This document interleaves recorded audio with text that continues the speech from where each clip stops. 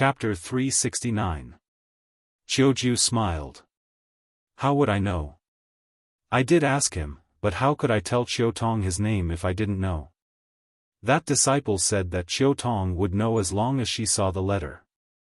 I thought about it and didn't ask any more. Is that so?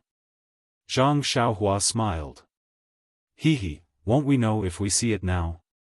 Qiuju glared at Zhang Xiaohua and said, Xiaohua, you're not the child you used to be. Why are you still saying such irrelevant things? Not to mention that this is Sister Qiutong's privacy. Without her permission, you can't open it. Also, you know that this might be a suicide note left behind by a disciple who died for the sect. If you don't give it to Sister Qiutong and open it yourself, aren't you insulting her spirit in heaven? Zhang Xiaohua was taken aback. Then, he straightened his face and said, Big Sister Qiuju is right. Although I was just joking, I didn't think too much about it. Don't worry, I will definitely keep these two items well. When I see Big Sister Qiutong, I will personally hand them to her. Zhang Xiaohua carefully took the letter and the small paper box. He put them in his arms and said, Sister Qiuju, it's late. I'm leaving. Qiuju smiled. Okay, go. Be careful. If possible, come back and tell me about them. Okay, Sister Qiuju. Don't lose them. I know. No problem. After saying that, Zhang Xiaohua waved his hand and walked into the snowflakes floating in the dark night. Qiuju walked to the door and watched as Zhang Xiaohua walked to the door and disappeared. She closed the door and sighed deeply. Not long after, the lights in Qiuju's house went out. Everything fell into darkness. Zhang Xiaohua came out of Qiuju's room and went around the wall. First, he used the earth escape technique to walk for a while. Then, he jumped out of the ground and used the levitation technique to go back to the inn. When he came out of the Huanxi mountain villa, he used his divine sense to observe for a while. There was no one watching the entrance of the Huanxi mountain villa. Perhaps, as Qiuju said, it was the New Year's night and the people of the Righteous Alliance must be tired of it. After returning to the small room in the inn, Zhang Xiaohua first carefully took out the letter and paper box from her bosom. Then, she used her divine sense to put them into the space of her money pouch. Only then did she sit down cross-legged and digest the information she had just received. She took out some primeval stones and began to cultivate the Carefree Heart Sutra. The next morning, after practicing the Fist of the North Star outside, Zhang Xiaohua led Huanhuan to the courtyard and returned to her room to comprehend the way of heaven. It was not until the sky was bright and she heard some noises in the room next door that she went out and knocked on Nie Qianyu's door. Xiao Orange, who opened the door, was very happy to see Zhang Xiaohua. She asked, Child Ren, have you finished your business? Zhang Xiaohua smiled and said, No, I haven't done it yet. I just went out for a walk yesterday. After letting Zhang Xiaohua into the room, Nie Qianyu asked, In that case, is Brother Ren going to do it today? Zhang Xiaohua nodded and said, Yes, Miss Nie is smart. I'm here to say goodbye. How many days will Brother Ren be gone? Nie Qianyu asked anxiously. Well, Zhang Xiaohua frowned and said, It's a little complicated and I'm not sure. I estimate that it will take at least 10 days. So long? Nie Qianyu almost cried out. Seeing this, Zhang Xiaohua smiled bitterly and said, That can't be helped. Miss Nie, it's not a small matter. I underestimated 10 days, maybe 20 days. However, this Pingyang city is already very far away from Tanha City and Wuri City. Even if those people who are chasing after you sent a lot of men, they wouldn't have chased you all the way here. Unless they have divine foresight, then there's no other way. Even if they have great foresight, aren't they still fooled by Brother Ren? Nie Qianyu said with a smile. Zhang Xiaohua touched his nose and said, I'm just that amazing. Don't praise me like that. Bah, Nye Qianyu could not help but spit and blush. Child Ren, don't worry. I'll take care of Miss Nye here. Nothing will go wrong, Xiao Orange said tactfully. Suddenly, Zhang Xiaohua's heart skipped a beat. This plot seemed very familiar. It was like a phrase commonly used in romance novels. Zhang Xiaohua was embarrassed and said, okay, I'll ride Huan to do something. You guys be careful. If there's nothing important, try not to go out. Oh, I forgot. Nothing will happen even if you go out. Why is that? Nye Qianyu was puzzled. Even if you go out, the bullies in the city won't be able to see you. What do you mean? Xiao Orange was puzzled. Zhang Xiaohua did not explain and said, okay, I've already deposited a lot of money in the inn yesterday. It should be enough for a month. Okay, you guys stay here. I'll leave first. Oh yes, how did the dumplings taste yesterday? With that, he turned and left, as if he was afraid to stay here any longer. Sure enough, before he reached the door, Xiao Orange muttered, Child Ren is really strange. Yesterday's dumplings did taste good. Why did he only think of asking now? On the other side, Nye Qianyu seemed to have understood something. Her eyes were wide open and her soft voice was a little high-pitched. She shouted, Ren Xiaoyao, how dare you say that we're not beautiful? Zhang Xiaohua heard and did not stop moving. She laughed and said, Miss Nye, you've wronged me. I didn't say that. Xiao Orange who was beside her also asked curiously, when did Child Ren say that? Nye Qianyu stomped her feet and said, didn't you just say that the bullies in the city look down on us? Didn't you understand? Ren Xiaoyao. Xiao Orange did not call him Child Ren anymore. What nonsense. A girl's face was the most precious thing. How could she not be angry when you said that? The two of them chased after him to the door. Zhang Xiaohua had already urged the deer to leave a trail of footprints on the thick snow. A burst of laughter could be heard from afar. Surprisingly, the two people who chased after him did not look angry. They were both muttering to themselves, look at what Xiaoxia did. Even a joke is so profound. Even his laughter is so charming. Sigh, if Zhang Xiaohua heard this, wouldn't she fall off the deer directly? The road from Pingyang City to Lu Town was not short.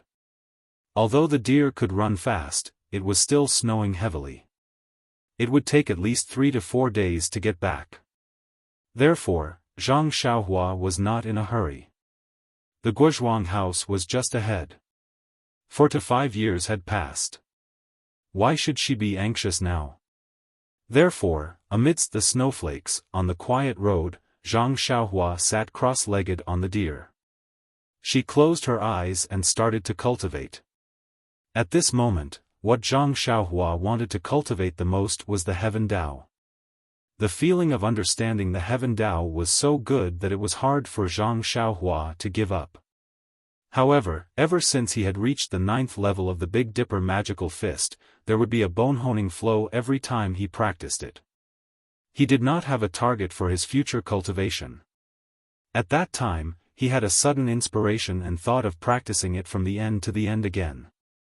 However, there was no need to recite the reversal of the fist technique. He only needed to read it word by word. Therefore, he did not have the time to think about it carefully. This journey from Pingyang City to Lu Town could be made use of. The 108 forms of the Big Dipper magical fist had left a deep impression in Zhang Xiaohua's mind. The little man who knew how to perform the fist technique had not appeared for a long time. However, it was not difficult to recall it again. Therefore, Zhang Xiaohua disassembled all the 108 forms in her mind. She wanted to recombine these forms. She wanted to take out the last form of the form first and then connect the other 107 forms to this form one by one.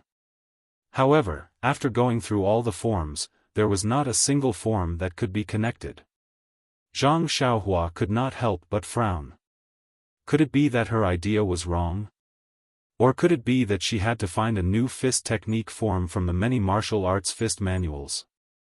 Yes, it was possible. Didn't sect leader O say before that the stellar fist had 360 forms? Her Big Dipper magical fist only had 108 forms. There were still many forms missing. However, in this way, there was a problem. Since there were still forms that could be extracted from the fist manuals, why couldn't she find them the first time? This was really a problem.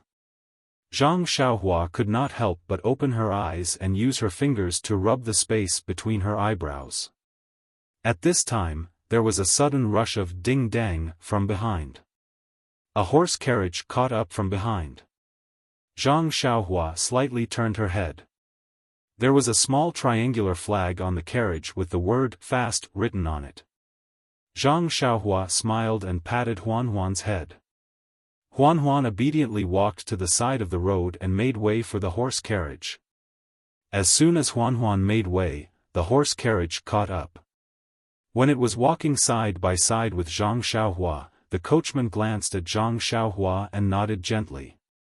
Zhang Xiaohua also smiled in return. However, at this moment, she heard a cat scream from below the horse carriage. Zhang Xiaohua used her divine sense to scan the area. It was a dirty cat that had been run over by the horse carriage's wheel and was rolling around under the horse carriage. The coachman seemed to have heard it. He frowned and tightened the reins in his hand. He was about to pull the horse carriage, but immediately, he released his hand. With a flick of his wrist, he shouted, "Jia!" The horse carriage continued to roar and did not stop for even a moment. On the snowy ground, the pitiful cat rolled left and right. Finally, it stopped moving. Its dirty white belly was facing up. Its two hind legs were curled up and twitching. One of its front legs was placed in front of its chest while the other was raised high. It seemed to be trying to grab something. Qidian Chinese website welcomes readers to read the latest, fastest, and hottest series of original works at Qidian. Chapter 370. Seeing the hatred in the cat's eyes, Zhang Xiaohua's heart felt as if it had been struck by a heavy hammer. Looking at the dark red blood flowing from the corner of the cat's mouth and its four legs gradually stopping moving, Zhang Xiaohua suddenly felt a wave of sadness in his heart. When the cat had completely stopped moving, Zhang Xiaohua looked around and carefully picked up the pitiful and light little thing from the ground. He walked step by step to the side of the road until he reached the wasteland by the side of the road. After looking around, he put the cat down. Huan also obediently followed him. Zhang Xiaohua took the long sword from Huan's back and quickly dug an extremely deep hole in the wasteland. Zhang Xiaohua picked up the cat and carefully placed it into the deep hole, as if he was afraid of disturbing the cat's beautiful dream. Then, his heart filled with sadness, he sprinkled the soil on the cat bit by bit and murmured something. Only when all the soil was filled into the hole did Zhang Xiaohua stop. He clapped his hands and looked at the dark clouds in the sky. He sighed, life is so fragile. To be honest, ever since Zhang Xiaohua started practicing qi, he had been decisive in killing. Countless lives had been taken by his hands. Perhaps his killing methods were too nimble and he had never seen more blood. Moreover, the people he killed were all detestable people, so he didn't feel too burdened in his heart. But today, he suddenly saw an innocent cat being run over by a carriage. This ordinary incident that couldn't be more ordinary on a normal day actually aroused his compassion. If it was said to be the backlash of his killing intent from before, it was reasonable. Life, death, life, death. Zhang Xiaohua stood with his hands in his sleeves. He looked up at the sky and murmured these two words over and over again. In an instant, the entire world seemed to be stagnant and the snowflakes also stopped in the air. Zhang Xiaohua's mind once again felt the call of the heavens. At this moment, his consciousness left his body like before and gradually, slowly rose up. This time, Zhang Xiaohua had the previous experience and didn't deliberately or anxiously rise up. Instead, he slowly controlled the speed of his consciousness and spread it out to understand the feeling of the entire world.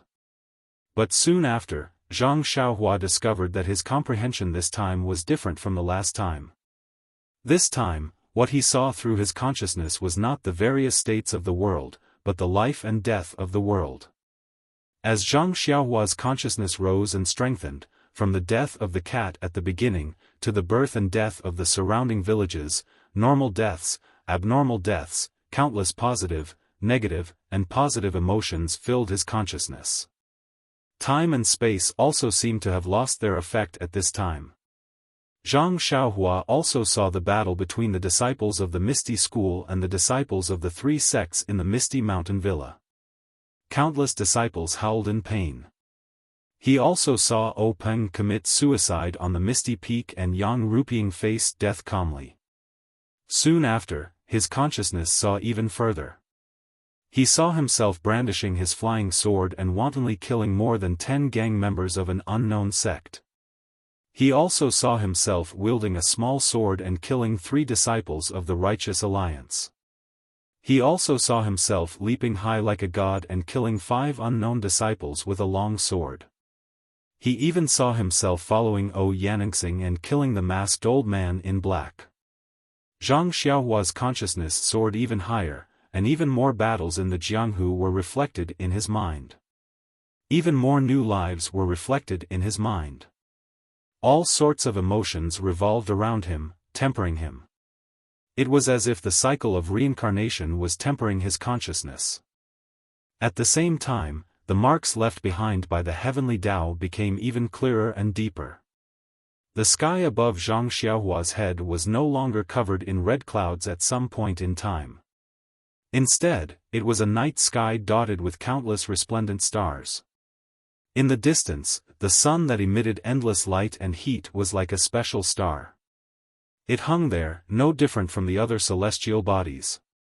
The starry sky became clearer, more complete, more vivid, and more lively. Zhang Xiaohua's consciousness was still rising. Although he was deliberately controlling it, it was still rising. The land that he looked down on was still endless. However, in his eyes, or in his perception, there was only endless life and death, and the cycle of life and death. Perhaps it was an instant, or perhaps it was a long time. Zhang Xiaohua suddenly had a kind of enlightenment. Life, death, reincarnation, cycle. Pa.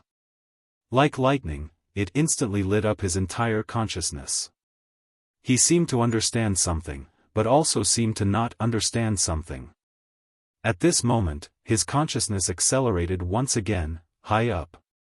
This time, it was different from the previous time.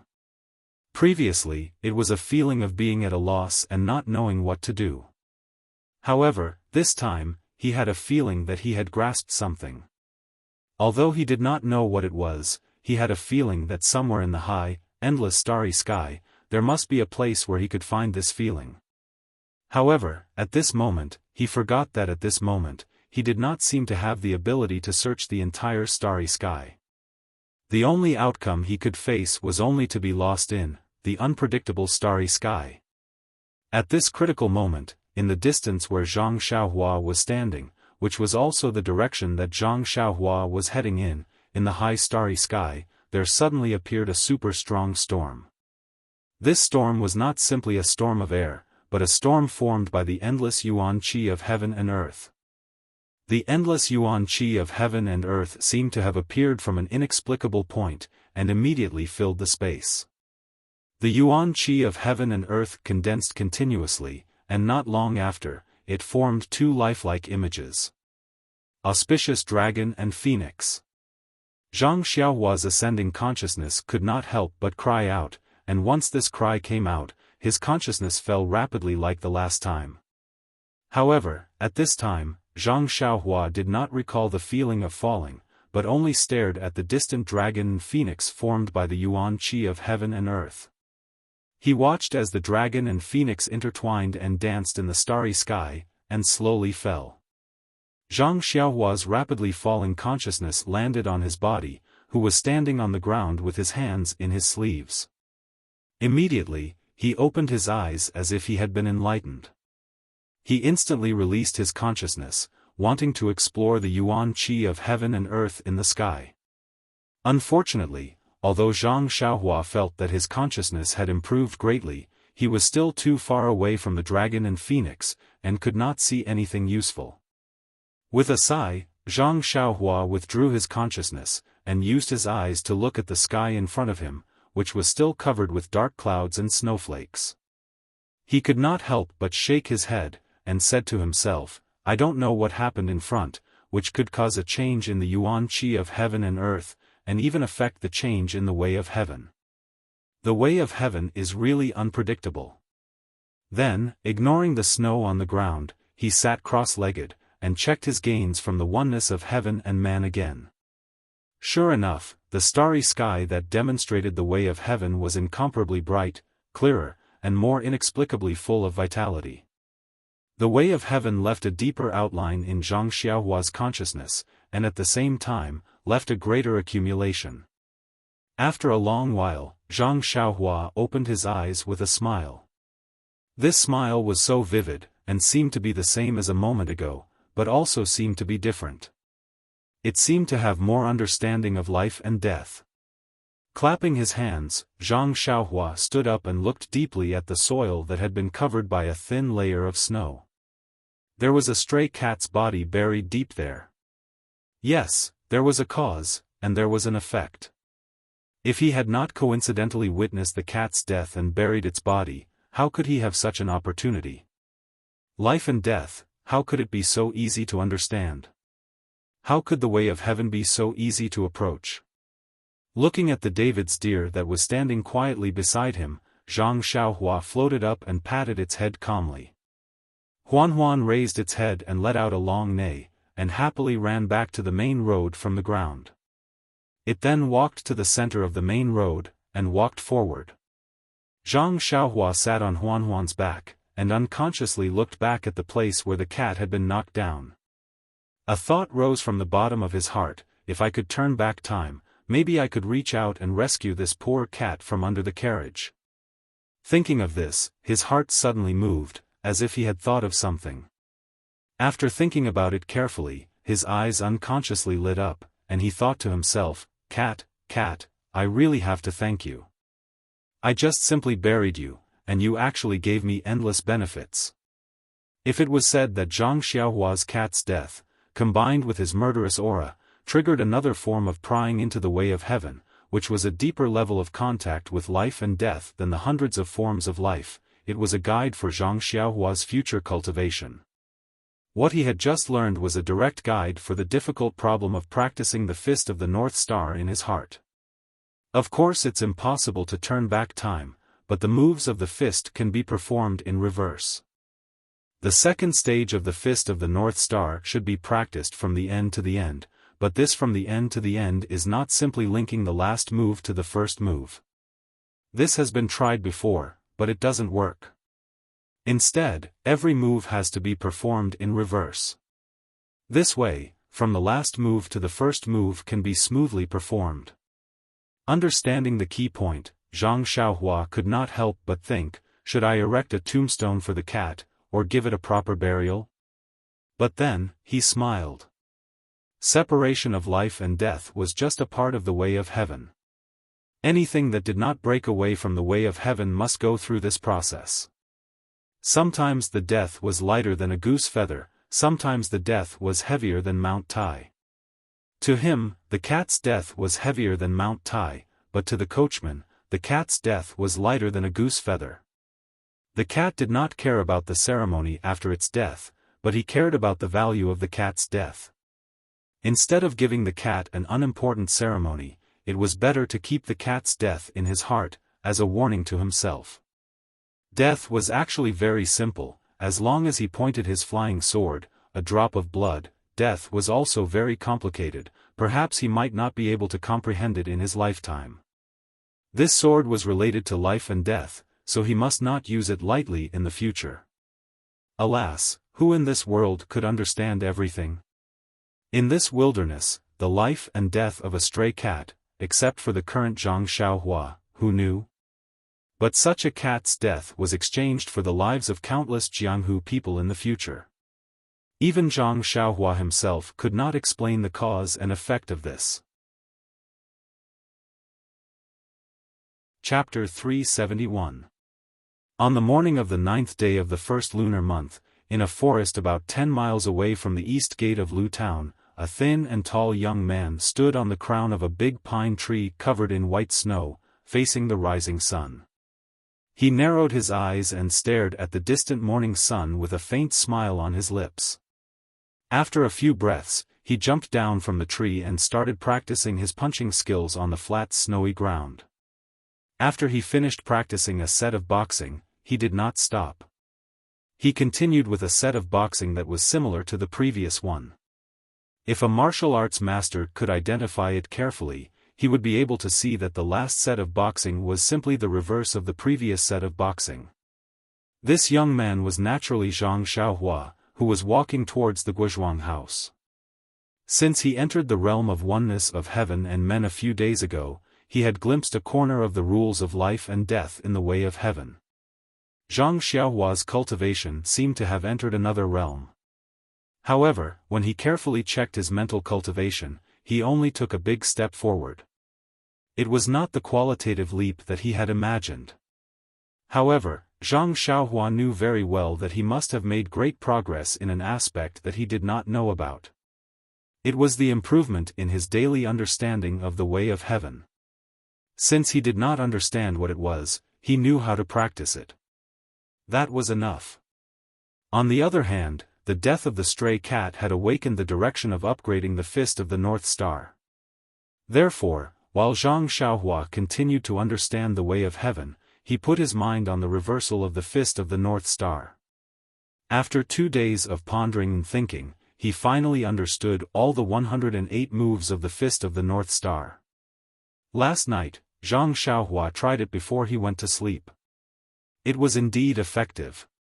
The inexplicable flow appeared from his right foot. With the moves of the Fist of the North Star, it was in the opposite direction from before. It tempered the bones one by one until it reached the bones of his left foot. As a matter of fact, Zhang Xiaohua suppressed his excitement and performed the Big Dipper magical fist technique 18 times. His bones were tempered 18 times. Zhang Xiaohua stopped and summoned the David's deer. He flew up and patted Huan Huan's head. Huan Huan's 4 hooves danced in the air as it flew toward Lu town. Zhang Xiaohua sat cross-legged on Huan Huan's back. She closed her eyes and thought, Northern Dipper Divine Fist and Reverse Northern Dipper Divine Fist are both Northern Dipper Divine Fist. Wouldn't it be too troublesome to call them Northern Dipper Divine Fist? However, if that's the case, then the Misty School's Fist of the North Star manual will be incomplete. Thinking of the Misty School, Zhang Xiaohua couldn't help but feel sad for her second brother. Maybe I have to go home quickly and ask if my second brother has brought any news back home. If he hasn't, then I'll have to go to the Fragrant Cult. The Fragrant Cult is in the south. Sending Nie Qianyu there won't be any delay. Zhang Xiaohua looked ahead and thought slowly. Suddenly, the expression in Zhang Xiaohua's eyes changed. It turned out that in the sky not far away to the right, high up in the sky, a pure white cloud had suddenly been blown away. Zhang Xiaohua frowned and immediately released his divine sense. Sure enough, under the white cloud, the originally sparse qi of heaven and earth seemed to have been blown in, becoming denser and denser. Zhang Xiaohua's dragon and phoenix bringing prosperity was instantly equivalent to the qi of heaven and earth phenomenon that he saw when he entered the unity of heaven and man realm a few days ago. Could it be? Zhang Xiaohua was a little confused. Something strange is happening in front? Thus, Zhang Xiaohua urged his mount and quickly moved forward. In her divine sense, the yuan qi of heaven and earth in that direction slowly became denser. When Zhang Xiaohua arrived at Lu town, she could already see part of the body of the dragon and phoenix. This? Zhang Xiaohua really didn't understand. However, when she arrived at Lu Town, Zhang Xiaohua had to turn east, which was the direction of the Yuan Qi of heaven and earth. She wasn't afraid of delaying her journey back to the Guizhuang house. Zhang Xiaohua tried to release her divine sense to observe the changes in the Yuan Qi of heaven and earth while urging the David's deer to rush to the Guizhuang house. At this time, the David's deer, Huanhuan, also seemed to feel a trace of change in the Yuan Qi of heaven and earth. It was a little uneasy and was a little bit afraid to go forward. Zhang Xiaohua frowned and gently stroked Huanhuan's neck to comfort her. But the more she went forward, the more anxious Huanhuan became, as if she was extremely afraid of the things in front of her. At this time, Zhang Xiaohua's divine sense had already observed that the Yuan Qi of heaven and earth had revealed more than half of its body. Isn't the Guizhuang house directly below the Yuan Qi of heaven and earth? Thinking of the Yuan Qi of heaven and earth, she naturally thought of the spring water that was rich in the Yuan Qi of heaven and earth at home. She didn't think too much. The change in the Yuan Qi must be related to her home. Zhang Xiaohua didn't dare to be negligent. She patted the head of the David's deer and floated up. She went straight to the dead trees in the snow by the roadside and flew straight to the Guizhuang house. The David's deer, Huanhuan, slowed down and strolled forward slowly. The David's deer could smell the Yuan Qi on Zhang Xiaohua's body, so Zhang Xiaohua was not afraid that Huanhuan couldn't find her. Zhang Xiaohua's levitation technique was fast and she moved forward in a straight line. Not long after, she could clearly see everything in the Guizhuang house with her divine sense. At this time, Zhang Xiaohua couldn't care less about observing the changes in the Yuan Qi of heaven and earth. Instead, she looked greedily at her own small courtyard. In the past 5 years, the small courtyard of the Zhang family had changed a lot. The original mud hut had been overturned and changed into a big bluestone house. The low mud wall had disappeared and was replaced by a very high bluestone wall. The low fence gate had also been replaced by the gate of a decent big family. At this time, there seemed to be no one in the small courtyard. There were several bluestone houses of the same size with the same gate. Zhang Kai, Mr. Lu Kai, and an old man who looked familiar to Zhang Xiaohua were anxiously talking about something. What surprised Zhang Xiaohua the most was that the east house of the courtyard was emitting a red light. Zhang Xiaohua's divine sense couldn't penetrate it. At this time, a person came out of the house. Wasn't it the girl she saved in Shizhou Mountain, Li Yinfeng? She looked panicked and said something to the old man in the courtyard who Zhang Xiaohua was not familiar with. Then she hurried back to the house. The old man turned around and said something to Zhang Kai and others. At this time, Zhang Xiaohua suddenly remembered that this was Li Yinfeng's father, old shopkeeper Li. What? What's going on? What's in the room? What? Li Yinfeng, old shopkeeper Li, why are they in my house? Zhang Xiaohua was completely confused. Looking at the dragon and phoenix Yuan Qi in the sky that couldn't be seen with the naked eye, Zhang Xiaohua forcefully circulated the qi in her body and sped up the levitation technique. A shadow appeared and Zhang Xiaohua flew towards the Guizhuang house. When Zhang Xiaohua was about to reach the Guizhuang house, she saw that there were too many villagers in the village and it was no longer suitable for levitation. Zhang Xiaohua twisted her body, made a hand seal, and drilled into the ground. She thought she would get lost, but once she went underground, she felt a strong Yuan Qi fluctuation in front of her. It seemed like she had a direction to guide her. Zhang Xiaohua activated the earth elemental escape and went there. When she got close, Zhang Xiaohua jumped out from the ground. When she looked up, she saw that it was the small courtyard where her father and Mr. Lu were. She was standing behind them. Zhang Xiaohua's eyes were filled with tears. Finally, she didn't go in the wrong direction. At this time, Mr. Lu said, "Lu Kai, go out and see Xiaolong. Why isn't he back yet? It's just looking for a midwife, why is it taking so long? I think won't be able to hold on for much longer." When these words entered her ears, Zhang Xiaohua suddenly understood. So her little nephew was about to come into the world. At the same time, she released her divine sense. Seeing that the dragon and phoenix in the sky had stopped above her small courtyard, Zhang Xiaohua couldn't help but be shocked. What kind of battle formation was this? Beside them, old shopkeeper Li comforted, "Brother Lu, don't worry. Sister-in-law Zhang and my wife are both inside. Although they aren't specialized midwives, they have a lot of experience. My wife has been vegetarian and praying to Buddha for the past few years. She has also helped a lot of people deliver babies for a living. There won't be too big of a problem." But Mr. Lu only started, but he couldn't finish his words. He could only look at Zhang Kai. Both of them smiled bitterly. "That's right, your wife has helped a lot of people deliver babies, but they were all normal babies. The unborn baby in this house had stayed in his mother's stomach for 5 years. This morning, he suddenly had abdominal pain and knew it wasn't good. He could only ask Zhang Xiaolong to go out and look for a midwife. This situation naturally couldn't be directly told to old shopkeeper Li. Lu Kai listened to his father's orders and nodded, "Father, don't worry. A mother relies on her son, little sister will definitely be fine.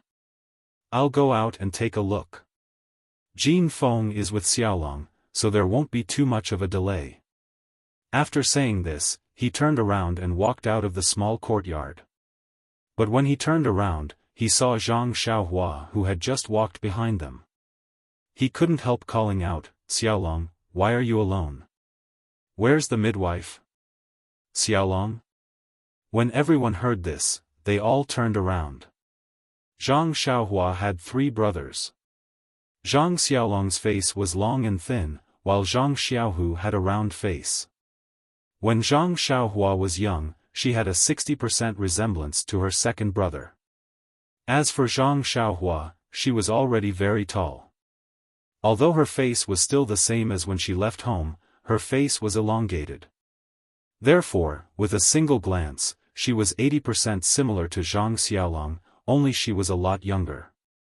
Lu Kai and old shopkeeper Li first found it strange that Zhang Xiaohua came back alone without a midwife, so they looked behind him. Mr. Lu was also curious, but then he frowned. He was very confused, as if he already felt that this wasn't his usual son-in-law. But who was this strange young man? For a moment, he was stunned. Only Zhang Kai turned around and knew that it wasn't Zhang Xiaolong. But he was also confused for a moment, then he was pleasantly surprised. His eyes couldn't hide the excitement as he anxiously took a step forward. Reaching out his hand, he trembled as he probed, "Xiaohua? Are you Xiaohua?" Even though Zhang Xiaohua had just experienced the trials of life and death, she still couldn't resist the affection of father and son in this world. She took a few steps forward and held Zhang Kai's trembling hand with both hands, saying, "Father, it's me. I'm Xiaohua. I'm back." Hearing this, everyone's eyes in the courtyard lit up. Lu Kai and old shopkeeper Li's gaze also attracted from the still closed courtyard door to this young man who looked very similar to Zhang Xiaolong. Chidian Chinese website welcomes readers to read the latest, fastest, and hottest serial works at Chidian Originals. Chapter 372. Zhang Kai's hands tightly grasped Zhang Xiaohua's hands. His right hand rubbed his eyes in disbelief, using the opportunity to wipe away some of the moisture in his eyes. He looked up and down at Zhang Xiaohua, smiling so widely that he couldn't close his mouth. He only said, "Good, good. It's good that you're back. It's good that you're back." But then, he turned his head and quietly wiped away his tears. He seemed to be very happy, but also seemed to have thought of something. Before Mr. Lu and Lu Kai could speak, old shopkeeper Li hurried forward from the side. He saluted and said, "Xiaoxia Zhang, do you still remember this old man? Zhang Xiaohua hurriedly returned the salute and said, "Uncle Li, please don't be so polite. You are Li Jinfeng's brother Li's father. You are my elder. I really can't accept your courtesy." Seeing Zhang Xiaohua respond so politely, Zhang Kai also pulled old shopkeeper Li's hand and said, "Old brother, Xiaohua is only a child. You don't have to be so polite with him." Old shopkeeper Li repeatedly waved his hand and said, "Old brother Zhang, I will never forget the favor of saving my life. Moreover, Xiaoxia Zhang saved the lives of our family of 3 in one go. He even almost lost his life because of it." Zhang Xiaohua was greatly embarrassed and said, "Uncle Li, just call me Xiaohua. I really can't stand being called Xiaoxia Zhang." Mr. Lu also smiled at the side and said, Zhang Xiaohua, it's better to call you Xiaohua. Let the people of the Jianghu call you Xiaoxia Zhang." Hearing this, Zhang Xiaohua also hurried forward and saluted. Mr. Lu chuckled and helped him up.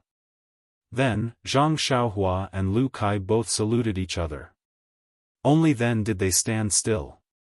Just as they were about to speak, suddenly, Zhang Xiaohua's nose smelled an extremely rich and light fragrance descending from the sky. At this moment, all the pores on his body didn't wait for him to circulate his energy. They all opened up and absorbed this extremely strange fragrance as if they were absorbing starlight at night. At this moment, the people in the courtyard seemed to have noticed something different. They looked at each other and twitched their noses, searching for the source of the fragrance. Only Zhang Xiaohua released his divine sense. He clearly saw that the dragon and phoenix Yuan Qi in the sky had already descended to the sky above the small house. The dragon and phoenix formed by the Yuan Qi seemed to be real, dancing in the sky. After a long while, the dragon and phoenix flew towards the sky above the small house from different directions and silently collided. The dragon and phoenix instantly disappeared and turned into countless petals that floated down. "Heavenly maiden scattering petals," this phrase inexplicably flashed in Zhang Xiaohua's mind. As early as when Zhang Xiaohua used the oneness of heaven and man technique, he saw the majestic dragon and phoenix Yuan Qi in the starry sky. At this moment, it turned into a rain of petals and fell down, covering the entire sky above the Guozhuang house. Only a small part of the rain of petals seeped into the small house in the courtyard. Seeing this, Zhang Xiaohua released his divine sense with all his strength. Other than the Yuan Qi that directly fell into the small house, he didn't disturb it. Most of the scattered Yuan Qi were drawn into his small courtyard by him and absorbed with all his strength. At this moment, Zhang Xiaohua was already in the 6th layer of the Qi refining realm. He could already control the Yuan Qi to the smallest detail. In addition to his powerful divine sense and the help of his Dantian's core, he absorbed all the scattered Yuan Qi outside the small house into his own meridians like a whale swallowing seawater. As for the Yuan Qi above the small house, Zhang Xiaohua didn't dare to act rashly. Of course, he wouldn't compete with his little nephew. However, the small house was still covered by the red light that couldn't be seen by the naked eye. His divine sense couldn't know the use of the Yuan Qi. After a while, the scattered Yuan Qi of heaven and earth had become sparse. Suddenly, an inexplicable sound of music entered his mind, as if it was ringing in his heart. Zhang Xiaohua was about to use his divine sense to look when he heard a burst of exclamations in the small house. The red light that covered the small house immediately changed to a brilliant golden brilliance. Zhang Xiaohua frowned. When he was hesitating whether he should use his divine sense to look or not, he heard the door of the small house open. Li Yinfeng ran out with a pale face and whispered, oh no, Sister Qian, she gave birth to a monster." Zhang Xiaohua was stunned at first. Sister Qian, But then he was even more stunned. A monster? It wasn't just Zhang Xiaohua. Everyone in the courtyard was shocked. They all asked, what monster? A big lotus. Qian, gave birth to a big lotus. It's true, a big lotus. Ah! Everyone was dumbfounded. Lotus? Little Feng, are you seeing things? Lu Kai stepped forward and held Li Yinfeng's hand. He asked anxiously. Seeing this, Zhang Xiaohua was stunned. These two were so intimate. Could it be? Sure enough, Li Yinfeng's hand trembled. She couldn't finish the sentence and said, "It's true, husband. I really saw it."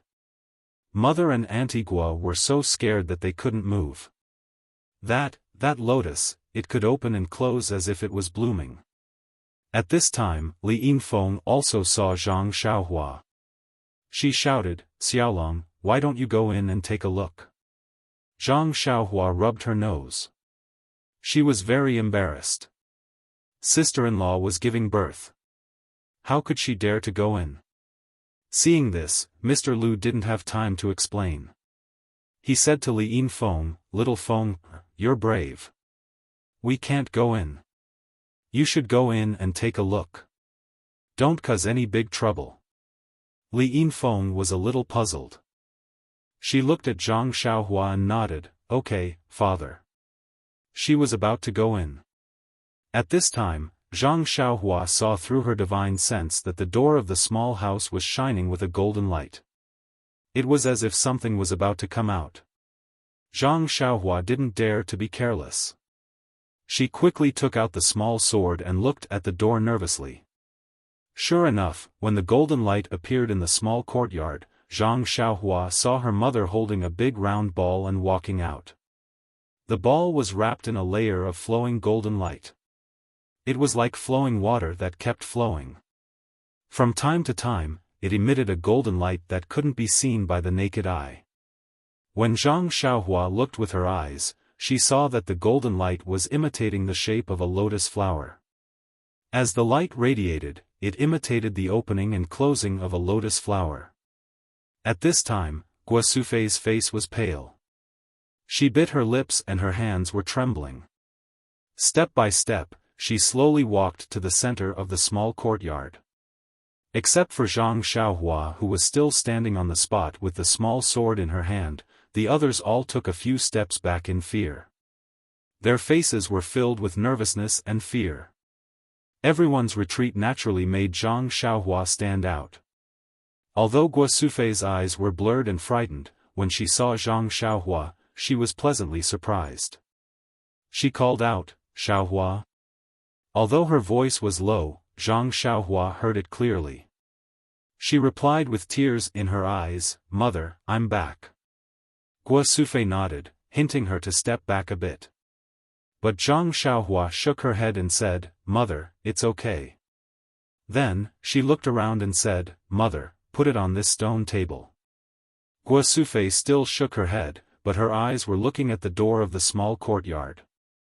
How could Zhang Xiaohua not know her mother's intention? She walked straight over and said, "Mother, it's okay. Let me see." How could Guosufei let her get close? She took a few steps back and said with a trembling voice, "Xiaohua, you stay away, stay away." Zhang Xiaohua stopped and said, "Mother, you've forgotten.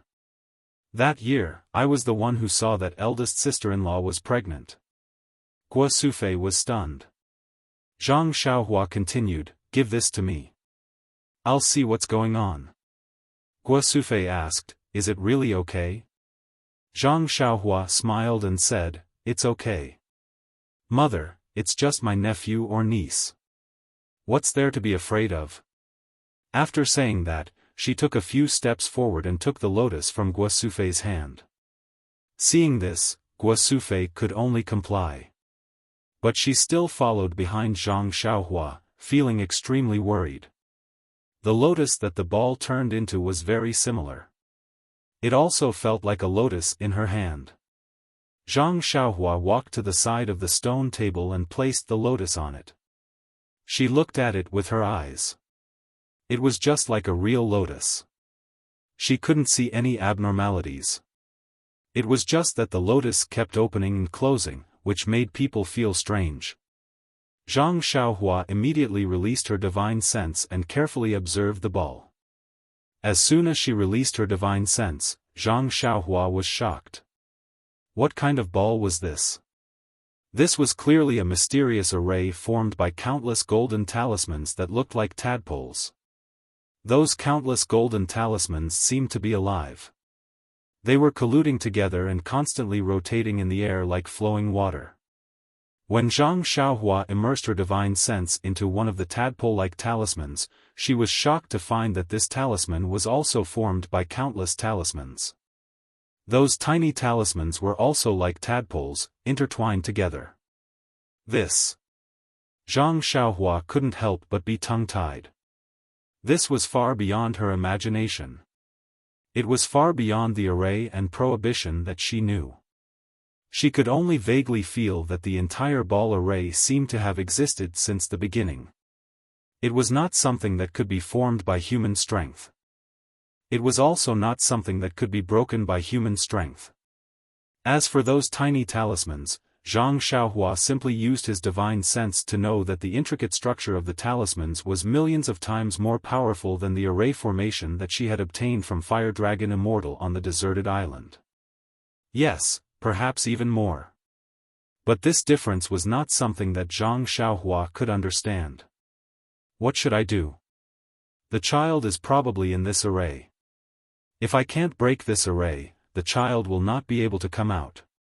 But this array, I think no one in the world can break it. What is going on? Sister-in-law only drank the spring water that was rich in vitality. I only gave her a small vitality stone. How could it give birth to such a strange thing? Moreover, it is protected by this innate array? That's right, the dragon and phoenix bringing prosperity in the morning, and the heavenly maiden scattering flowers just now, and even the sound of a musical instrument, they were all for this child, right? But since there was a natural phenomenon, the vine should have fallen when the melon ripened, and the vine should have fallen when the time was ripe. Thinking about this, Zhang Xiaohua turned to look at her mother who was standing beside her. Guo Sufei's expression seemed to have calmed down. Perhaps it was because she saw another son, or perhaps it was because she believed in her son's ability. When the others saw this, they all took a few steps forward. Other than Zhang Kai and Mr. Liu who stood beside Zhang Xiaohua, the others still kept a distance. Zhang Xiaohua sighed. Just as she was about to tell her mother, the golden array happened to turn in a direction. Zhang Xiaohua inadvertently looked at it with her divine sense and could not help but be happy. There are many stories that have yet to be told. The interest of the faction is paramount. This is the rule of survival for every faction in the Jianghu. If there is a faction that selflessly helps the Misty School, that would be strange. Chapter 373. In her divine sense, there was a narrow slit in the flawless, perfectly round and seamless array formed by golden tadpole-like talismans. A strange fragrance came out from that narrow slit. Zhang Xiaohua was overjoyed. Her divine sense immediately probed into the slit. Only then did she discover that the array was only a thin layer, but inside this thin space, there were hundreds of millions of arrays made up of countless tadpole-like talismans. That array was actually made up of hundreds of millions of layers of arrays.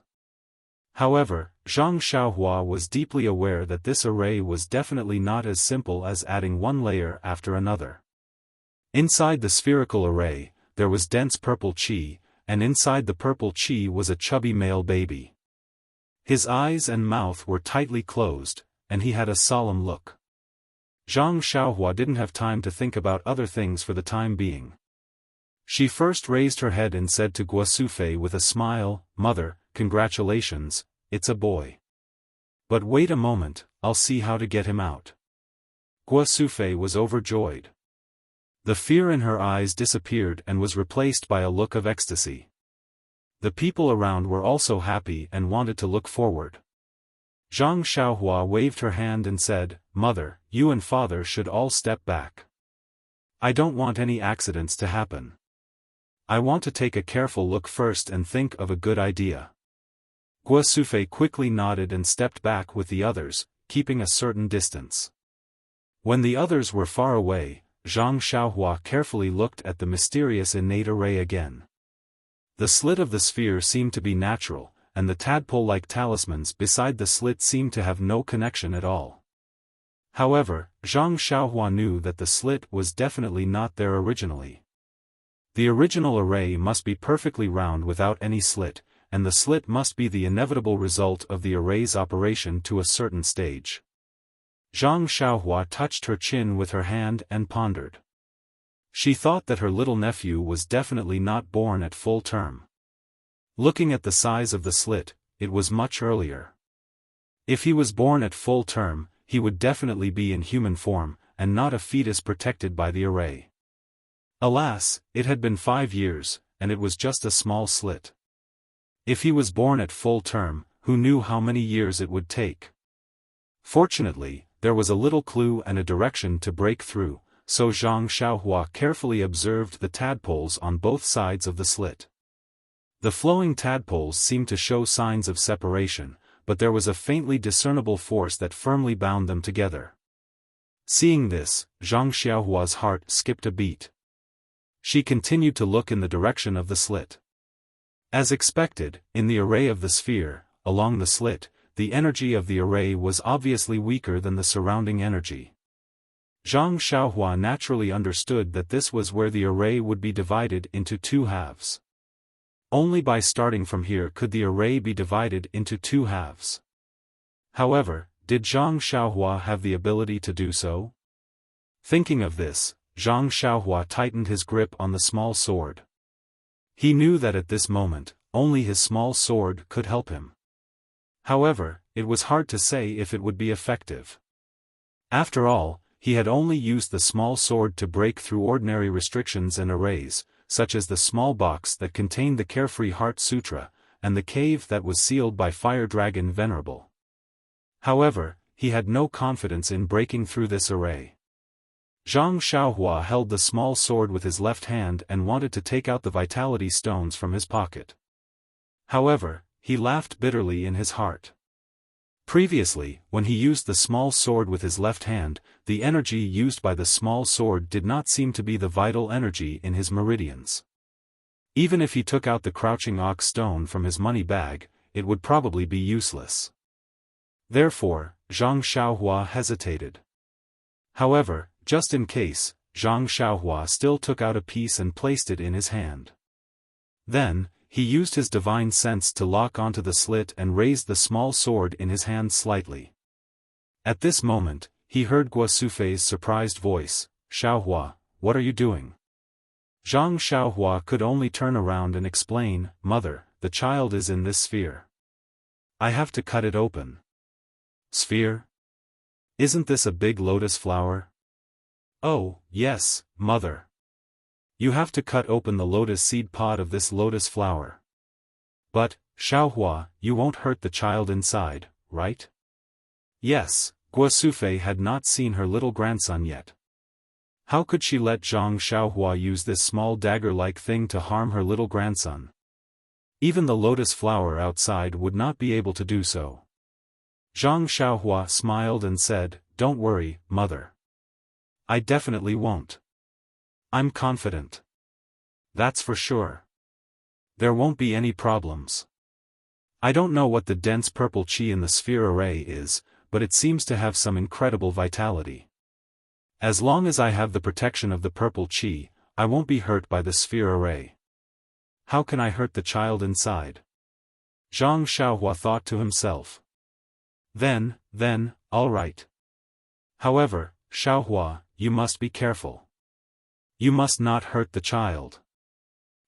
Especially the child's penis. What? Zhang Xiaohua almost fell over. However, it was understandable. Things that could carry on the family line were naturally very precious. Zhang Xiaohua took a deep breath and slowly raised her left hand again. At this time, another person spoke. It was Zhang Kai. He said, "Xiaohua. What's wrong, father?" Zhang Xiaohua was stunned. "That, you must be careful. Especially the last thing your mother said just now. Zhang Xiaohua was speechless. She smiled and said, "I know, father. I know what to do." Then, he looked around again. Everyone looked at each other and quietly waited for instructions. When no one spoke, he said, "Then I'll start." Zhang Xiaohua turned around again. She stretched out her left hand and raised the small sword. She used her divine sense to firmly lock onto the crack on the round ball. When the crack rotated to the top, Zhang Xiaohua took a deep breath. Her left hand moved like lightning and directly cut towards the bottom of the crack. Sure enough, as Zhang Xiaohua used the sword in her left hand, an inexplicable heat flow appeared somewhere on her left arm. It flowed along the small sword's arm and along the small sword's arm. When the small sword pierced into the crack, the heat flow also reached the small sword in time. There was no strong reaction, nor was there any glaring brilliance. When the small sword and the tadpole talisman came in contact, it immediately produced an incomparably huge suction force. It sucked away all the heat flow on Zhang Xiaohua's left arm. At the same time, the tadpoles that had absorbed the energy seemed to have eaten something full. They swam to the sides, and the crack naturally stretched down a little. Zhang Xiaohua was overjoyed. However, this nameless heat flow was not controlled by him, so he could not activate it. Fortunately, the heat flow in his left arm did not. Instead, it was produced from somewhere and continued to travel up his arm.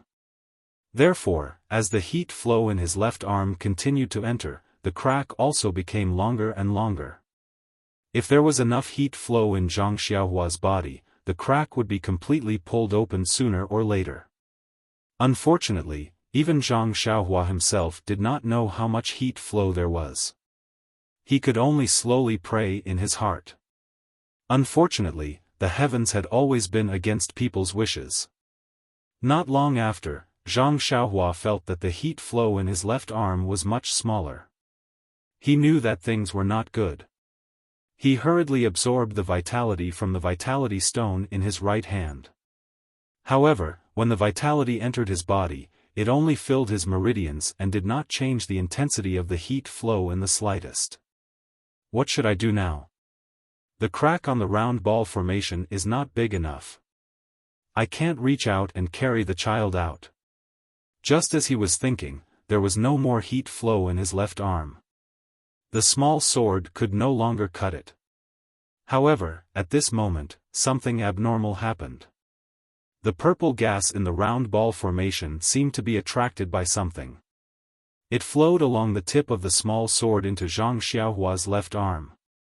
It also formed a warm flow. It followed another path up his left arm until it disappeared. After a moment, another warm flow was produced.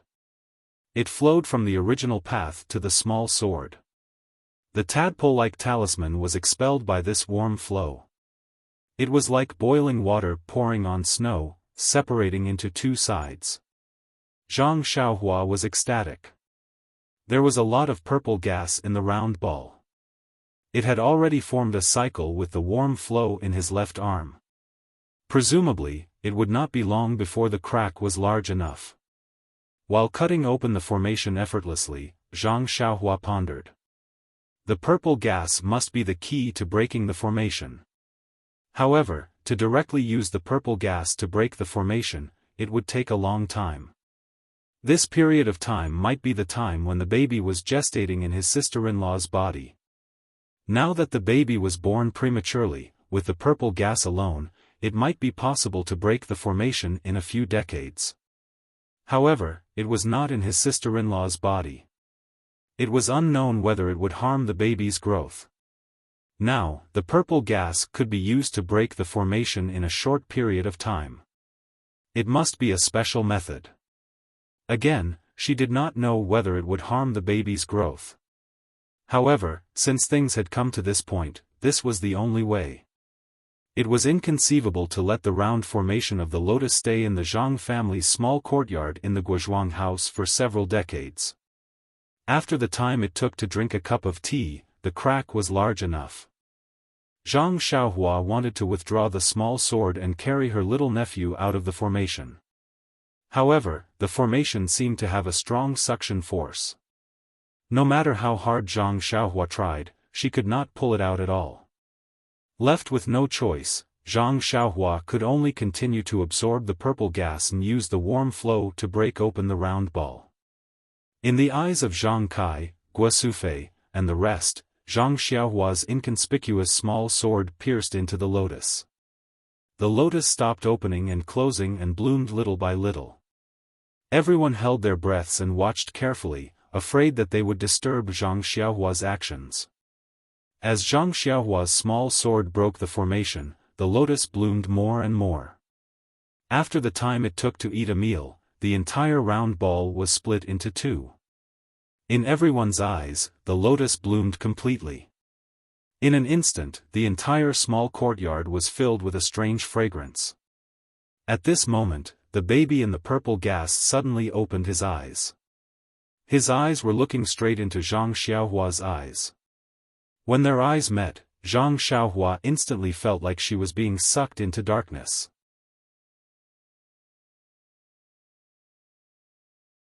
Chapter 374. It was just absolute darkness. Not only was he unable to see, even his heart was a ball of darkness. However, in this place where there was no light, Zhang Xiaohua felt very safe. It was as if the surrounding darkness was filled with an extremely familiar yet absolutely unfamiliar existence. Zhang Xiaohua thought carefully. Wasn't this existence the heavenly Tao that he had sensed when he was in the state of the union of heaven and man in Songning Town and outside Pingyang City? Zhang Xiaohua wanted to move his hand, but he did not have any intuition. Zhang Xiaohua wanted to blink, but he did not have any intuition either. It was as if he was just a consciousness without any form. After an unknown period of time, an instant, perhaps 10,000 years, or even longer, Zhang Xiaohua did not seem to have any sense of time. At a point extremely far away or extremely near, there was a sudden change. First, it vibrated continuously, emitting a mysterious wave that instantly spread throughout the entire space. That point turned from endless darkness to transparency, then red, orange, yellow, green, cyan, blue, all the way to purple. Every color evolved into a wave that spread throughout the entire space. Finally, the purple wave lasted for the longest time, and the wave was also the most intense. The entire space was actually filled with the same dense purple qi as the spherical array formation. Zhang Xiaohua was greatly shocked. What was going on? Why did he see something? Then, an even more puzzling change appeared. After the purple color passed, the entire space stopped vibrating.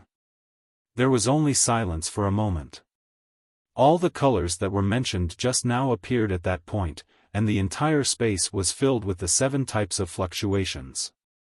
At this moment, that point suddenly lit up, and a ray of white light flashed from there.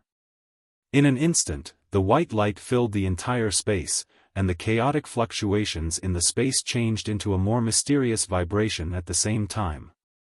The sudden appearance of the light made Zhang Xiaohua a little dizzy. He subconsciously wanted to cover it with his hand, but before his feeling could reach his arm, there was a complete change at that point. That invisible point suddenly collapsed, and then like an explosion, it expanded infinitely in an instant. In the blink of an eye, it exceeded Zhang Xiaohua's perception.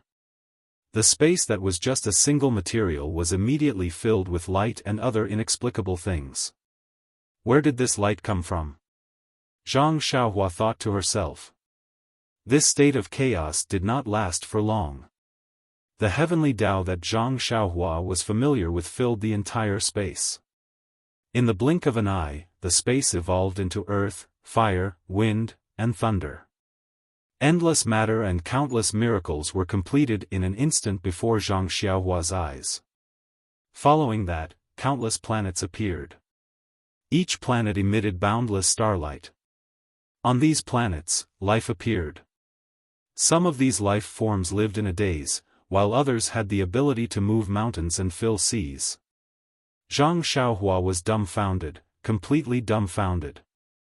Even with his cultivation level of the 6th layer, he couldn't understand what was happening in front of him. What on earth was this? With his limited knowledge, he could only make a hazy guess. Was this life? However, he immediately thought of something. What was death? In the instant that he thought about it, the things in the space seemed to have passed through countless years. The fluctuations of the entire space slowly became chaotic. Countless planets shrank and collapsed, and then the entire space collapsed. After that, this collapse slowly shrank again, as if it was the reverse of the explosion and expansion just now. It shrank again into a small point, and the light also returned to this point. 7 colors flashed, and then it returned to endless darkness.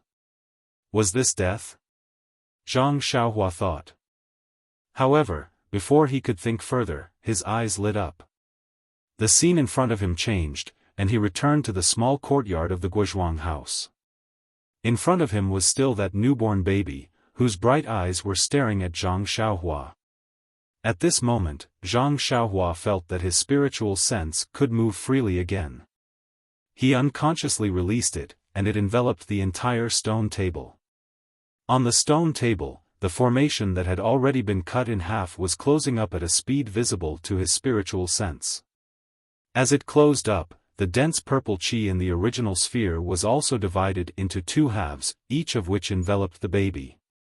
The faint purple qi that covered the baby's body also seemed to seep in, shrinking into the baby's skin. Zhang Xiaohua roughly scanned the baby's body with his spiritual sense. He couldn't help but be shocked again. There were actually countless meridians in the baby's body, all of which were absorbing the purple qi outside the body. The meridians that he cultivated from the Carefree Heart Sutra were shockingly among them. At this moment, no matter how stupid Zhang Xiaohua was, he knew that a great opportunity was in front of him. He didn't dare to be careless, and immediately scanned the baby's body with his spiritual sense. At this moment, the baby's body also seemed to be transparent, as if there was no obstruction that blocked his spiritual sense. Zhang Xiaohua frantically memorized. In just a few breaths of time, the thin purple qi on the baby's body was completely absorbed. In an instant, the baby's meridians flickered a few times before disappearing. No matter how Zhang Xiaohua scanned, he found nothing. However, a faint smile appeared on Zhang Xiaohua's lips. Just as Zhang Xiaohua was about to withdraw his spiritual sense, the 2 halves of the formation on the stone table had already closed up, forming 2 spheres of the same size that emitted a golden brilliance. Just like the complete spherical formation from before, countless tadpole-like glyphs flowed with brilliant light. Just as Zhang Xiaohua's spiritual sense focused on the 2 spheres, the spheres seemed to sense something and suddenly flew up from the stone table, flying towards Zhang Xiaohua's forehead. However, just as they flew halfway, one of the spheres suddenly changed direction. With a turn, it directly entered the baby's forehead on the stone table. The remaining sphere didn't change at all. When it approached Zhang Xiaohua's forehead, it turned into a ray of golden light and shot into it. The golden light entered Zhang Xiaohua's forehead and went straight into the Naiwen Palace of the Upper Dantian.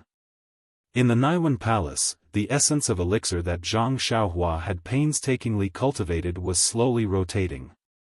The golden light rotated in the Naiwen Palace and immediately covered the essence of elixir with a layer of golden light.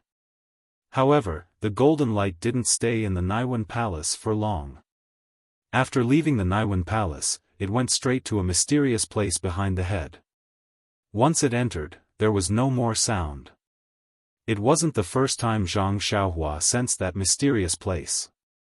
Back when he was on the deserted island, when the refining elixir heart with jade blood technique reached its end, Zhang Xiaohua's Naiwen Palace was about to be scorched by the internal fire. However, after the golden light entered, Zhang Xiaohua couldn't find any trace of it. Zhang Xiaohua sensed that the golden light entered a mysterious place behind the head and was very surprised. Before he could think about it, the baby on the stone table changed again. The golden light entered the Naiwan palace between the eyebrows. In an instant, the baby's body shone with golden light and a golden shadow stood up from the baby's body. It looked like an adult.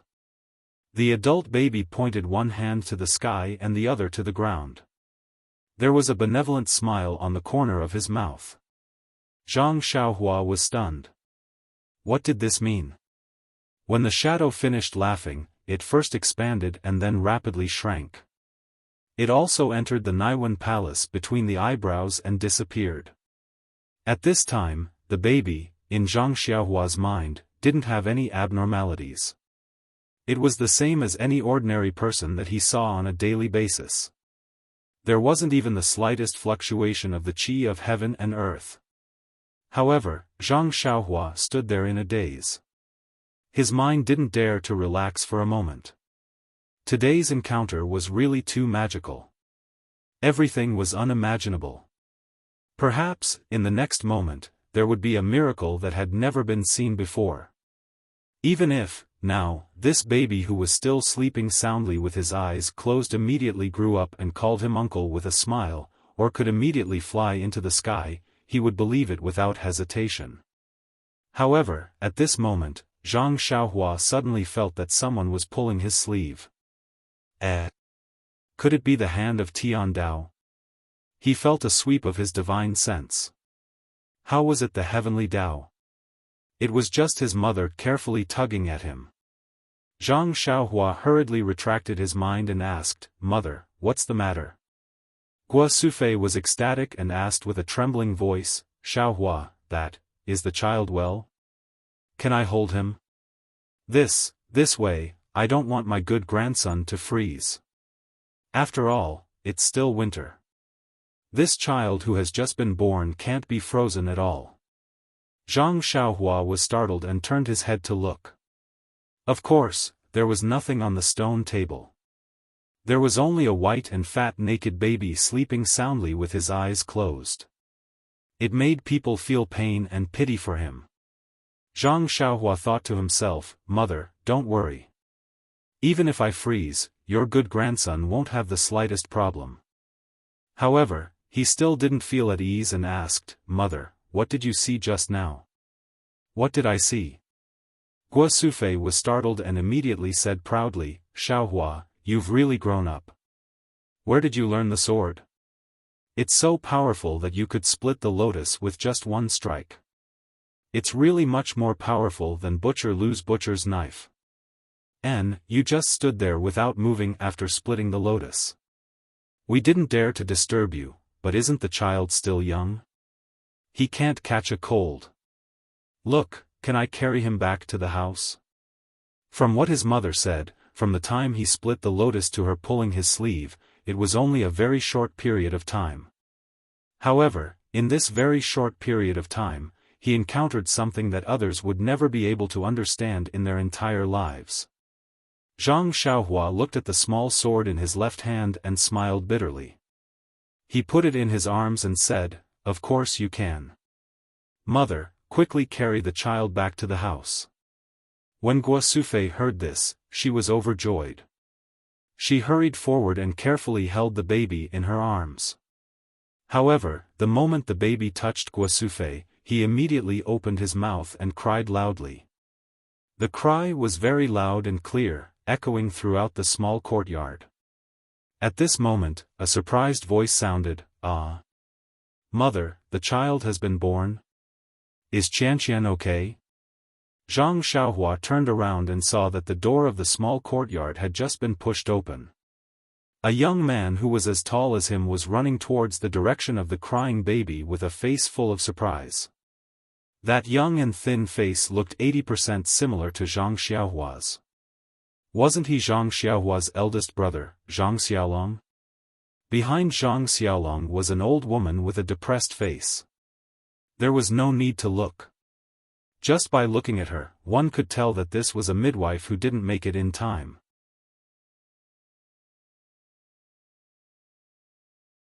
Chapter 375. Hearing the child's cries, Zhang Xiaolong rushed into the small courtyard. Ignoring the people in the courtyard, he ran straight to his mother's side and looked at his child with concern. When he saw the child, he couldn't help but frown and ask, "Mother, why didn't you wrap the child in a quilt when you took him out? It's so cold. Won't the child freeze?" Guo Sufei smiled bitterly and was about to say something when the depressed midwife who had rushed over from behind revealed a happy expression. She said in an exaggerated tone, "Io, look at you. You don't have any experience at all. In such a cold day, you actually carried the child out without a blanket. Based on my experience, this child will definitely be in constant pain in the future. Quick, give it to me and let me see." Hearing this, Zhang Xiaolong's face was also full of worry. He wanted to say something, but when he looked at his mother, he swallowed his words back. The midwife walked forward and was about to take the baby.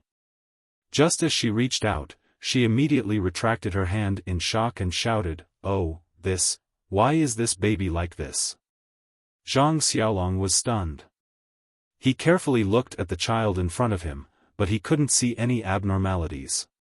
Zhang Xiaohua was also puzzled. Could it be that the midwife could see some clues? But at this moment, even her divine sense couldn't detect any abnormalities. In the end, the midwife said in fear, "I've delivered babies my whole life. Newborn babies are all wrinkled like little old men. They're extremely ugly. It's only after they're a month old that they'll slowly grow white and plump. They're completely unlike your baby, who was born so beautiful. She's an evildoer, an evildoer." After saying that, she didn't even have time to say the reason she wanted to stay. She quickly turned around and ran away, leaving only Zhang Xiaolong behind. He opened his mouth and said, "Granny Li, you haven't received the money." But seeing the speed at which the old granny ran out of the small courtyard, he muttered to himself, "This old granny actually ran so fast. So it turns out that she was dawdling at home, taking a dump and peeing, and only saying that she couldn't walk, it was just to get more money from me." At this time, another figure that Zhang Xiaohua was very familiar with limped into the small courtyard. Wasn't that young master Li Jinfeng? Li Jinfeng shouted, "Xiaolong, what's going on? Granny Li had brought the child out so quickly? Even so, you should at least leave some food for him. Wouldn't it be extremely rude to just let him go like this?" At this moment, Zhang Xiaolong had no time to explain to him. He hurriedly said to Guo Sufei, "Mother, quickly carry the child into the house. It's warm inside." Guo Sufei seemed to wake up from a dream. She quickly ran into the house with the baby in her arms. At this time, Zhang Xiaohua's face was a little gloomy. She reached out and took out the small sword. She frowned and thought for a while. Then she slowly put it back into her clothes. She seemed to have made her own decision. Other people in the small courtyard, such as Zhang Kai and Mr. Lu, looked at what was happening in front of them as if they were watching a play. They had no chance to interrupt. When Guo Sufei carried the child into the house, they also seemed to wake up from a dream. Zhang Kai asked, "Xiaolong, what's going on now? Why did you take so long to invite Granny Li over?" When Zhang Xiaolong saw his father blaming him, he helplessly replied, "Father, when my own child was born, how could I not be anxious?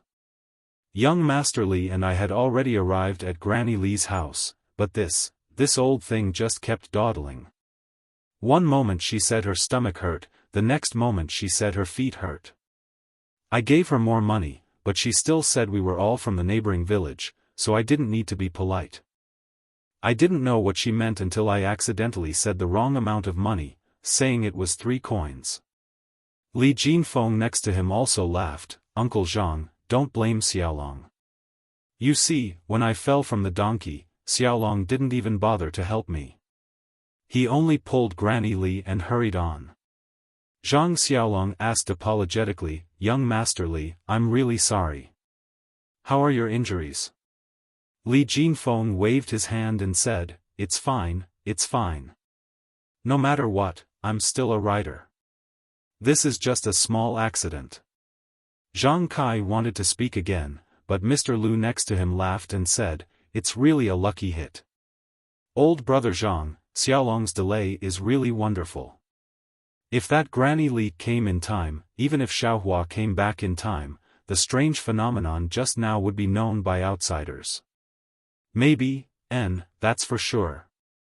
This Granny Li will definitely spread the news of the strange phenomenon just now. If this was known by outsiders, this child's life will be in big trouble." Everyone in the small courtyard suddenly understood. Only Zhang Xiaolong and Li Jinfeng were confused, asking, "Strange phenomenon? What strange phenomenon?" Immediately, Zhang Xiaolong's eyes widened, asking loudly, "Xiaohua?" Father said Xiaohua came back. Xiaohua came back. Where is he? Because of Granny Li's disturbance, Zhang Kai and the others forgot to tell him that Zhang Xiaohua came back. Hearing his big brother's question, Zhang Xiaohua came out from behind Lu Kai, smiling and saying, "Big brother, I'm here." Looking at this younger brother who suddenly came out from behind Lu Kai, facing a faint smile, his height is the same as his, and his face is very similar to his own, Zhang Xiaolong's eyes were moist, there was an indescribable feeling in his heart. As the saying goes, an elder brother is like a father, it's exactly this kind of feeling. Zhang Xiaolong took a few steps forward, stretching out his long arms, and hugged Zhang Xiaohua tightly in his arms, just like when he hugged him when he was young. Zhang Xiaohua's eyes were also a bit hazy. "Yes, father and big brother miss me. When father saw me, he only had scruples about his dignity, so he could only hold my hand and look at me carefully. He rarely hugs me in his arms. Big brother is the best, just like when he brought me up, he didn't hide his feelings." After hugging for a while, Zhang Xiaolong patted his younger brother's back and let him go. He looked up and down again, smiling, "Xiaohua has also grown up, you're actually as tall as me." Zhang Xiaohua also smiled and said, "Big brother, I'm a little taller than you." Then, he walked in front of Li Jinfeng, cupped his hands and said, "Young Master Li, I trust you've been well since we last met?" Li Jinfeng was even more excited, he quickly saluted and said, "I've been well, I've been well, I've been well. I'm indebted to." Before he could finish, Zhang Xiaohua smiled and said, "Young Master Li is my first teacher, there's no need to be so polite." Li Jinfeng was also an open-minded person, he smiled and said, "Great kindness can't be thanked with words, I'll thank you once today, I won't thank you again in the future." Finished speaking, he deeply saluted. Zhang Xiaohua also quickly returned the salute. Li Jinfeng got up and patted Zhang Xiaohua's shoulder, he said with a smile, "In the past, I was able to touch your head, after not seeing you for a few years, I can only pat your shoulder. Time is like water, there's no turning back, good, good." She didn't know what kind of emotions this guy was feeling, sad one moment and admiring the next. Zhang Xiaohua looked at Li Jinfeng, who was already a little shorter than her, and sighed in her heart. Back then, they had met by chance in the carriage, she never thought that the situation would be like this today. Meeting by chance could be very strange. At this moment, Li Jinfeng, who had been staring at Zhang Xiaohua, walked up with Lu Kai. When Zhang Xiaohua saw her coming, she quickly waved her hand and said, "Big sister Li, oh, I should call you sister-in-law, but please don't salute me anymore. Uncle Li and Brother Li have already thanked me just now, if you come over and thank me again later, I'll really blush." When Li Jinfeng heard this, her face turned a little red. Just as she was about to speak, Zhang Xiaohua interrupted and said, "Moreover, sister-in-law, who asked my character to be so good? The heavens have seen that I've worked hard to save people and have repaid me handsomely. You don't have to be so courteous anymore." Hearing Zhang Xiaohua calling her sister-in-law, Li Jinfeng's face had already turned red. Until Zhang Xiaohua nagged for a long time and stopped when her mouth was dry, she then said, "Zhang Xiaohua, I'm not thanking you this time." Zhang Xiaohua was stunned. "You should have said so earlier." Sigh, you've been too evasive for so long, you've hurt my reputation. Zhang Xiaohua's face was a little hot. Li Yingfeng looked at Lu Kai's expression and asked, seeing that you're back, I'm finally relieved, but, do you know where Xiaohu is? I heard from Big Brother that the Misty School had been destroyed and the Misty School outside Pingyang City had been taken over by another sect. But why hasn't there been any news from Xiaohu? Is he alive or? She couldn't finish the last word. Xiaohu? Zhang Xiaohua was stunned, but she immediately understood a little. Looking at Lu Kai's awkward expression, she understood everything. She secretly laughed in her heart and also felt a little sad. She could only sigh and said, Sister-in-law, I've also just returned and haven't returned to Ethereal Heights for 4 to 5 years. I really don't know the details of the Misty School. Although I went to Huanxi Heights a few days ago, I didn't get any useful news. Hearing this, everyone was stunned. Zhang Kai asked nervously, Xiaohua, why did you go to Huanxi Heights for no reason? Are you looking for trouble? If that sect saw you, do you still want your life? Zhang Xiaohua was also stunned. The Righteous Alliance didn't know that she had killed their disciple, why would they find trouble with her? But immediately, she understood that her father had misunderstood. She smiled and said, Father, don't worry, I'm also not a disciple of the Misty School. Even if I went to Ethereal Heights openly, no one would recognize me. Moreover, I'm only going to Huanxi Heights and it has nothing to do with the Misty School. Oh. I see. Zhang Kai seemed to understand and said, then you have to be careful and don't run around for no reason. At this moment, a trembling and shy voice sounded, that, Xiaohua, did you see Qiutong? Ah. Zhang Xiaohua looked over in surprise. Of course, Li Jinfeng's pale face was slightly red and he was looking at her with his dry lips.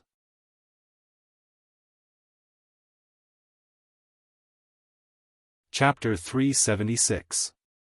Li Jinfeng had only seen Qiutong once at the Lotus Escort Agency. It had been more than 5 years.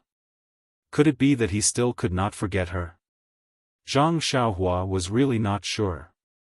Was this the legendary love at first sight? Suddenly, Zhang Xiaohua's heart skipped a beat. Could it be that young Master Li is still unmarried? However, he wasn't foolish enough to ask in front of his face right now. He only smiled and said, Big Brother is really an infatuated person. However, I don't know if you'll be happy or unhappy to hear this news. Li Jinfeng frowned and said, Xiaohua, regardless of whether Qiutong is dead or alive, you have to tell me honestly. I think I am fully prepared. Zhang Xiaohua said, Brotherly, why are you cursing Sister Qiutong so much? Look at my smile. Can I tell you the bad news? Then you mean, you saw Miss Qiutong at Huanxi Manor? Li Jinfeng was a little ecstatic. Zhang Xiaohua smiled bitterly and said, Big Brother, calm down, calm down. You have to pay attention to your image. I only received news of Sister Qiutong at Huanxi Manor. I did not see her. Is that so? Li Jinfeng was obviously a little disappointed. However, his eyes lit up again. He said, It's good that you have news, it's good that you have news. How is she now? Where is she now? She. He seemed to have some questions that he was too embarrassed to ask. Zhang Xiaohua said, Sister Qiutong is said to be fine. Her life is not in danger. However, she is not in Pingyang City. I don't know where she is and I don't know the details. I knew it. Li Jinfeng's face lit up. He said, she is only the manager of Huanxi Manor. She has nothing to do with the Misty School. How could she be in trouble for no reason? Looking at Li Jinfeng's reaction, old shopkeeper Li, who was standing a little far away, secretly sighed. His eyes turned away, as if he expected better from Li Jinfeng. That's right. Brother Zhang already has a grandson. What about me? He didn't even know where his daughter-in-law was. If I had known earlier, I wouldn't have let this brat go to Pingyang City back then. I should have found him a child bride earlier. That was what old Li thought. Li Yinfeng didn't get any definite news about Zhang Xiaohu, so she still looked a little sad. Lu Kai walked up to her and reached out to hold her hand. Li Yinfeng turned her head and saw the concern in Lu Kai's eyes. She held Lu Kai's hand and nodded. Seeing that everyone was done with their questions, Zhang Xiaolong asked another question, Xiaohua, where have you been all these years? Why didn't you send a message back? Father and mother were worried to death. They thought you. Zhang Xiaohua smiled bitterly and said, Big brother, it's not that I didn't want to send a message. It's that no one could send a message to me. Zhang Xiaolong was stunned and said, You were caught and sent to jail? Zhang Xiaohua rolled her eyes and said, Big brother, do I have to go to that extent? It's a long story. Zhang Xiaohua was about to explain when Zhang Kai said, All right, Xiaohua, let's not talk about it. You must be tired from the journey. Go back to your room and rest. Also, Mr. Lu, brotherly, we can't keep standing in this courtyard. Anyway, the child has been safely born. We're all relieved. Let the women be busy. Let's go back to the room and have some tea. Everyone nodded in agreement. Therefore, other than Zhang Xiaolong and Li Yinfeng who entered the room, everyone else followed Zhang Kai out of the small courtyard and prepared to go back to the original Zhang family's small courtyard. Just as they left the small courtyard, they found that it was unusually lively outside the courtyard door. Why do you think? A group of 7 or 8-year-old children in the Guozhuang house surrounded something that looked very similar to a mule. They were laughing and playing.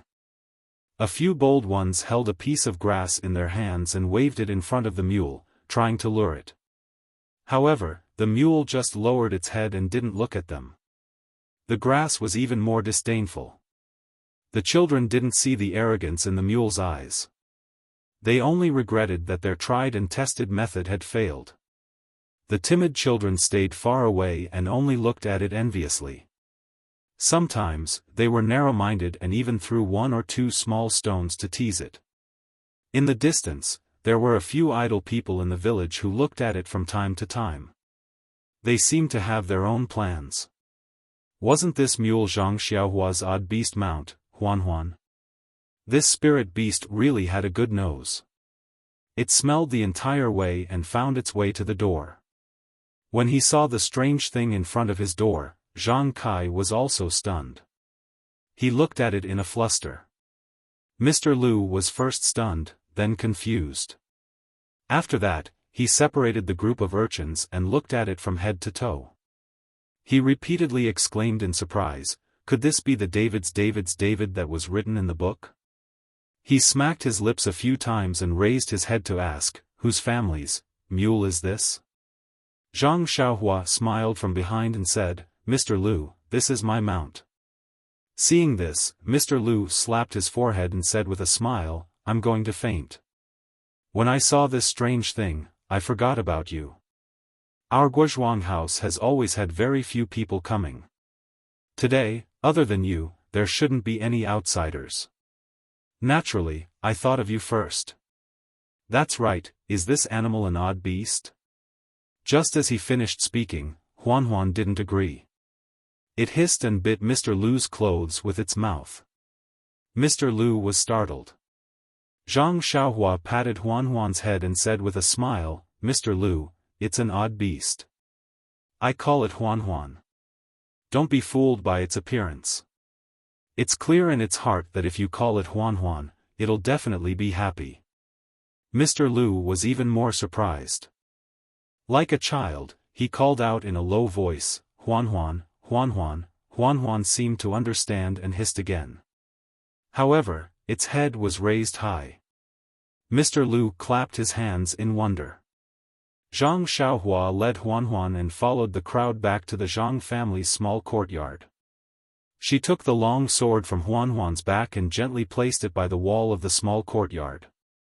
Then, she also led Huanhuan to the corner of the courtyard and let it do as it pleased.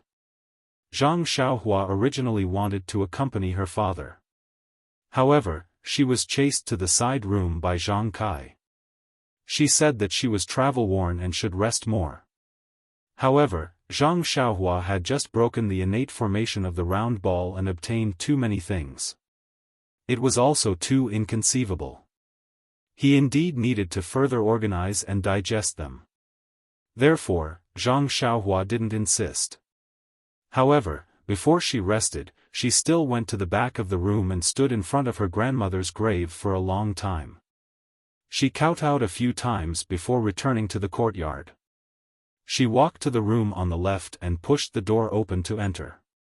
At this time, the original location of her grandmother's small room had been demolished and rebuilt. The area was much larger, but the furnishings and layout inside were also the same as before. Seeing this, Zhang Xiaohua felt extremely peaceful. She floated onto the Kong bed and sat cross-legged, closing her eyes to meditate. In the small room, Zhang Xiaohua sat there quietly. He was as solemn as a mountain, but his heart wasn't as peaceful as it usually was when he cultivated. To be honest, the birth of his little nephew had shocked him far too much. In the past, when he was still in the Guozhuang house, he felt that knowing martial arts was incomparably powerful. When he learned martial arts and discovered that he cultivated the path of immortality, he felt that the path of immortality was even more admirable. Then, when he reached the 6th layer, he felt that the legendary foundation establishment was incomparably mysterious.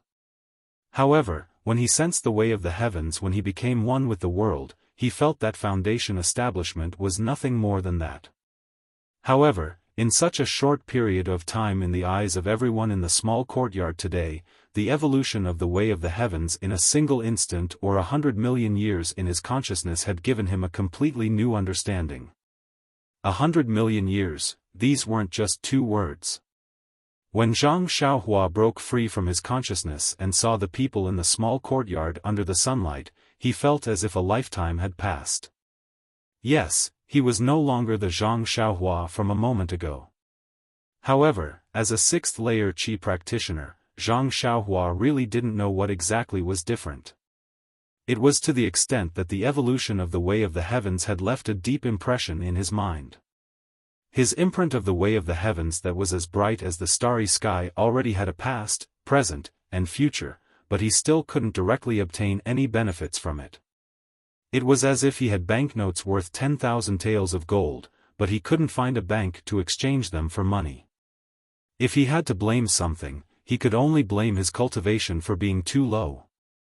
As a result, although Zhang Xiaohua didn't understand the meaning of what he saw, he still carefully engraved it deeply into his memory. He didn't understand it now, but there would be a time when he would understand it. As long as he had banknotes, he wouldn't have to worry about not finding a place to spend them. Secondly, what shocked Zhang Xiaohua the most was the meridians in his little nephew's body that he saw when he absorbed the dense purple qi. Although Zhang Xiaohua hadn't cultivated the last 12 layers of the Carefree Heart Sutra, he still remembered all the meridians and cultivation techniques. All these meridians added together were only a drop in the ocean in the body of an infant. At that time, Zhang Xiaohua had only tried his best to memorize it. Now that he thought about it, a question surfaced in his mind. Is it because the meridians in little nephew's body are different from normal people's? Or is it because all normal people have this many meridians? It's just that no one has discovered it yet? But based on the fact that every layer of the Carefree Heart Sutra could open up new meridians, everyone should have this many meridians. As long as there was a suitable cultivation technique, all the meridians would be opened up. What kind of cultivation level would that be? Furthermore, from Zhang Xiaohua's memory, those complicated meridians were actually like the circular orbits of the heavenly Tao. No wonder some ancient people said, one person, one world. Could it be that this was the principle? Thinking of this, Zhang Xiaohua's lips curled into a proud smile. That's right, how could he not smile? Although he didn't know the specific cultivation technique for each meridian, this fellow actually peeked into the secrets of heaven and firmly recorded the countless meridians in his mind. He wouldn't forget it even in this lifetime. As long as he could find the cultivation technique for each meridian, this fellow's immortal path really couldn't be estimated so easily. Then, he took stock of the dense purple qi. This thing could only be sensed and couldn't be measured. It was all sucked into that nameless place on his left arm, so who knew where it went? However, it was fine as long as there was a warm current when he wanted to use it. Presumably, his sister-in-law wouldn't give birth to a baby that would require him to take out his little sword. Zhang Xiaohua pondered silently in his heart, but he had long forgotten about the bracelet under his left sleeve. A wrist guard was more appropriate. There were faint characters on the surface of the wrist guard.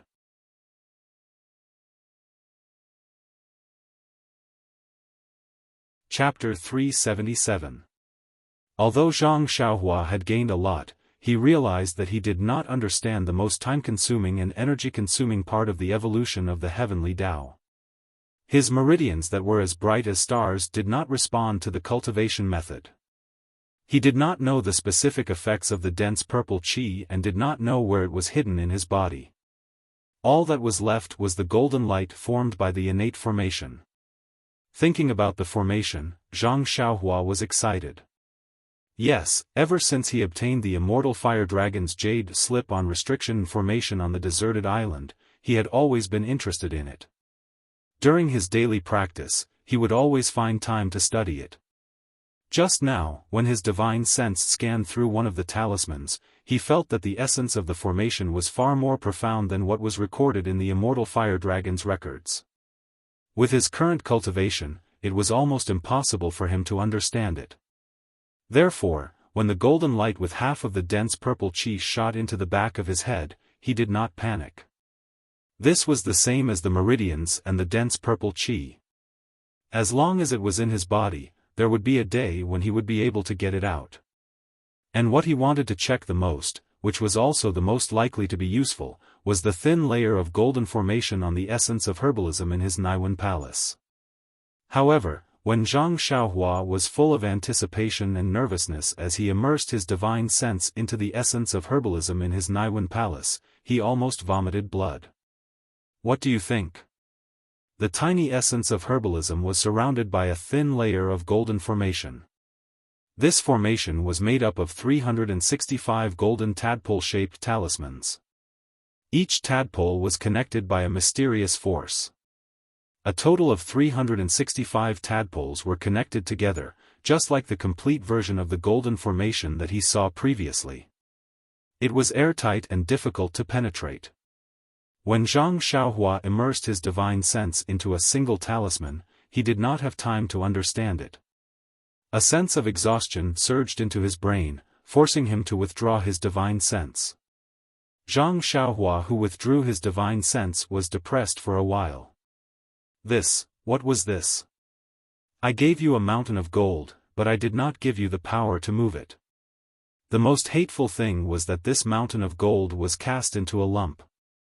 Even if you wanted to take a piece of it, you would not be able to do so.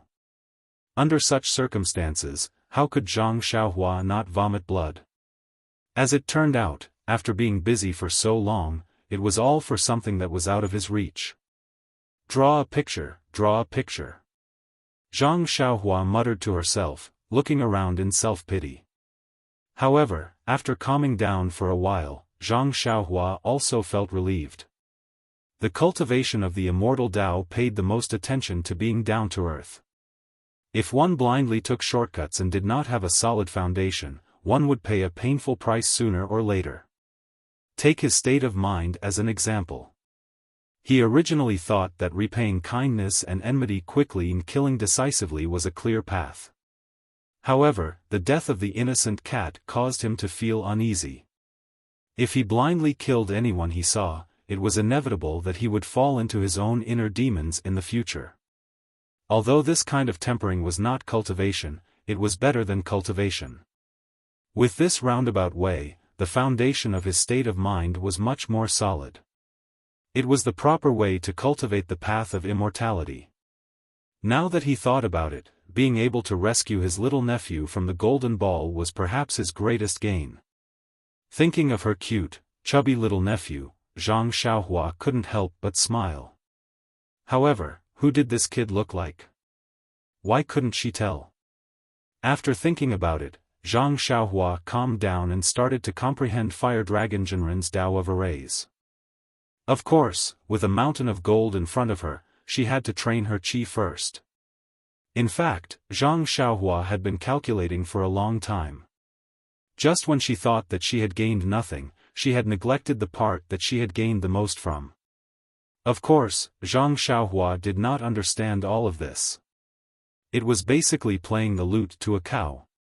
However, as a bystander, watching coldly for hundreds of millions of years was not something that anyone could experience.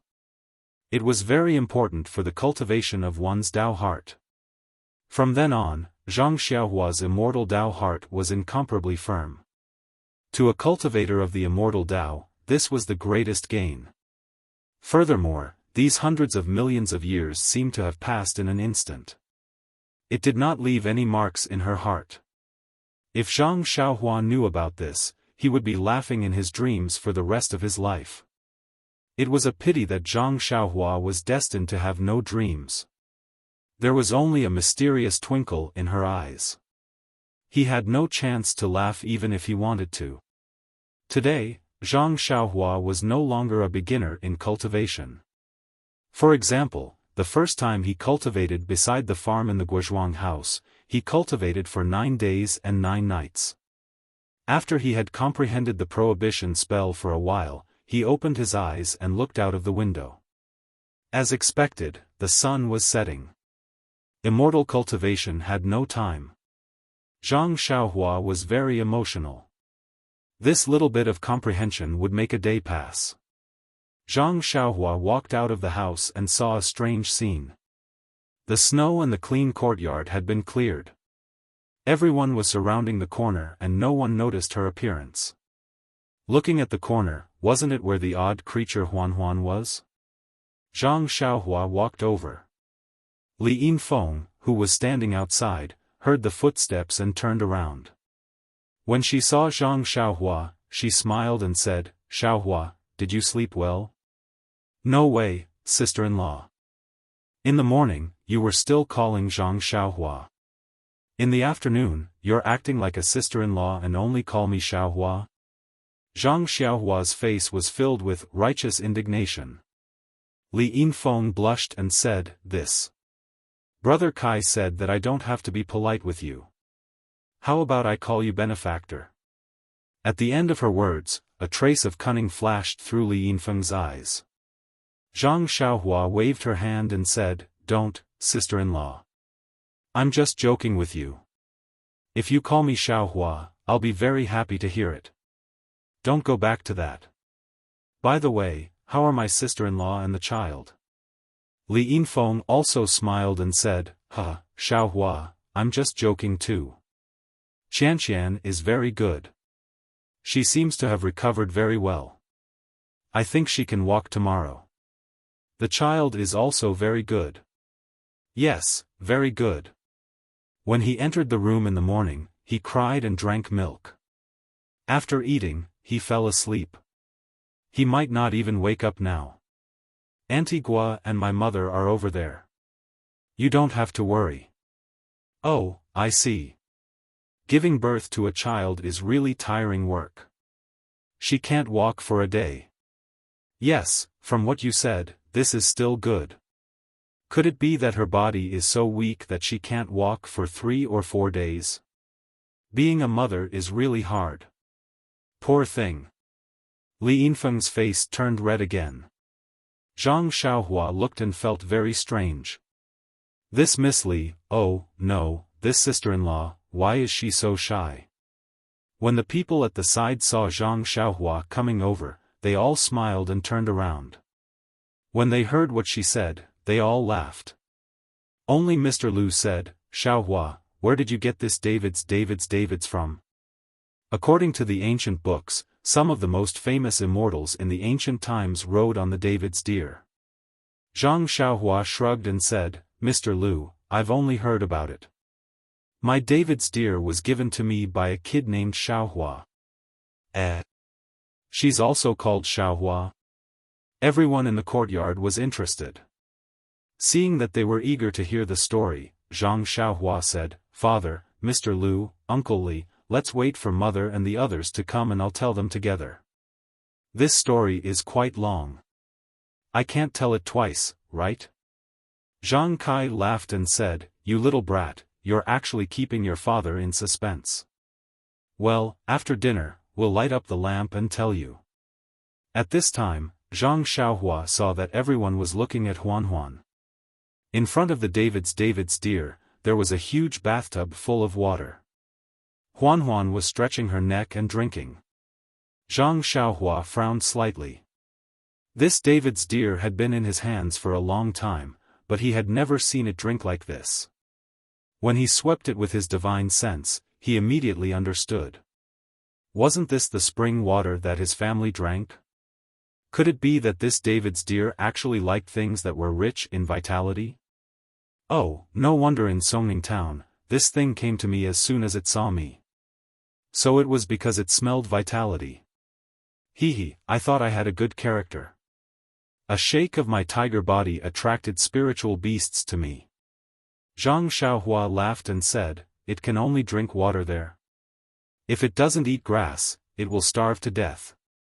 After saying this, he suddenly remembered that Nye Qianyu had said that the David's deer liked to eat grass with dew. Thus, he patted Huan's head and poured out the basket of grass. He took away the bathtub with one hand and poured some water on the grass, saying, Eat the grass, or I won't let you drink the water. The David's deer felt extremely wronged. It hissed on the ground and obediently ate the grass. It looked at Zhang Xiaohua anxiously as she threw the bathtub aside. Zhang Kai looked at his son and said, Did you sleep well? Yes, very well. Father, I haven't slept on the Kong at home for a long time. It really smells good. That's good. I was afraid that you would be used to it and couldn't sleep when you came back. In the future, you can sleep in that room. Zhang Xiaohua frowned. What did father mean? Could it be, then, Zhang Kai said, Let's go, Xiaohua. Let's invite Mr. Liu and your Uncle Li into the room and look at the mule. Oh, the David's deer has been drinking water for a long time. I'm also thirsty. Let's go in and have tea.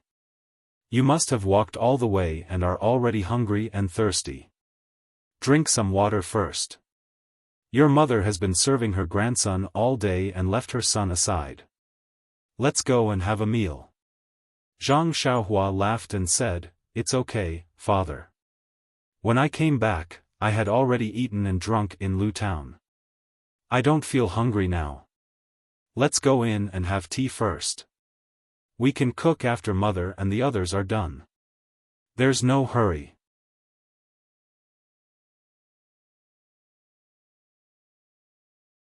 Chapter 378.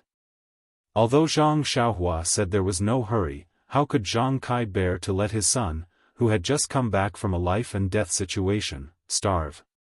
Before she drank a few mouthfuls of tea, Guo Sufei and Li Jinfeng's mother came back from the side. When Auntie Li saw Zhang Xiaohua, she thanked her again. Zhang Xiaohua was speechless. She just did a good deed and was thanked 3 or 4 times in a row. Thinking about it, she blushed with shame. Li Yinfeng was sent to the small courtyard next door to take care of the children. The 2 elders were busy in the kitchen. At this time, the Zhang family was no longer the poor Zhang family 5 years ago.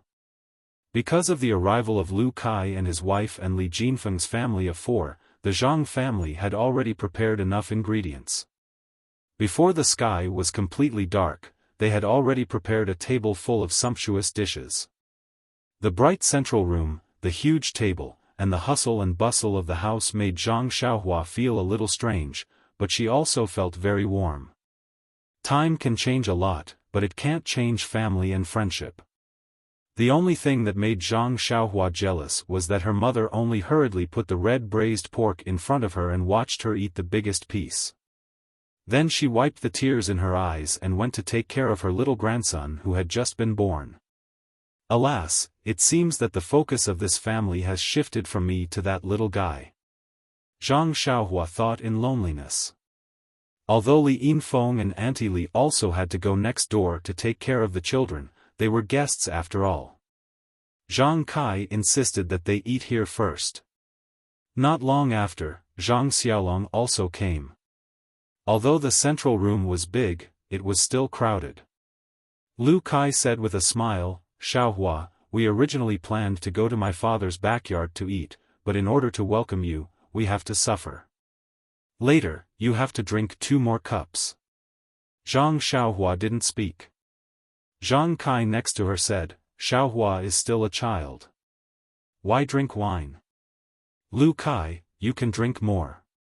Zhang Xiaolong said with a smile, "Dad, our Xiaohua is no longer a child. Don't you see that she is taller than me? Counting her age, she is already 18 years old. She is still in the prime of her youth." Zhang Kai was speechless for a while. Mr. Lu advised, "Old brother Zhang, it's your family's fortune for the child to come back safely after growing up. Don't think too much about it. Tonight, you must have a good time, a good time. Let's have a good time. Let's drink. Anyway, they will leave our protection. Even if you worry, they may not be grateful." Zhang Kai also wiped the corners of his eyes and revealed a smile. The wine was brewed by the Zhang family using spring water and their own crops. There was a slight vitality in drinking it. However, the spiciness was not something that Zhang Xiaohua could handle. After drinking 1 cup, he didn't want to drink anymore. He only took tea to deal with it. Everyone knew that it was his first time drinking wine, so they didn't try to persuade him. After all, even if Zhang Xiaohua didn't know the quality of the wine, it couldn't be said that everyone present who had drunk wine before didn't know the quality. If Zhang Xiaohua didn't drink, then others could drink more. Lu Kai had drunk it before, so he wasn't surprised. This was the first time the Li family had drunk this kind of wine. Although it didn't have the mellow fragrance of fine wine, it had a unique flavor in the mouth. Even Auntie Li drank a few cups. During the meal, everyone was happy and tipsy. Although Zhang Xiaohua hadn't eaten for a long time, he ate a lot with Zhang Xiaolong. Zhang Xiaolong also kept picking food and meat for him, scolding him for eating so little and being so thin. Zhang Xiaohua didn't explain and ate everything that his elder brother picked for him. Only then did Zhang Xiaolong feel happy. When Auntie Li was almost done eating, she went to replace Guosufei and Li Yinfeng. Zhang Xiaohua also quickly got up. The smell of wine was really unpleasant. Seeing this, Zhang Xiaolong also followed. It was said that in many places, pregnant women wouldn't see outsiders for a few days after giving birth. However, Zhang Xiaohua was her husband's brother, whom she hadn't seen for many years. Guozhuang House didn't have too many rules.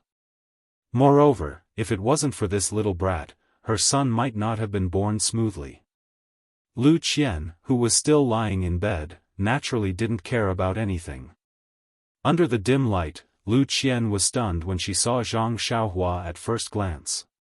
Although Zhang Xiaolong had told her about the changes of Zhang Xiaohua earlier, Lu Qian couldn't help but be surprised when she saw him. Was this still the child who cried in her arms that year? After Zhang Xiaohua bowed deeply, he carefully observed his sister-in-law whom he hadn't seen for many years. Lu Qian didn't change much from 5 years ago. She was slightly plump, and her eyebrows were full of the demeanor of a mature woman. Zhang Xiaohua was a little puzzled. She didn't look weak at all. Seeing Zhang Xiaolong go to the side to take care of the child, Lu Qian smiled and said to Zhang Xiaohua, "Xiaohua, I haven't seen you for a few years. You have grown up. Your elder brother has already told me about what happened today.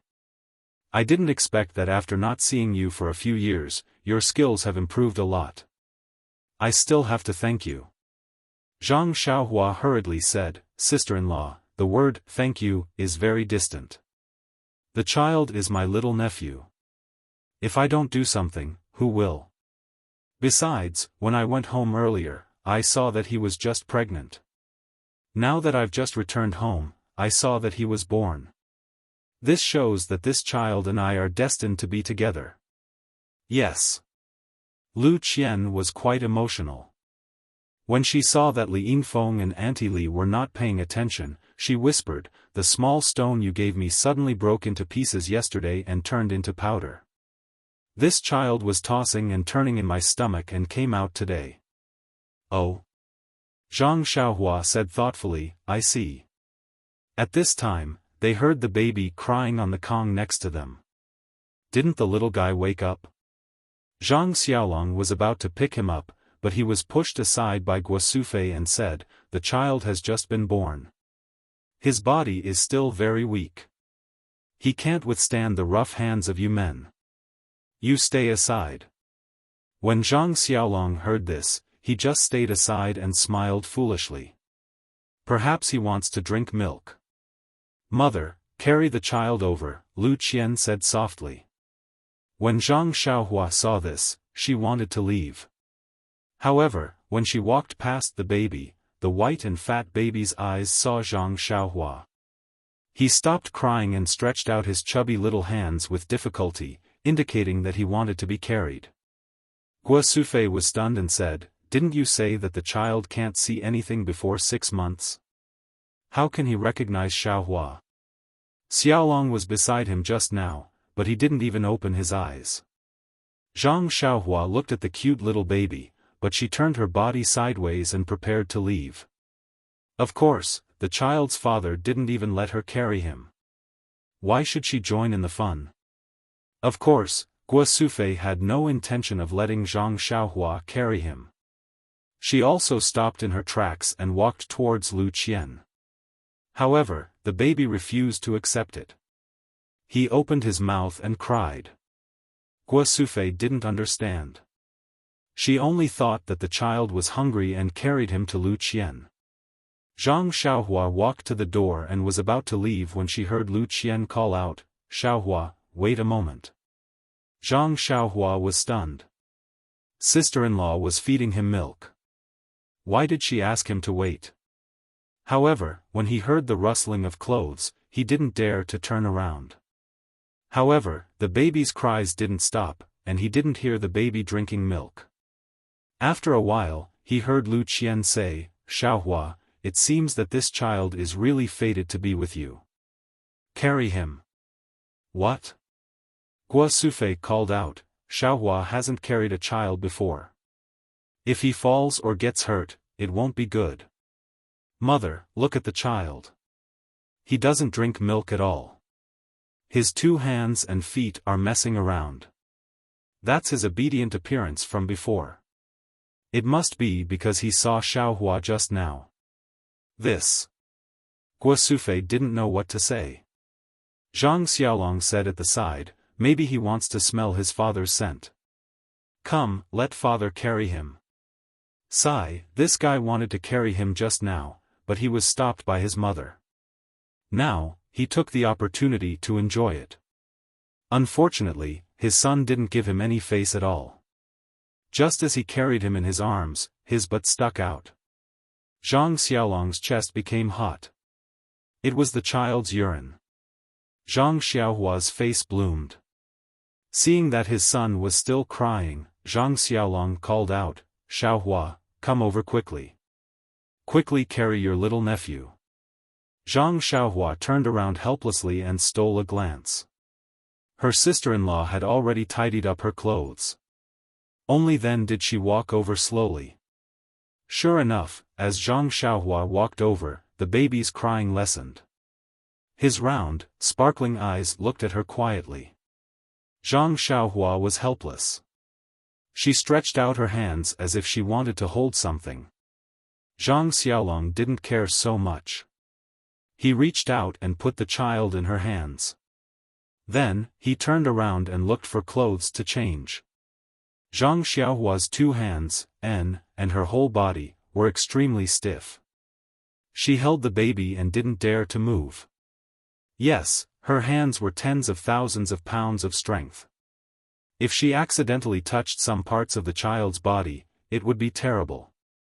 The baby was very relaxed in Zhang Xiaohua's arms.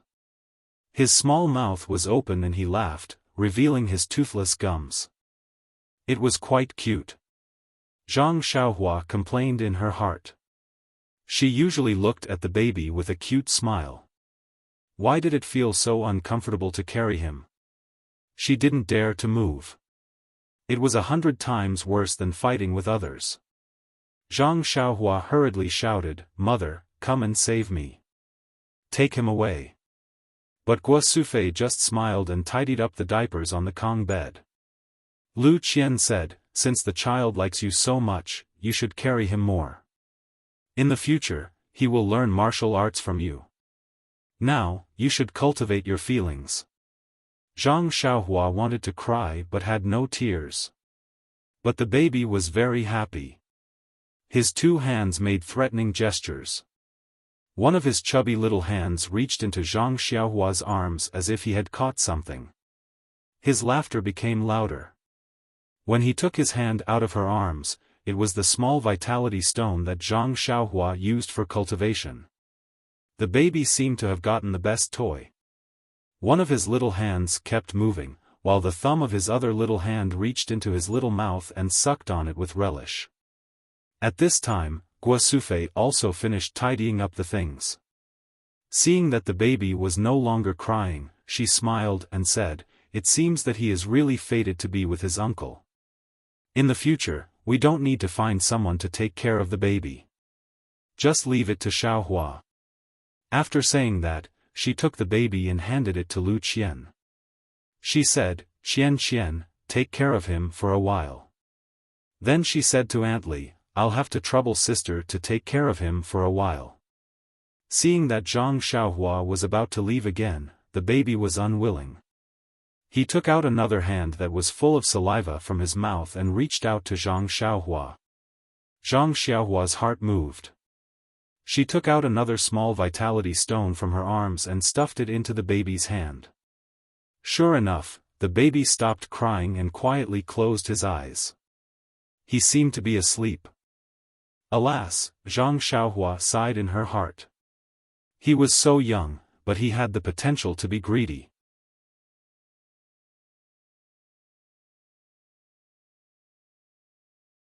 Chapter 379. After the meal, Guo Sufei was not in a hurry to go to Lu Qian. She had not seen her son since he came back in the morning. Of course, she wanted to take this opportunity to see more and ask more questions. The others were also sitting in the chairs, drinking tea leisurely and waiting for the story to start. Yes, the Guozhuang house was not well informed. Even Lu Zhen was not that good. Zhang Xiaohua disappeared for 4 to 5 years. What happened must be unusual. Now that he came back safe and sound, everyone's worries were gone. Naturally, they wanted to know the details. Well, let's just treat it as a story. Guo Sufei was still sitting next to her son. Although Zhang Xiaohua was taller than her, in her eyes, there was not much difference between him and the little grandson in her arms.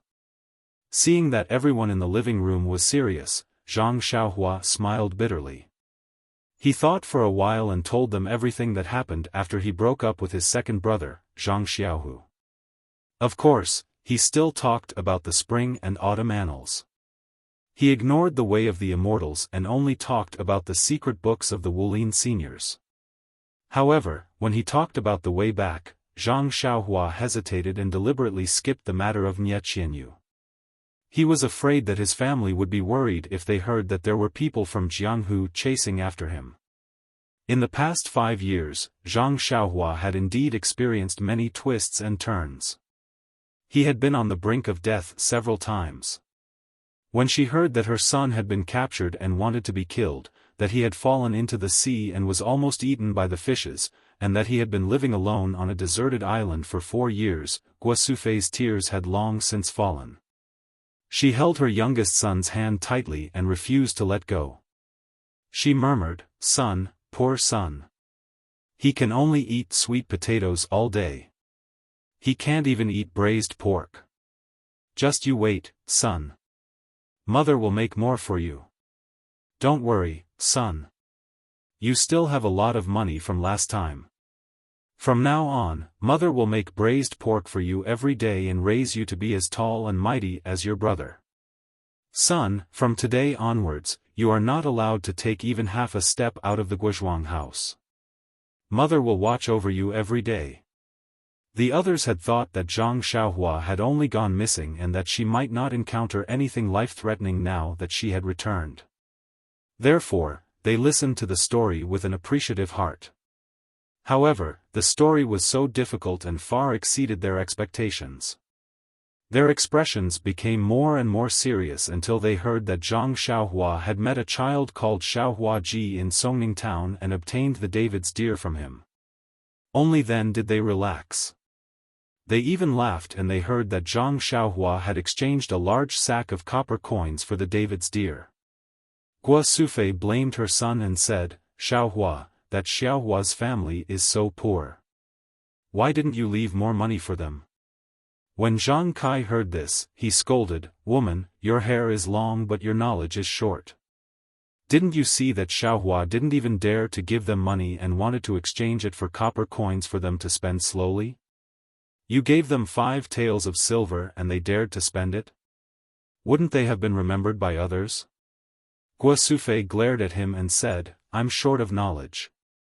"Humph, my sons are each stronger than the other." Zhang Kai also glared at her and said, "Aren't they my sons?"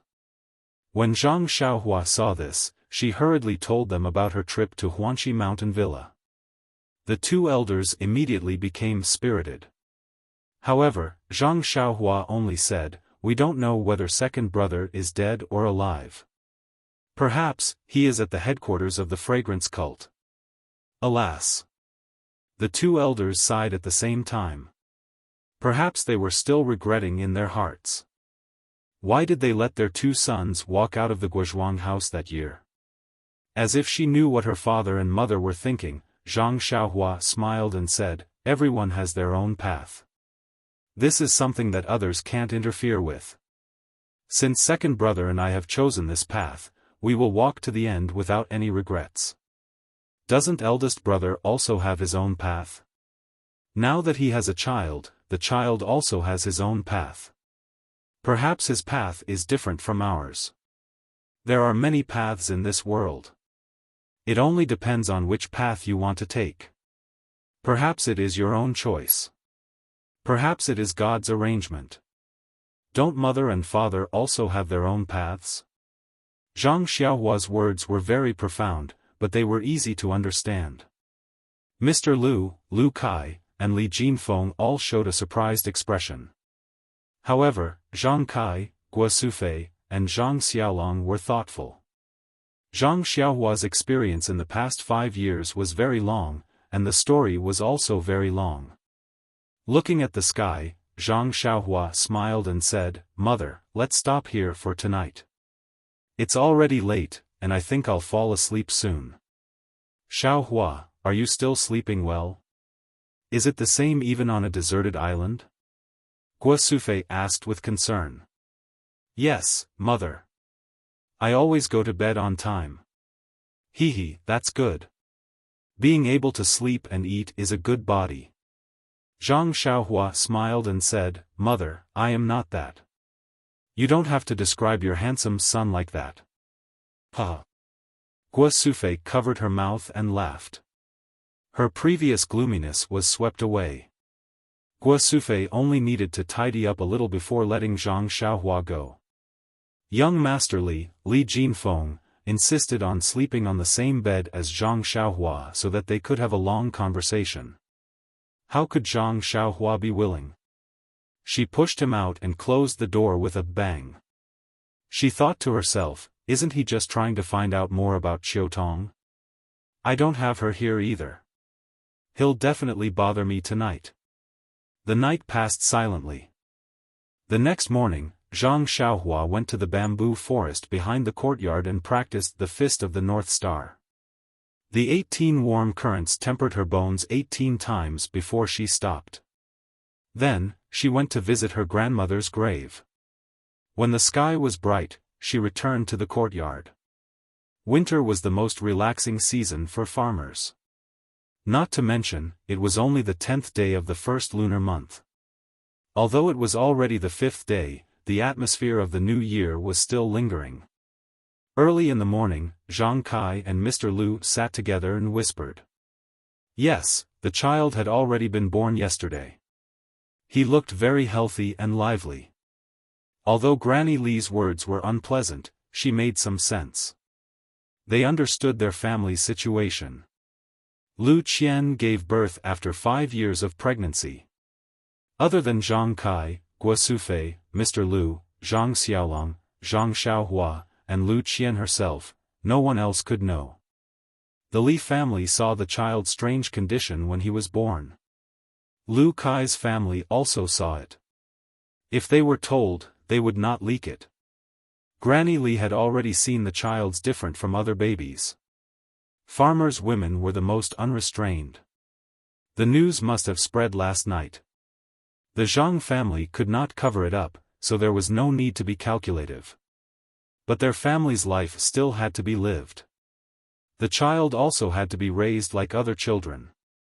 Now, the most important thing to be on the agenda should be the child's name. This matter should have been considered yesterday. But didn't Zhang Xiaohua come back? No matter what, they had to show some concern for her, right? Although the focus was on the baby in the future, they also had to give Zhang Xiaohua some time to adapt. Early in the morning, the two grandfathers got together and started to chat while smoking. After breakfast, the sun was shining brightly outside and there was no wind. Zhang Xiaolong moved the table out of the central room and placed a tea set in the small courtyard. As usual, the woman went to Lu Qian's place to take care of the mother and daughter while imparting her parenting experience. Old shopkeeper Li and Li Jinfeng, who were sitting at the table, were surprised when they heard that they were going to name the child today.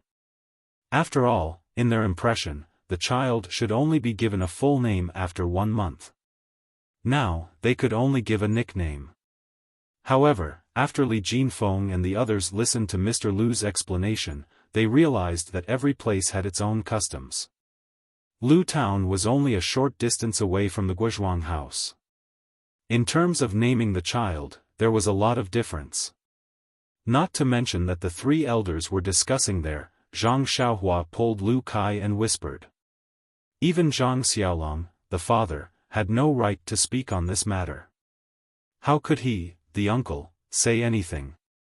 Zhang Xiaohua whispered, Brother Kai, how did you and sister-in-law know each other? You are in Balagu, and sister-in-law is in Lu Town. You are not related at all. When Lu Kai heard this, his face turned red. He opened his mouth, but in the end, he did not say anything.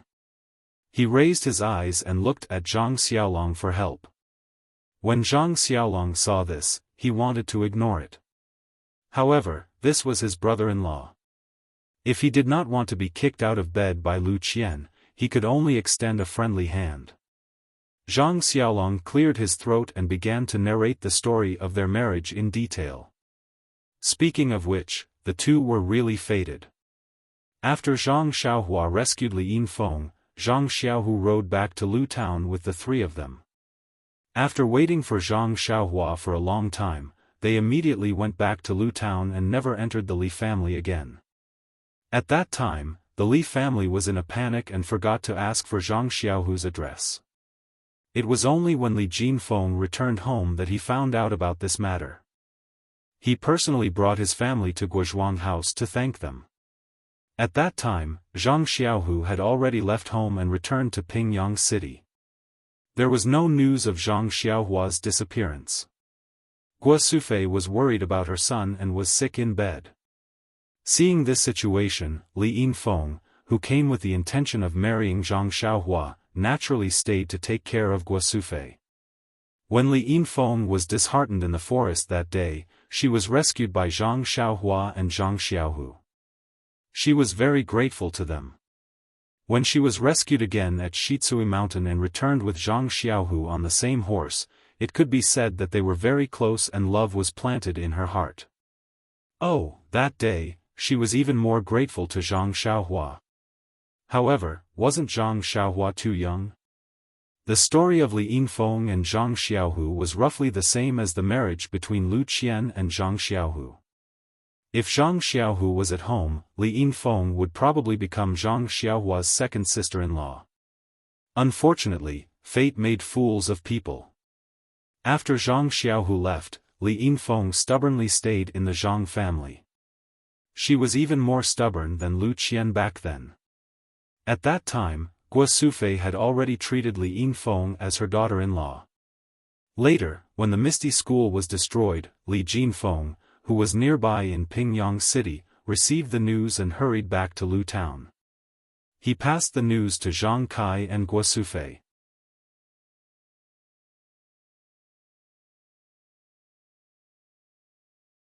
Chapter 380. This bad news seemed to have defeated the Zhang family, which had been immersed in the sorrow of Zhang Xiaohua's disappearance.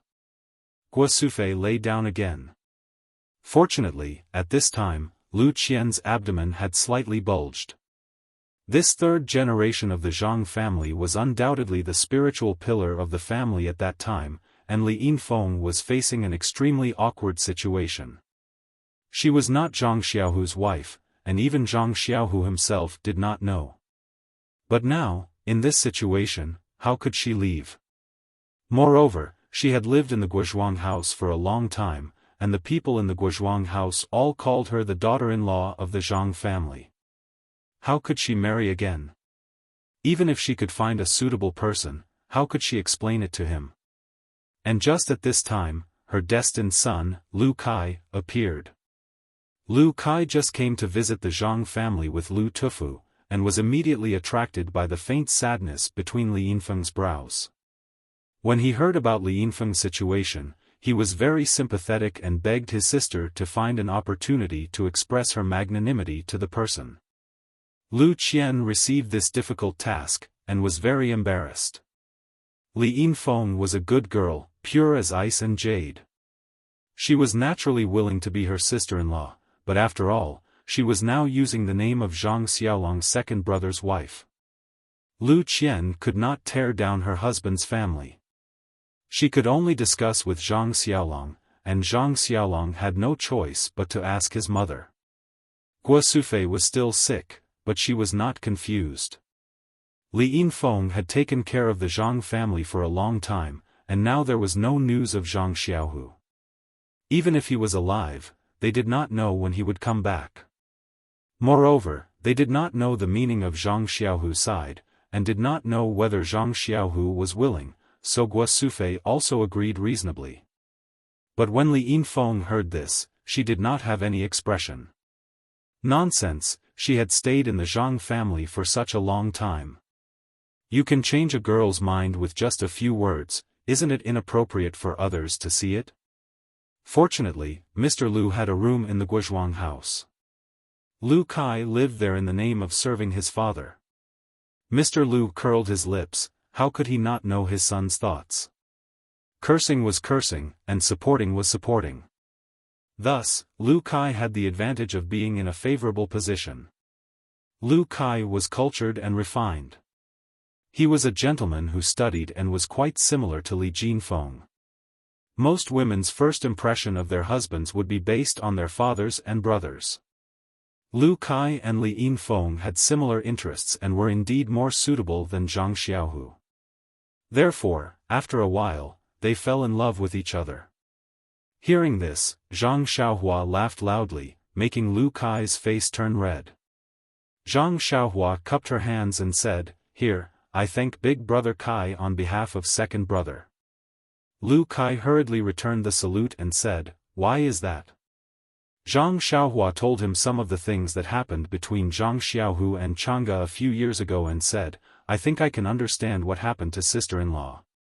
Even if my second brother is here, he will have the same idea. We don't expect anything in return for saving people. What's more, she's young Master Li's relative.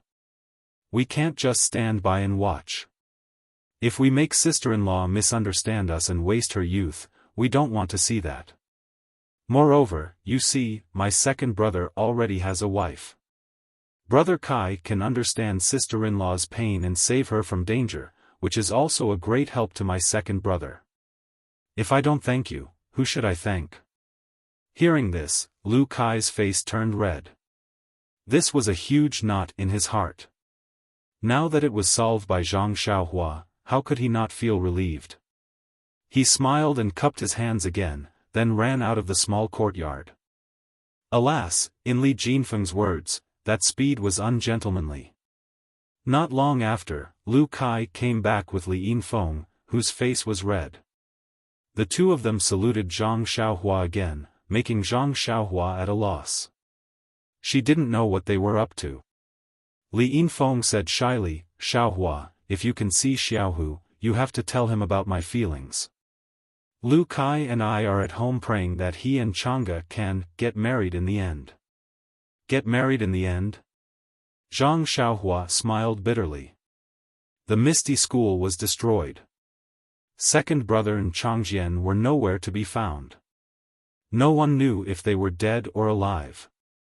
It was hard to say if second brother could meet Changjian and build a relationship with her. However, Zhang Xiaohua still hurriedly returned the salute and said, I also congratulate you on behalf of second brother. I hope you can live in harmony and have a child soon. Li Yinfeng's face was even redder. While the younger generation was discussing love, the older generation was also concerned. However, love was the most complicated thing. If they interfered a little, there might be a lot of twists and turns. Zhang Kai also didn't understand Zhang Xiaohu's thoughts, so he didn't dare to interrupt. It was only when he heard Zhang Xiaohua say that his son already had someone he liked outside that he became both sad and happy. He was worried about his missing son. Now that they were talking, the atmosphere became more lively. The three old people's thoughts were basically the same. Zhang Kai shouted, Xiaolong, go and call your mother over. Also, the child, Mr. Lu hurriedly stopped him and said, it's better to let the in-laws come over. The child caught a cold outside yesterday. Today, before the full moon, it's better not to go out. Zhang Kai smiled and said, okay, then Xiaolong, call your mother over. After a while, Guo Sufei came back with a smile on her face. Although there was still no news of her second son, Zhang Xiaohu, the return of her missing youngest son and the birth of her long-awaited grandson gave her great comfort. Moreover, this little grandson was smarter than the other children in the village. How could Guo Sufei not be happy? Today was the day that his precious grandson would be named. For farmers, names were the first step into this world. The quality of a name directly determined the child's life. Thinking back to the names his father had given his three children, they were so wonderful. Little Dragon, Little Tiger, and Little Flower. Looking at his family's situation now, it was something that he had never dreamed of before. It was all thanks to his father's foresight that he had found such good names that reflected the spirit of a dragon horse. Waiting for Guo Sufei to sit down, Zhang Kai fiddled with his goatee, tapped his pipe and said, Brother Lu, why don't you say it? You are a knowledgeable person. Your sister-in-law trusts you very much. Mr. Lu waved his hand and said, Brother Zhang, don't laugh at me. This is the right of a brother. Others can't take it away. Guo Sufei also said, Father of the child, hurry up and say it. If it doesn't work, we can ask the in-laws to change it. Zhang Kai narrowed his eyes and said, the name I gave the child is called. Zhang Kai deliberately dragged out his voice, Zhang Jian. Jian, it means solid. It means that the child is as strong as a rock. In the future, he will also grow strong. Mr. Lu added, the child must also have a strong will and grow strong like a towering tree. Good. Everyone applauded. The older the ginger, the spicier it is. The word strong reflected everyone's thoughts. Guo Sufei was also happy. She immediately wanted to stand up and tell Lu Qian the good news. However, Mr. Lu said, "Sister-in-law, don't be anxious." Guo Sufei was stunned and said, "Is there anything else? Since it's a name, why don't we name it together today?" "There's a name?" Guo Sufei was stunned. Zhang Kai, Zhang Xiaolong, and Zhang Xiaohua were also stunned. Only Lu Kai and Li Jinfeng smiled and said, "Mr. Lu really loves the house and its crow. Zhang Jian has just been born and you want to give him a courtesy name?" Mr. Lu smiled and said, "That's right. Since it's already been named, then it's better to give it to him. Later, sister-in-law, you still have to think of a nickname for the child."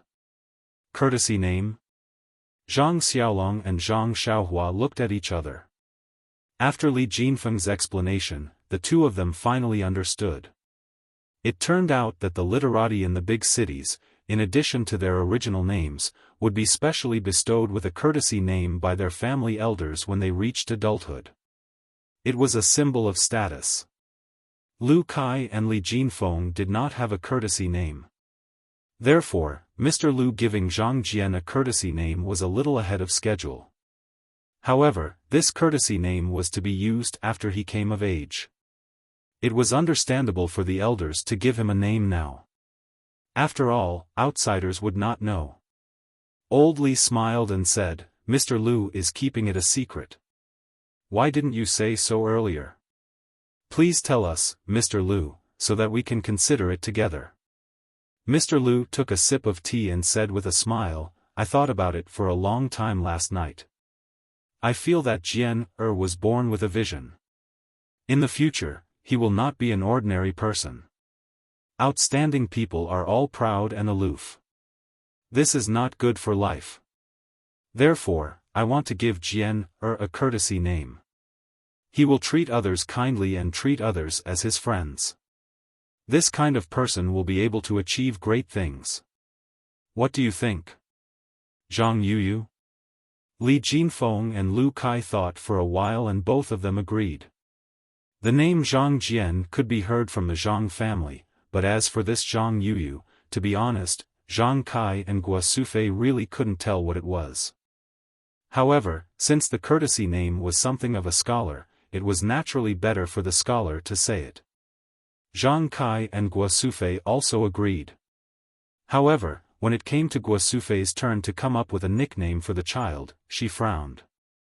After a long time, she said, "In-law, what do you think of Gosheng, Erden, Dumbo, and Gubuli?"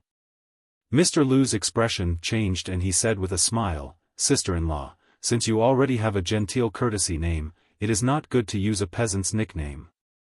Think about it again." Guo Sufei thought for a long time and said, "Forget it. Let's give it to you. Why don't I ask Qianqian and see what she thinks?" At this time, Zhang Xiaohua, who had been silent all this time, said, "Father, Mother, Mr. Lu, I have a nickname. Listen and see if it is okay."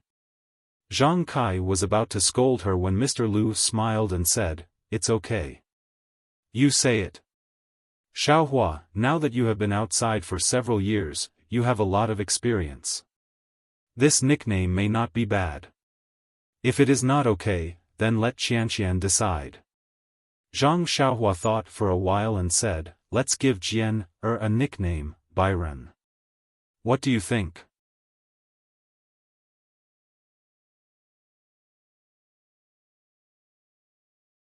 Chapter 381. Byron? Guo Sufei was not the only one who was surprised. Everyone present frowned. Yes, it was understandable that Guo Sufei had nicknamed Jian Chen Gosheng or Dumbo. That was what farmers called him. But Byron was not even close to a nickname. It was not as good as Yao Yao or Huan Huan. Seeing this, Zhang Xiaohua said with a smile, "Mr. Lu has just said that Jian will be an extraordinary person in the future. But now, this news has been known by Granny Li. Maybe tomorrow, the rumor will spread to the Guozhuang house. Of course, what she saw was just the tip of the iceberg. What we know is the whole truth. Speaking of this, Zhang Xiaohua stood up and bowed deeply to old Li's family and Lu Kai's family. These people were even more surprised. The younger ones hurriedly returned the bow and asked, "Xiaohua, what do you mean?" Zhang Xiaohua said, "Granny Li only saw Jian grow up, but everyone saw Jian come out of the lotus. If this news were to spread, it would be a disaster for Jian Who knows, it might attract the covetous eyes of some people. I beg everyone here, for the sake of Jian's growth, please don't tell anyone what you saw yesterday to outsiders. No one is allowed to do so." Zhang Xiaohua said sincerely and looked serious. Everyone was shocked. Although Zhang Xiaohua did not say anything threatening, from his eyes, they did not doubt that if something was leaked, he might not be lenient because of his family relationship with them. In particular, yesterday, Zhang Xiaohua split the lotus with his small sword and carried Zhang Jian out of the lotus. He was already regarded as an extraordinary person. Moreover, as early as 5 years ago, he could safely rescue 3 people from the mountain bandits in Shitsue Mountain. 5 years after obtaining the secret martial arts book, it was easy to imagine how high his martial arts skills were. Therefore, the two families agreed with Zhang Xiaohua's proposal from the bottom of their hearts. After all, wasn't Zhang Jian their relative? Why should they make things difficult for their own people? Seeing that everyone had solemnly agreed, Zhang Xiaohua continued, "But even Granny Li's rumors will definitely affect Jian Jian will definitely be bullied or encouraged by other children as he grows up. However, according to my observation, the possibility of Jian being at a disadvantage is not high. However, it is precisely because of this that Jian has to restrain himself and keep a low profile. As the saying goes, the rafters that stick out first rot. I hope that our Jian will keep a low profile. Only by enduring what ordinary people can't endure can he accomplish what ordinary people can't. Mr. Lu, do you think what I said makes sense?" Clap, clap, clap. Mr. Lu excitedly clapped his hands and said, "Xiaohua's words make a lot of sense. This is also what I wanted to say. But I didn't expect Xiaohua to see it so clearly. Good, it's better to travel 10,000 miles than to read 10,000 books. It's really not wrong." Zhang Xiaohua was very modest and said, "Mr. Lu is too polite. This little one has seen too many such precedents in the Jianghu. That's why this little one spoke out. It's just that this little one has seen too many such precedents in the Jianghu." Mr. Lu smiled and said, "Xiaohua, you don't have to be so polite. You don't have to be modest. That year when you followed Xiaolong to Bali village to fetch the bride, I could see that you were extraordinary. Now it seems that my eyesight was really not wrong. Oh right, do you still remember the bow you pulled in front of my house?" Zhang Xiaohua nodded and said, "Of course I remember. That was the first time I pulled the bow and shot an arrow. How could I forget?" Mr. Lu said, "That bow is very famous." Zhang Xiaohua was stunned and said, "I don't know about this. Please teach me, Mr. Lu." Mr. Lu said, "That year when I knew that your big brother's arm was injured, I specially got someone to borrow a soft bow from the village's hunter. But it was just for the occasion. Those 3 arrows were easily shot away by you. At that time, no one paid attention to it. They also knew some of my arrangements. But after a few days, the hunter came back from hunting outside the mountains and apologized to me, saying that he had spoiled my happy occasion. This made me very surprised. Only then did I know that he had taken the wrong bow. Not only was it not a soft bow, but it was the hunter's ancestral 5-pickle strong bow. He had not pulled it out for many years." Xiaohua, that's right. I knew that you were not a person of the small pond. So when you wanted to go to Pingyang City to see the world, I was also very supportive of it. Ah. Zhang Xiaohua smiled and said, so it's like this.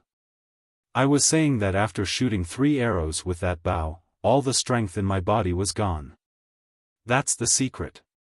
At this time, Li Jinfeng asked, Xiaohua, at that time you were only 11 or 12 years old, but your strength was already extraordinary. Oh right, I think I heard you say that you lifted a 500 jin stone weight at the Lotus Flower Escort Agency? Zhang Xiaohua smiled and said, when did I tell you that? I don't remember. Li Jinfeng scratched his head and said, maybe it was Shengguan Yun, maybe it was Yu Luan. After a long time, I have long forgotten. That's because I only wanted to enter that Lotus Flower Escort Agency. Who would still remember how heavy the stone weight was? It was also 500 jin. Li Jinfeng was not satisfied and said, that was 5 or 6 years ago. You have practiced martial arts for such a long time, how much strength do you have now? Is it 1,000 jin? Zhang Xiaohua was about to shake his head and deny it, but when he saw his mother and father's proud eyes, and old manager Li's surprised gaze, he immediately denied his previous thoughts. He knew that although old manager Li was grateful and would not reveal Jian Er's abnormality, he was after all an outsider. He still did not dare to believe it. Listening to his mother and father's words, they wanted him to stay in the Guozhuang house from now on and never leave. But even if he would be free, what about his second brother, Zhang Xiaohu? If he really needed to save him, then wouldn't he have lost the opportunity? Therefore, taking this opportunity to establish his prestige and let the elders see his strength was not necessarily a bad thing. This was killing 2 birds with 1 stone, and Zhang Xiaohua liked to do it. 1,000 jin? Zhang Xiaohua said loudly, it's still a bit light. What? Not only was Li Jinfeng surprised, but Zhang Xiaolong and Lu Kai also had their mouths wide open. Is it 1,500 jin? Lu Kai gave a number. Zhang Xiaohua shook his head. 2,000 jin. Li Yinfeng also said in surprise. Zhang Xiaohua still shook his head. Xiaohua, don't scare us. Is it 3,000 jin? Zhang Xiaolong finally could not help but say an unbelievable number. Yes, what kind of concept was 3,000 jin? They themselves did not know. They only knew that 5 jin of pork was very heavy. Seeing Zhang Xiaohua still shaking his head, the 3 elders could not take it anymore and asked, 5,000 jin? 8,000 jin? 10,000 jin? When Zhang Kai said the last word, he already had a smile on his face. It was not a smile of pride, but a smile of ridicule. In his opinion, his son was probably joking. Seeing that everyone was looking at him with a smile, Zhang Xiaohua also smiled. His strength was not easy to describe purely from numbers. He thought for a moment, turned his head and looked at the long sword in the corner. He got up and took it, gently putting it on the ground and said, this is my weapon. You will know my strength when you try it. Oh. Li Jinfeng's eyes were sharp. He laughed and said, isn't this what the 4 odd beasts were carrying yesterday? Animals can carry it, so its weight must be limited. 100 jin should be enough. This is not commensurate with your strength. Zhang Xiaohua smiled and did not speak. Li Jinfeng did not go up himself. He knew his own weight, so he looked at Zhang Xiaolong to test his strength. Zhang Xiaolong felt funny. Xiaohua was obviously joking. How could this stone-like thing be a weapon? Even if it was heavy, it was only a few dozen jin. He could definitely carry it. Zhang Xiaolong got up and walked to the sword. He bent down and grabbed the hilt with one hand. He exerted his strength, but it did not move at all. Zhang Xiaolong frowned and then grabbed both sides of the sword with both hands. He exerted his strength at the same time, but it still did not move at all. Zhang Xiaolong got up, clapped his hands and laughed, oh, it is really heavy. I used all my strength, but I can't move it at all. Xiaohua, you are really powerful. This time, everyone knew that the two brothers were acting. Lu Kai also laughed and said, Xiaohua is so powerful. I also want to try. Lu Kai also did the same as Zhang Xiaolong. He did not move at all. He got up and praised Zhang Xiaohua with a smile. Li Jinfeng could not sit still anymore. He also did the same. Then, with a strange expression, he also praised without restraint like the previous two.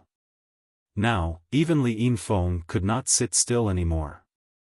She wanted to go up and try. Guo Sufei advised, Jinfeng, don't learn from them. They are all playing with you. Can't you see? Zhang Kai also laughed and said, yes, Jinfeng. Sit here. If you don't go up, you see who else they are going to trick? Anyway, I am not going up to try. Ha ha ha. Mr. Lu and old manager Li also laughed. At the same time, they said, we have eaten more salt than you have rice. Can't we see what you are up to? After the three of them finished laughing, the younger generation also laughed. They really did not expect that the old men's hearts were not old. They actually played this trick on them. Li Jinfeng laughed until tears were coming out of his eyes. He said breathlessly, little sister, father, we really can't move at all. What? This time, it was the four old men's turn to look at each other. So it was not a joke. Zhang Kai couldn't sit still any longer. That was because Mr. Lu was a frail scholar, and old manager Li often used an abacus. Only he still had some strength, especially after drinking spring water for so many years. He still felt very good about himself. Zhang Kai walked to the side of the long sword and carefully sized it up. He directly used both hands to hold it. He did not dare to use the strength of his whole body. If it was really not heavy, wouldn't he fall down? Let the younger generation laugh at him. Zhang Kai used 20% of his strength. That stone stick did not move an inch. Zhang Kai used 50% of his strength. That stone stick still did not move. Until the end, Zhang Kai used all his strength. That stone stick still did not move.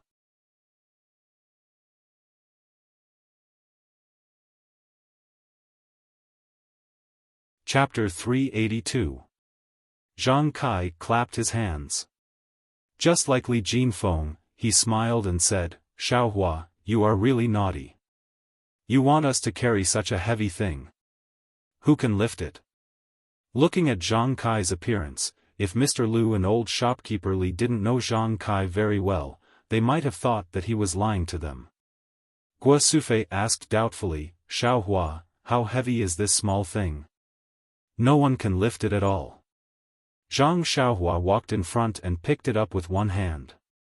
She waved it lightly and said, Mother, to be honest, I don't know how heavy it is. After all, I haven't seen such a heavy thing. Oh, everyone suddenly understood. What she said was true. Who had nothing better to do? What's the use of weighing so many things? Seeing this, Zhang Xiaolong's eyes lit up and said, Xiaohua, it's great that you're back. You're so strong. In the future, we won't need cows to plow the fields anymore. Bang! Zhang Xiaohua fell to the ground. After a while, she got up and said, Big brother, you can't do this. You can't let me do anything. Plow the fields for cows. You're wasting resources. Then, go help people dig wells. Your strength is equivalent to 10 people.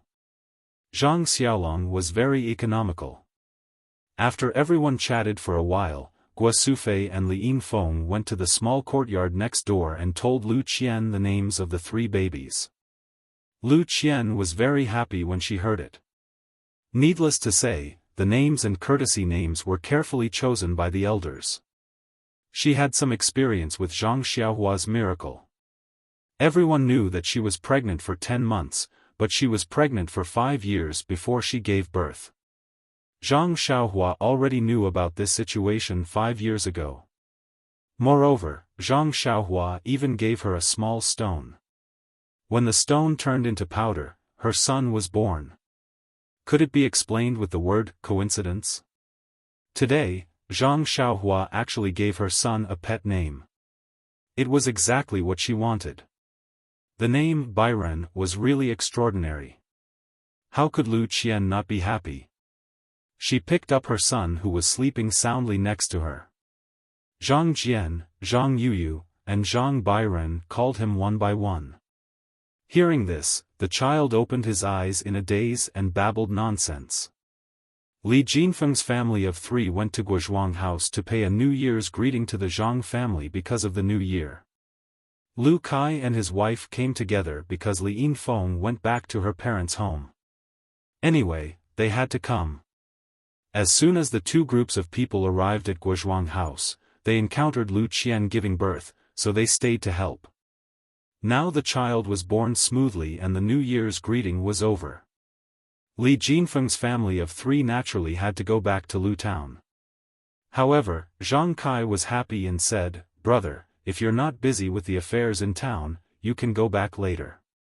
It won't be too late to leave after the 15th day of the first lunar month. Anyway, Guozhuang House has a place to stay."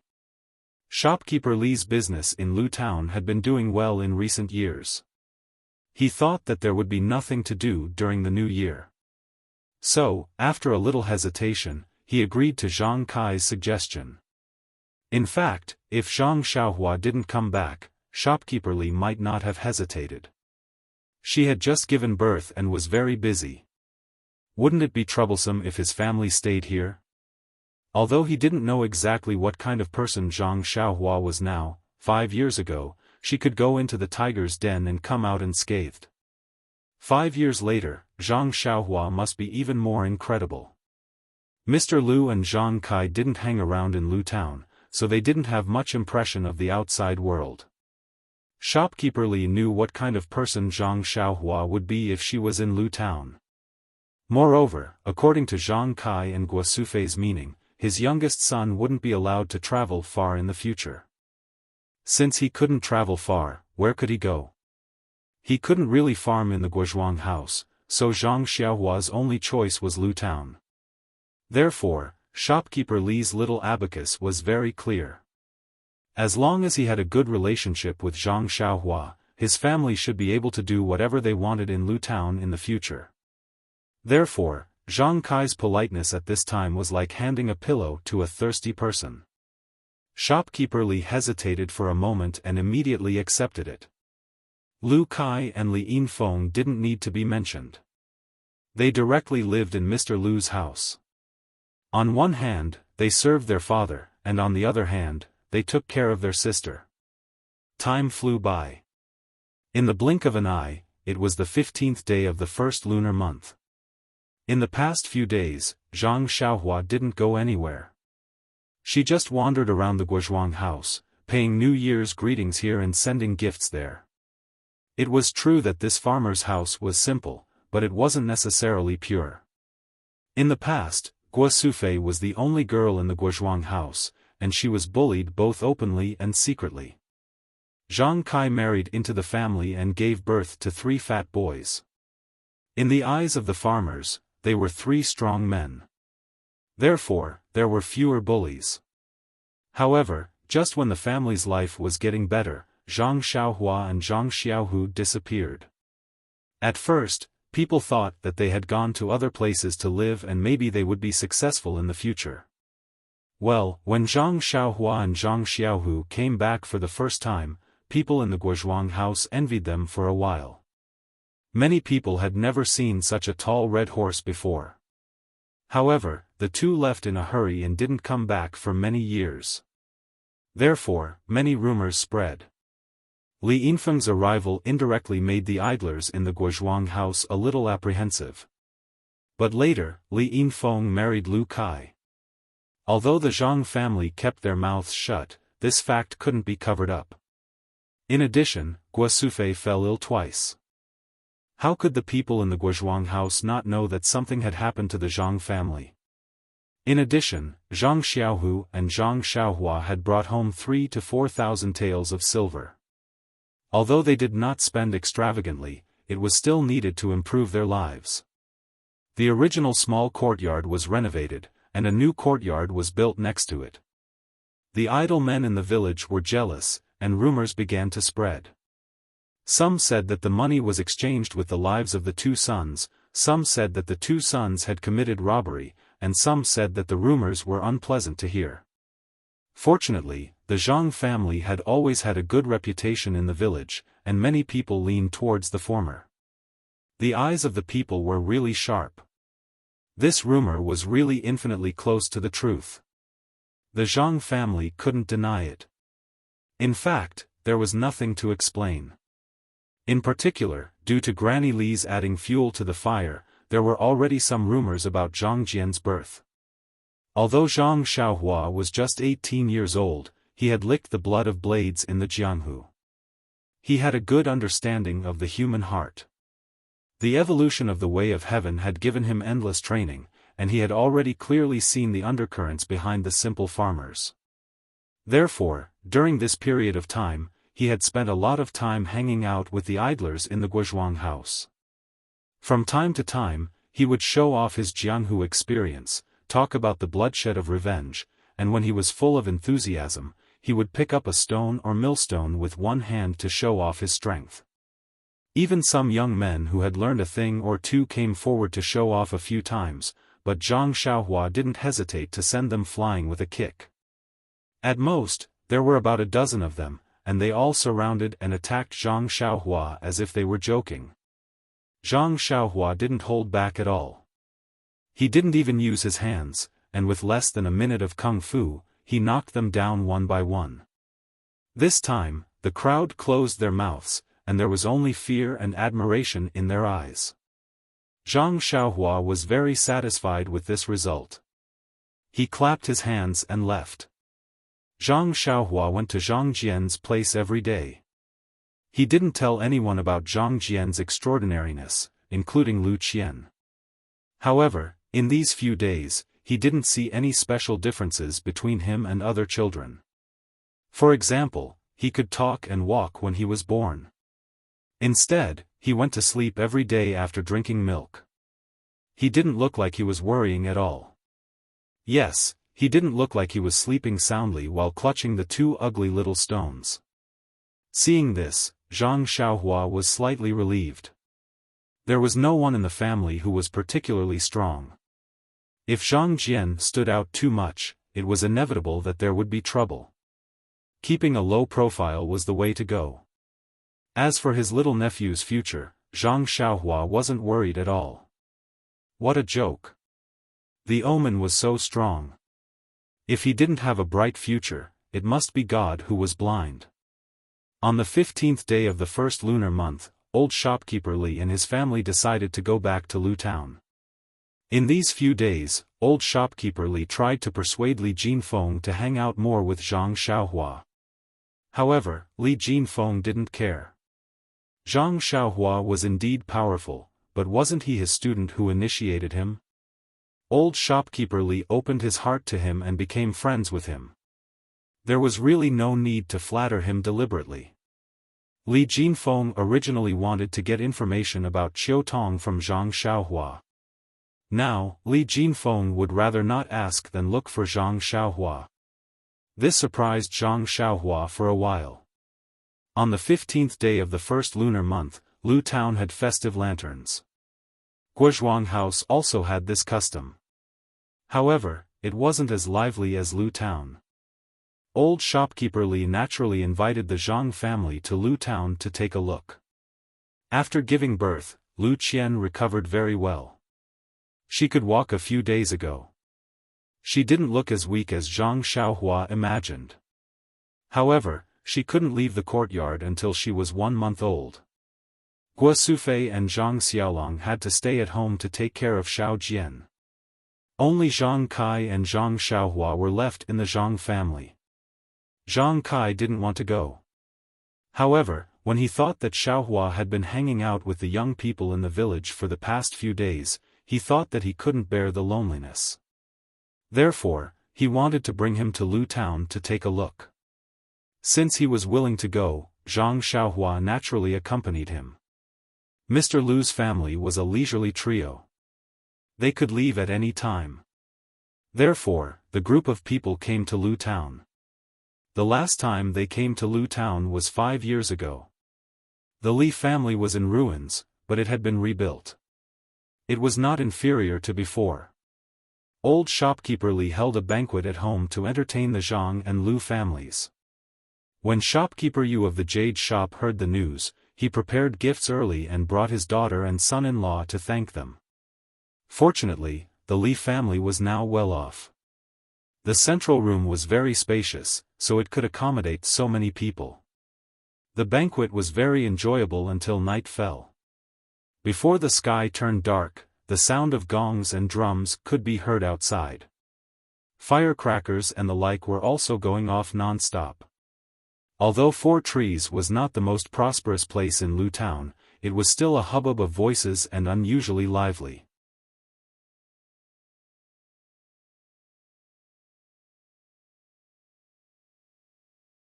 Chapter 383. Guozhuang House and Balagu were both in the countryside. Ever since Li Yinfeng married into Balagu, she had not seen such a lively 15th day of the first lunar month for several years. When she heard the sound of gongs and drums on the street, she could not sit still. It seemed that she was even more anxious to go out than Zhang Xiaohua. On the contrary, the 18-year-old Zhang Xiaohua was very well behaved and sat down with a smile. Nonsense, his divine sense had already been sent out. Of course, he did not need to be so anxious. But he sat so steadily that it unconsciously made everyone present think highly of him. Of course, look at this child. He really seemed to have lived in a big town. This calmness was not something that ordinary people could compare with. Seeing that it was almost time, everyone was full. Old shopkeeper Li got up and, together with shopkeeper Yu, led everyone to the street. They followed the flow of people and admired the lanterns on both sides of the street. The 15th day of the first lunar month was the day of the full moon. High in the sky, a bright moon hung there. Many shops on both sides of the street hung up homemade lanterns. There were also hawkers who set up stalls to sell lanterns. In the flow of people, there were old and young. All of them had lanterns in their hands. They walked and looked and chatted. Not long after Zhang Xiaohua and the others left the Li family, they came across a stall selling lanterns. Shopkeeper Yu waved his hand and everyone bought one. Even Zhang Kai accepted it gladly. He carried a medium-sized lantern in his hand. Zhang Xiaohua was very surprised when she saw this. In her impression, her father was a somewhat old-fashioned person. She had never seen him carry such things for children.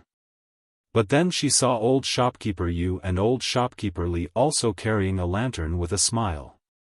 She laughed in her heart. It turns out that there is innocence in everyone's heart. There were many people on the street, but they were also divided into groups. Li Jinfeng, Lu Kai, and the son-in-law of the Yu family, Zhang Xiaohua, walked together. Li Jinfeng knew that Zhang Xiaohua was unfamiliar with these things, so he pointed here and there and introduced them to him in detail. Li Yinfeng and Yu Biha were together, holding exquisite lanterns in their hands.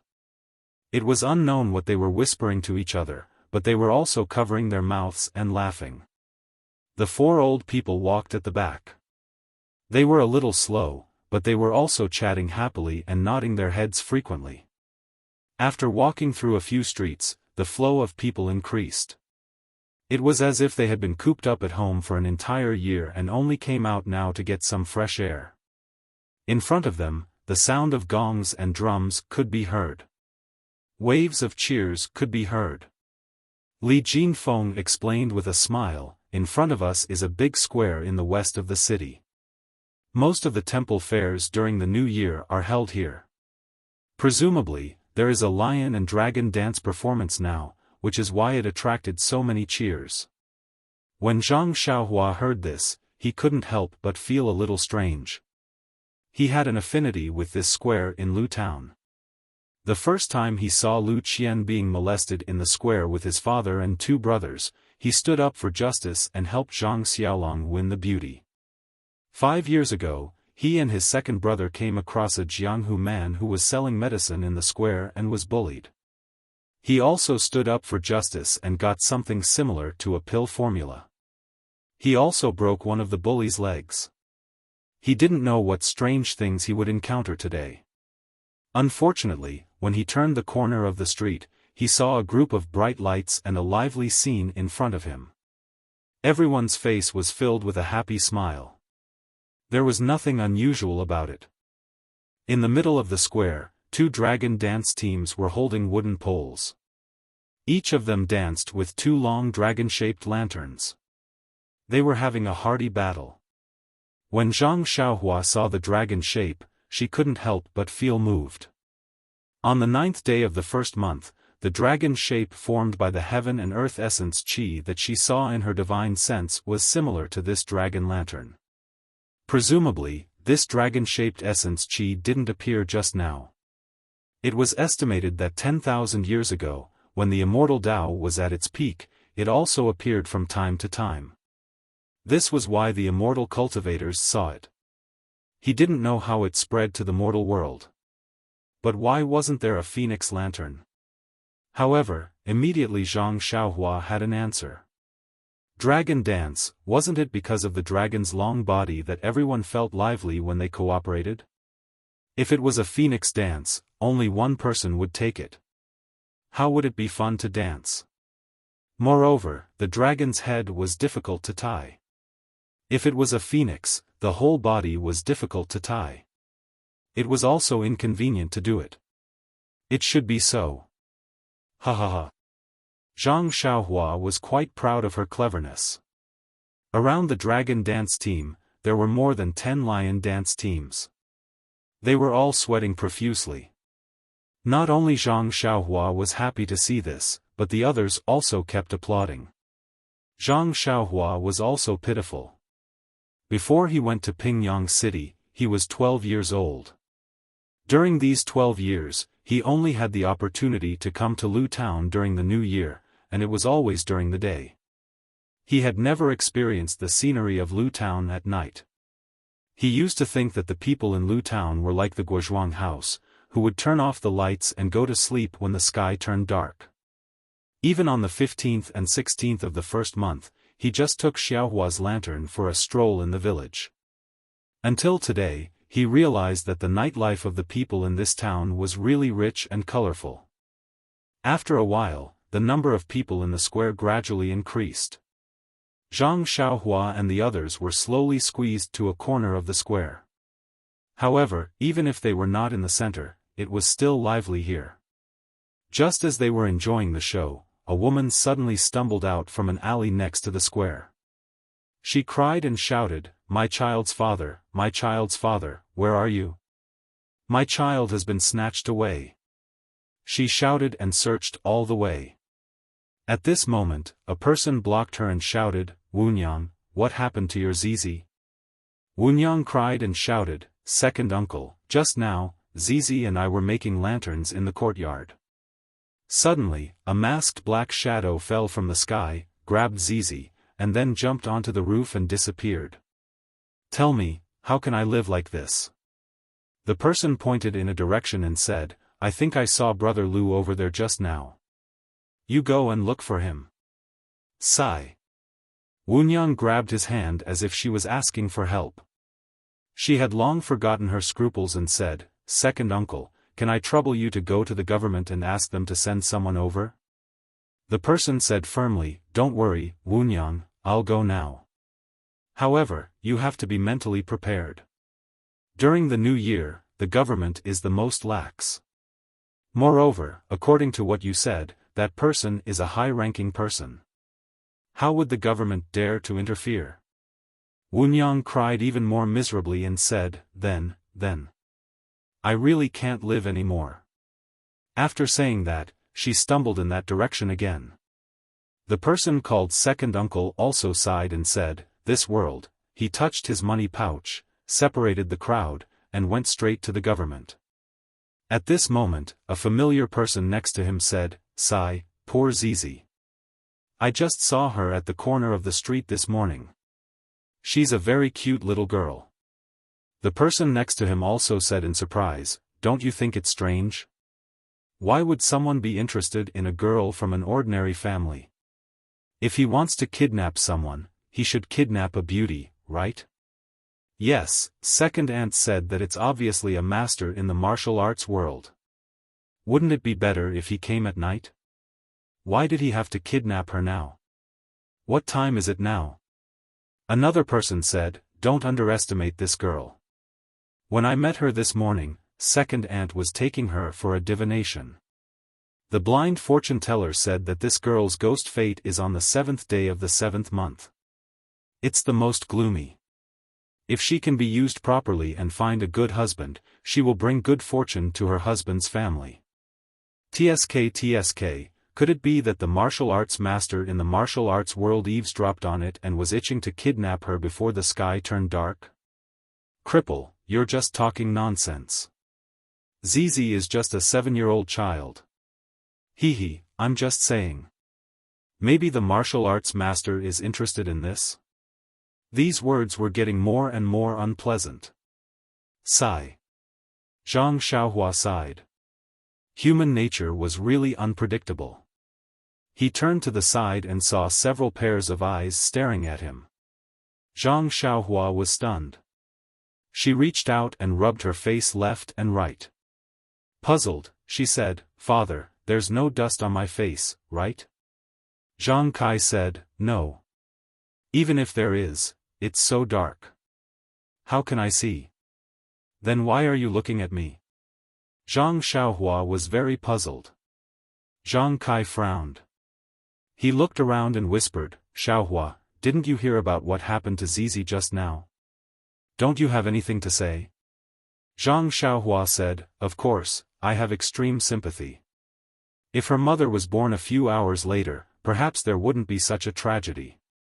Zhang Kai pointed at Zhang Xiaohua angrily. He didn't know what to say. He lowered his voice and said, "Didn't you learn martial arts? Seeing her child go missing, as a mother, she doesn't want to live anymore. Don't you have any intention of helping her?" In fact, when the second mother said that her daughter had been taken away, Zhang Xiaohua had already released his divine sense. He had already seen the black-clothed man with the little girl under his armpit. However, there were many people in the square now. The black-clothed man's qigong didn't seem to be very good. Zhang Xiaohua wasn't in a hurry to chase after him. He only wanted to find an opportunity to relieve himself or play some sort of squeezing before going to rescue the girl. But now that his father had pointed it out in front of him, he was in a bit of a dilemma. Actually, it wasn't really a dilemma. Zhang Xiaohua just wanted to stand out in a low-key manner. But these people in front of him, who didn't know that he was an expert. If not for this, Zhang Kai wouldn't have pointed at him and scolded him. Thus, Zhang Xiaohua smiled and said, "Father, don't be angry. Your good son will go now. What do you think?" Go where? The cucumbers are already cold. What's the use of you going now?" Zhang Kai looked at this unfilial son and was still fuming. Zhang Xiaohua touched his nose and was a bit speechless. What was wrong with his father? It was said that the greater the power, the greater the responsibility. But this power didn't belong to his father. When did his sense of responsibility become so inflated? Seeing that there weren't many people around, Zhang Xiaohua whispered to Lu Kai, "Brother Kai, pay attention to protect my father. Don't let anything happen to him. I'll be back soon." Lu Kai's face was nervous and said, "Xiaohua, where are you going? Giving such a difficult task to me, I feel burdened in my heart." Zhang Xiaohua rolled his eyes and said, "I'm going to the side alley to relieve myself." Sigh, everyone collapsed.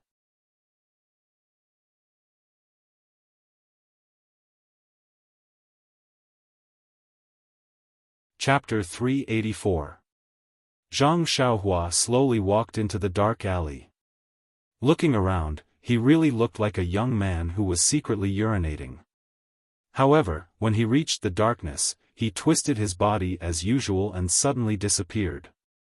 The quiet alley seemed as if no one had ever been there. After Zhang Xiaohua's figure appeared in another place, he didn't waste any time and leaped onto the roof. His feet didn't touch the ground as he chased after a certain place. Yes, it was indeed a roof that didn't touch the ground. Zhang Xiaohua's divine sense was indeed useful. However, there was also a drawback. It was like a person standing at a very high place overlooking Lu Town. Everything was in his eyes, but everything was clear and there was no distinction of importance. Just like just now, when Zhang Xiaohua heard Wu Nyang's narration, he released his divine sense to search. However, Lu Town was so big. Although Zhang Xiaohua's divine sense could barely cover it, if the black figure didn't leave hurriedly on the roof, he might not be able to track him down. At this time, after a delay, the black figure had gone far away. It seemed that he had escaped the range of Zhang Xiaohua's divine sense. Zhang Xiaohua didn't dare to be negligent. A 7-year-old girl was at the age of flower buds. If something happened to her, her life would be over. Zhang Xiaohua chased after the black figure with all his might. At the same time, he carefully recalled the records of the divine sense in the Carefree Heart Sutra. He wanted to find the technique of using the divine sense in order to overcome the shortcoming of using the divine sense crudely. Half a cup of tea's time passed. Zhang Xiaohua didn't find the answer he was looking for from the Carefree Heart Sutra. This Carefree Heart Sutra was just a basic cultivation method. It only talked about the methods of drawing qi into the body and refining qi. For other magical powers, it only explained the things to pay attention to, but there wasn't the slightest bit of technique to use. Presumably, there wasn't a unified standard for the use of the divine sense. Perhaps each family had their own secret method, so this sutra didn't have any records. While Zhang Xiaohua was pondering, a black shadow jumped out from another place in her divine sense. It was also holding a black object under its armpit and running in another direction. Zhang Xiaohua was startled, but she immediately understood. No wonder she couldn't find him after chasing him all the way. She thought she had made a mistake and didn't see that the black-clothed man's qigong was extremely brilliant. It turned out that this guy actually had some foresight. He first hid for a moment, then changed directions to avoid being tracked. Fortunately, this bastard's patience was not enough. If he had waited for her to chase him out of the city before he came out, she would have suffered unspeakable hardships and lost face in front of her father for nothing. Thinking of this, Zhang Xiaohua was a little angry. She didn't do anything in the air, but she immediately changed direction and floated towards that guy like a ghost. Maybe it was because Zhang Xiaohua was extremely afraid of death, or maybe it was because Zhang Xiaohua was extremely talented in qigong. In short, his levitation technique and escape technique would rapidly improve after a period of time. Under his deliberate use, in the night, his figure actually showed signs of blurring. It wouldn't be an exaggeration to say that he was as fast as the wind. Although the black-clothed man was very careful and tried his best to escape, Zhang Xiaohua also didn't have the intention of letting a long line to catch a big fish. So, in the next moment, she had already caught up to that guy's back. Thinking that Zhang Xiaohua was using levitation technique, the tip of her feet basically didn't stop on the roof to borrow strength. Therefore, although that black-clothed man pricked up his ears, he didn't hear any strange movements.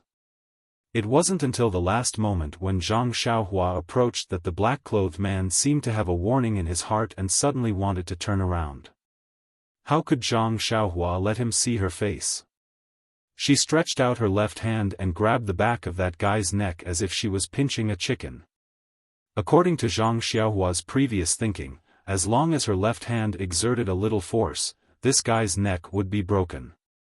But just as Zhang Xiaohua was about to exert more force, she didn't know why she suddenly thought of the little kitten lying under the carriage on the snow with its 4 legs twitching.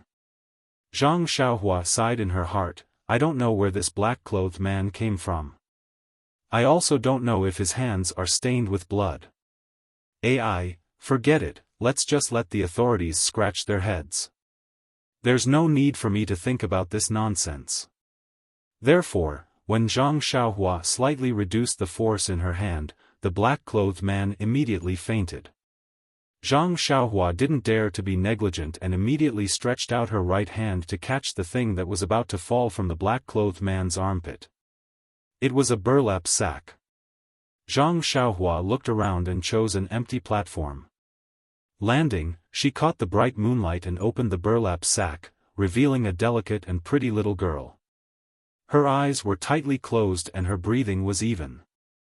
The black-clothed man must have fed her some medicine or sealed her acupoints. Zhang Xiaohua frowned slightly.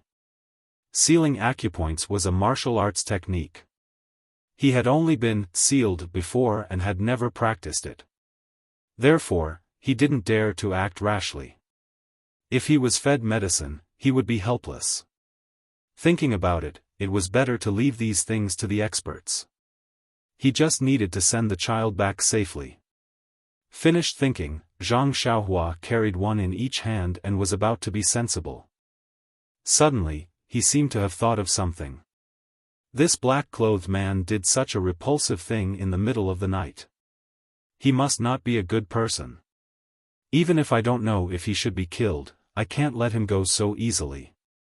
If I hand him over to the authorities, with the corruption of the authorities, they will definitely fine him and let him go. That would really be letting him off easy. Not knowing why, Zhang Xiaohua suddenly thought of the Misty School's disciple who had his dantian destroyed and his martial arts crippled. I don't have internal energy, but don't I have true qi? Even though I haven't trained my lower dantian, I know the location of my lower dantian. Either way, I'll use this bastard to practice. Hehe, it can be considered as making good use of trash. Zhang Xiaohua smiled and put down the gunny sack. He stretched out his index finger and pointed at the location of the black-clothed man's lower dantian. Just as his finger touched the skin, a stream of true qi entered his body and directly pierced his dantian. The black-clothed man's internal energy that he had painstakingly cultivated immediately dissipated in his body following the destruction of his dantian. Zhang Xiaohua was not in a hurry to withdraw his true qi. Instead, after the black-clothed man's dantian was destroyed, his true qi circled around his dantian for a while and then wandered through his meridians for a while before withdrawing it back into his body. Zhang Xiaohua sat under the moonlight and used his finger to scratch his chin. He thought to himself, the lower dantian is where the internal energy of martial arts is stored. It is like a warehouse. As long as the walls are pushed down, the internal energy inside will run out. Because the warehouse is destroyed, no matter how much one cultivates, they will not be able to accumulate internal energy. Therefore, their martial arts will be crippled. The meridians of the immortal path and martial arts are interlinked. It's just that the true qi is different. One is heaven and earth yuan qi, while the other is self-cultivated internal energy. Sai, the person who created the martial arts, was really a talented person. He could even think of such an unimaginable method. It's a pity that the immortal path is not only about drawing true qi into the body, but also tempering the meridians. Even my own middle dantian has long been tempered to the point where it is like an impenetrable fortress. How could it be so easily broken by someone using true qi? Moreover, because martial arts cannot temper the meridians, the talent of the martial arts practitioner is the most important. This talent is not only about comprehension, but more importantly, the width of the meridians in the body. If the same level of comprehension is used, the wider the meridians and the larger the dantian will definitely have a brighter future. This can't be compared to the cultivation methods of the immortal path, which can continuously temper and widen the meridians. There is unlimited room for improvement. In fact, Zhang Xiaohua still somewhat underestimated the martial arts. No matter what, the martial arts were also based on the immortal path. How could the creator of the martial arts not understand the principles within? It's just that the cultivation methods of the martial arts were also divided according to the creator. Moreover, because the martial arts had existed for tens of thousands of years, a profound internal strength cultivation method would also have various branches. Each branch would have a unique aspect. Therefore, in Zhang Xiaohua's era, high-level cultivation methods that could temper the meridians were actually rare. However, it was not like what Zhang Xiaohua thought, that the cultivation methods of the martial arts simply did not have the effect of tempering the meridians. After understanding the principle of breaking the dantian and abolishing the cultivation of internal strength, Zhang Xiaohua also laughed. The person who could think of such a vicious method was also a genius. If the dantian was broken by the internal strength, there would be no chance to repair it. It was really killing without spilling blood.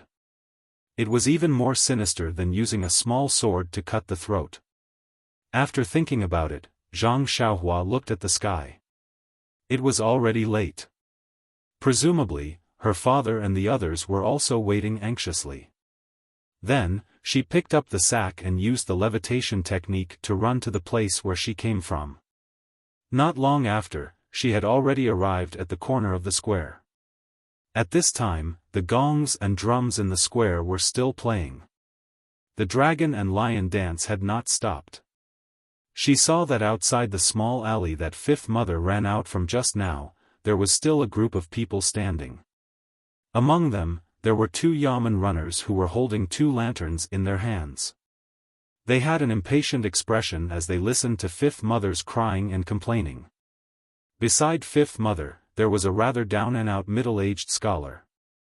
He squatted there, hugging his head and sighing from time to time. Sometimes, he even slapped his own mouth and muttered something. As for her father and the others, they were also standing at the side, watching from afar. They were still looking around, as if they were looking for her traces. Seeing this, Zhang Xiaohua exerted force with her left hand and threw the black-clothed man in front of them. Then, her right hand was not idle. Following the black-clothed man's position, she also gently threw the sack over. The two yamen runners were listening impatiently. Suddenly, their vision turned black. A black object fell in front of their eyes with a "pa" sound. Then, another black object followed and fell right on top of the previous object. When they looked carefully, there was an open sack on top, and a masked black-clothed man was below it. The expressions of the two yamen runners changed greatly. They immediately threw the lanterns to the side, shook their hands and pulled out the padao from their waists. They shouted loudly, "Who? Who?" It was fine if they did not shout. Once they shouted, it was obvious that they were timid. "Please collect, please tip, thank you."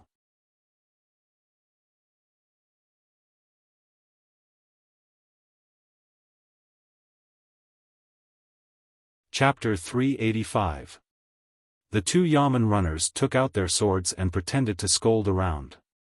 Where was the shadow of a person to be seen? However, Fifth Mother did not care about their show. She just stared at the black-clothed man on the ground. Then, she turned her gaze to the open gunny sack. Her eyes were filled with surprise. She ran over quickly and opened the gunny sack with a few hands, revealing the little girl who was unconscious with her eyes closed. The woman shouted loudly, "Father of the child, come quickly.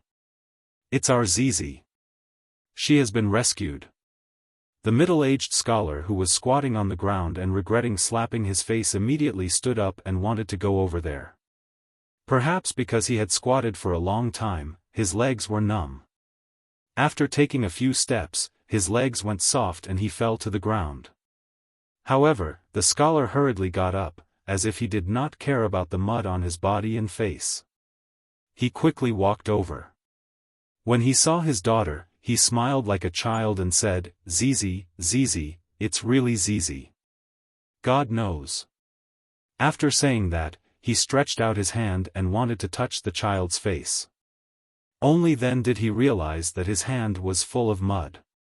He quickly wiped his hand on his clothes and then carefully stretched out his hand again. He was afraid that his hand would dirty the child's face, but he also wanted to personally verify the existence of the child with his hand. He could only gently touch the child's little face and brush the hair on her face before he retracted his hand with relief. Wunyang carried Zizi back from the gunny sack. The scholar saw the black-clothed man on the ground. Instantly, a fierce light appeared in his eyes. He raised his foot and stomped on the black-clothed man's body. He kept cursing as he stomped on the black-clothed man. When Zhang Kai and the others were watching, Zhang Xiaohua quietly walked over from behind. When they saw him coming over, everyone's faces showed a smile. Even Yubiha's husband looked at him with stars in his eyes. It seemed that he had not recovered from the fact that there was really such a powerful person around him. Lu Kai smiled and said, "Xiaohua, you took quite a long time to urinate." Zhang Xiaohua shrugged and said, "Oh, I can't help it. Uncle Li is really enthusiastic. He let me drink so much wine. Young people digest well. As long as I go more often, please don't blame me." Zhang Kai laughed and scolded, "When did you learn to be so glib?" Zhang Xiaohua said, "Father, you've wronged the boy. The boy is very honest."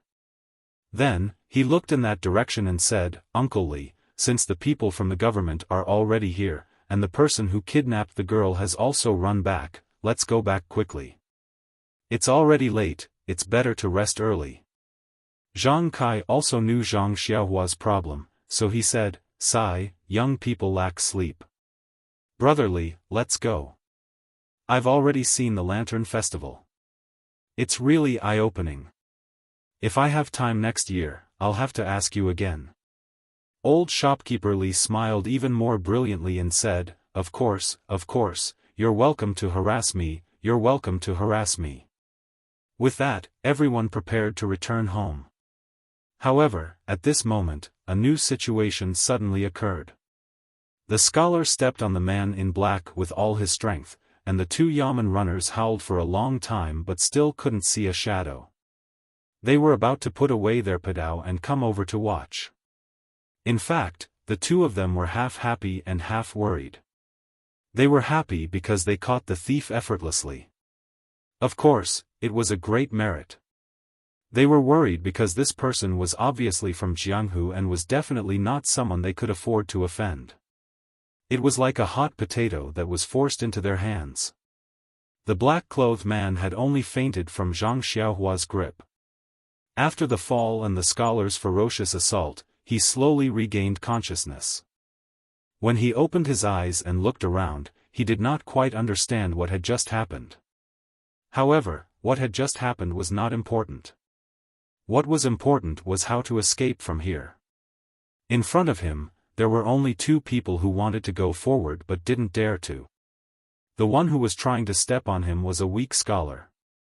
The little girl was still unconscious, and there were only a group of men and women in plain clothes surrounding him. These people were just like ants in his eyes. Why would he care about them? The man in black understood his situation. He grabbed the scholar's foot and was about to throw him away with his strength. At this time, he found that he couldn't mobilize his genuine qi. Then, he checked his genuine qi and his face immediately turned pale. His inner strength was abolished. What should he do? Thinking of this, the man in black used all his strength to pull the scholar down. Then, he turned around and forcibly took the little girl from Wunyang's hands. He held her with his left hand, and then took out a dagger from his arms with his right hand and put it on the child's neck. He screamed, get out of the way, or I'll kill this child." When the two yamen runners saw that the man in black had woken up, they were scared witless and immediately ran away. The surrounding people were also stunned and didn't know what to do. Wunyang rushed over from the side and begged while crying, "Hero, please kidnap me. Please put down the child, okay?" The man in black kicked Wunyang aside and scolded, "What's the use of keeping you? You're already an old noob. Zhang Xiaohua, who was about to leave in the distance, saw this and immediately put her hand into her arms. At this time, the scholar, who had just been pulled down by the man in black, took advantage of the moment when the man in black turned his attention to Wunyang and pounced on him desperately. One of his hands first grabbed the sharp blade of the dagger on the child's neck, and the other hand grabbed the man in black's wrist. Then, he stretched out his head and bit the man's hand that was holding the dagger. The man in black screamed in pain and raised his leg to kick the scholar's waist. However, even if the scholar was in pain, he still didn't let go. Blood immediately flowed from his hand that was holding the dagger and dripped on the child's fair neck. The man in black kept kicking, but the scholar seemed to be determined. He gritted his teeth and didn't let go. Immediately, blood also flowed from the man in black's hand. The man in black was even more nervous. He held the girl with one hand and used his other hand to snatch the dagger back. His other leg also kept kicking the scholar. Seeing that the scholar was bleeding from the corner of his mouth, the people who were watching by the side couldn't stand it anymore. Someone shouted, "Old and young men, this is our Lu town's villagers. We must not let this bad guy hurt our child. Charge, trample him to death, let's see how arrogant he can be." As he shouted, a short and fat man led the crowd out and ran towards the man in black. Since there was a big brother leading the way, the others also rushed up like the wind. When the man in black saw this, his eyes revealed a look of horror. He didn't expect that the man in black, who usually looked like a yes-man and timid, would have a hot-blooded side. He quickly let go of his right hand and threw the girl aside. At this time, the scholar was also exhausted and could no longer hold on to the man's wrist. His hand loosened and the man in black broke free. The man in black no longer cared about anything else and hurriedly tried to find a way to escape. Unfortunately, he was already surrounded in the span of a few breaths. Seeing this scene, Zhang Xiaohua didn't take out her small sword. She knew that the man in black's internal strength had been destroyed and was about the same as an ordinary person. With so many villagers around, he might not be able to escape. When the man in black saw that the crowd had surrounded him, he waved the dagger in his hand up and down and said fiercely, "Whoever dares to come up, I'll take his life." After saying that, he walked in a direction. The people in front of him immediately hid outside in fear. It was okay to make a scene, but they couldn't hurt their own lives. When the man in black saw this, he was overjoyed. Just as he was about to rush out, he heard a person in front of him shout, "We can't let him escape. If he comes back to snatch girls in the future, what should we do? Come on, burn this evil man to death." After saying that, a lantern flew out of thin air and smashed onto the man in black. With a tang sound, the lantern was ignited and the man in black's clothes were immediately set ablaze. When the crowd saw this, their eyes lit up and the lanterns in their hands were thrown at the man. In an instant, countless lanterns gathered together and burned. The man in black immediately became a burning fireball. No matter how he swatted at the lanterns or even rolled on the ground, he couldn't extinguish the fire on his body. The man in black was burned until he screamed in pain. Even so, the burning lanterns were still thrown at him. At this time, Zhang Xiaohua completely took out her hand from her chest. She muttered, "The ancient said, the most brilliant martial arts, in the vast sea of people's war, are also helpless. There is no need to deceive." Amidst the flames, the man in black gradually stopped howling, and his rolling body also stopped. Zhang Xiaohua looked at him and sighed, saying, "Let's go, Uncle Li. It's really late. If we don't leave now, I'm going to fall asleep here." The people by the side were also dumbstruck. They really didn't expect that the man in black would end up like this. He was burned alive. Even if they knew that the man in black was doing bad things, but seeing such a miserable state, they still couldn't bear to see it. Hearing Zhang Xiaohua's urging, they also suppressed the emotions in their eyes and walked out along the edge of the square. And the eyes of the commoners who were watching the man in black's burning body actually sparkled with excitement. On the way, Zhang Xiaohua and the others didn't speak. They only walked silently under Li Jinfeng's lead. Walking in the middle of the crowd, the two women's faces were also a little pale. Their eyes flickered, as if the scene just now had left a deep impression on them. When they returned to the Li family, no one had the slightest desire to sleep. Old shopkeeper Li set up a table in the hall and asked people to brew hot tea. Everyone drank a cup, only then did they warm up. They looked at each other with lingering fear. Li Jinfeng said, "It's really too shocking. I really didn't expect that it would end up like this." Everyone nodded. Only Zhang Xiaohua asked, "Brother Li, what did you think would end up like this?" Li Jinfeng was a little speechless, saying, "At first, I thought that the man in black would be taken away by the yamen runners. But, I didn't expect that when the man in black took out his dagger, the one who ran first was the one who shouldn't have run the least."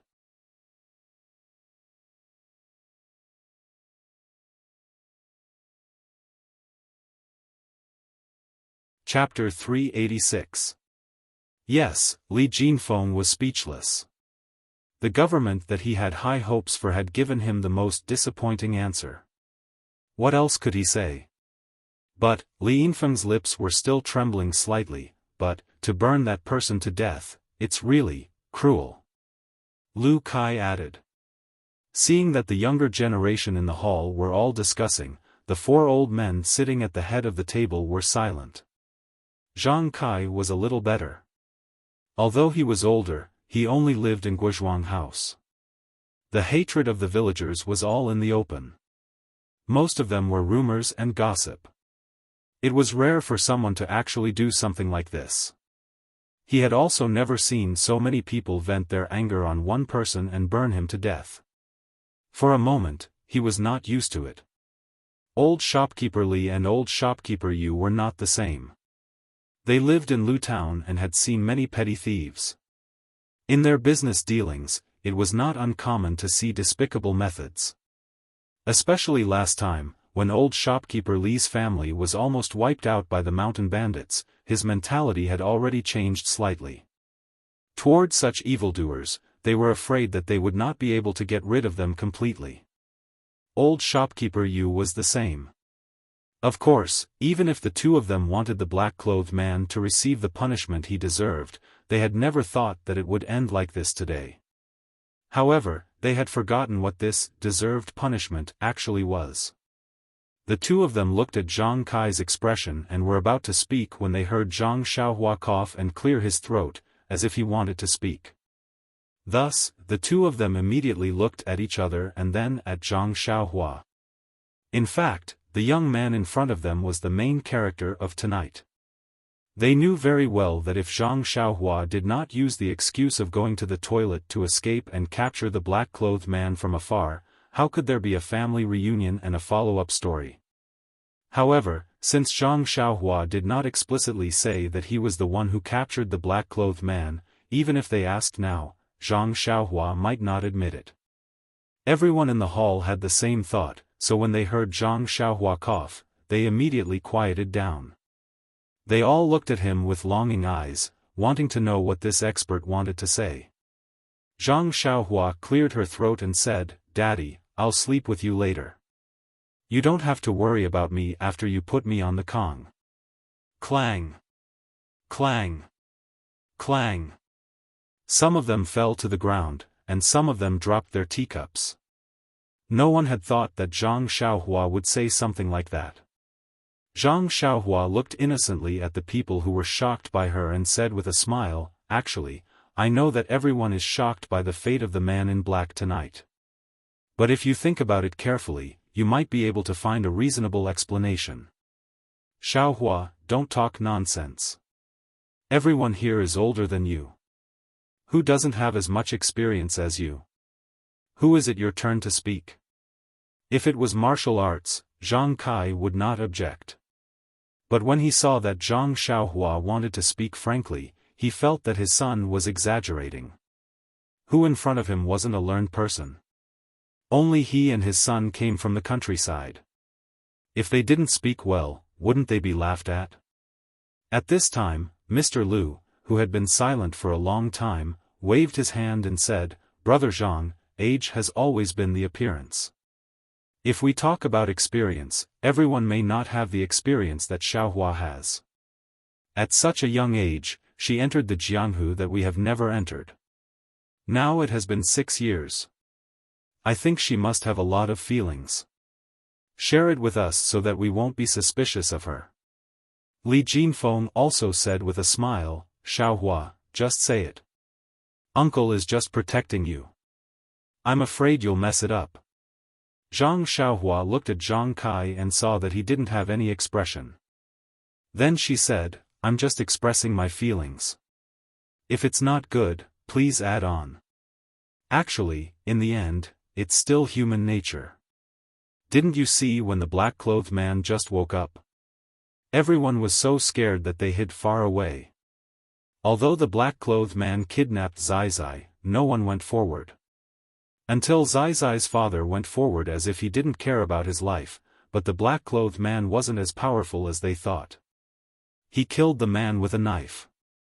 Then, when the black-clothed man left Zai Zai and wanted to rush out with a knife, everyone was afraid of implicating themselves, so they all moved aside. If you want to talk about power, it's still the leader. If he didn't stand up at that time, the black-clothed man would probably have run away. Would you have let him run away?" Yubiha asked softly. "Who knows? Anyway, it didn't happen. It's hard to say."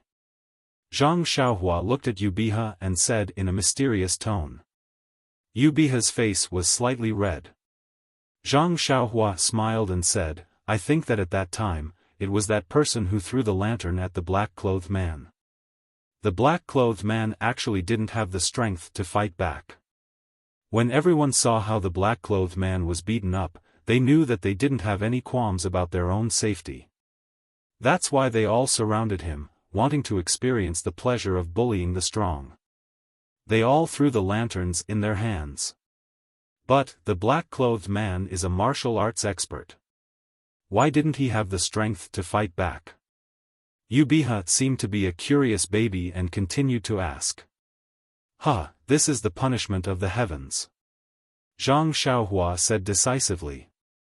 Mr. Lu said thoughtfully, "If that's the case, Little Blossom, what you're saying is that everyone isn't acting bravely for a just cause and stepping forward bravely. Instead, they're using the attitude of a strong person to wreak havoc on the mentality of the weak?" Zhang Xiaohua nodded and said, "That's right. Mr. Lu, it's because you can get the pleasure from bullying the powerless strong that you didn't have before. Or maybe it's because you were bullied by the strong in the past. Today, you treated the black-clothed man as an illusion and did such a shocking action. Of course, it's also because of Zai Zai's experience that made people angry. That's why." As she said that, Zhang Xiaohua's voice became softer and softer. Then she sat there and didn't say anything else.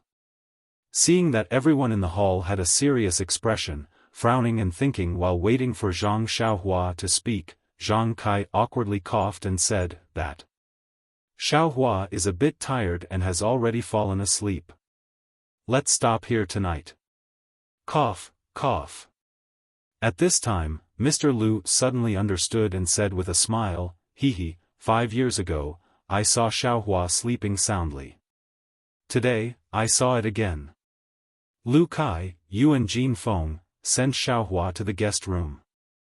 The others who didn't know what was going on all sighed in their hearts, strange people, no wonder they reserved a place to sleep before talking. Sure enough. However, Mr. Lu's arrangement was a waste. Zhang Xiaohua's body was very light.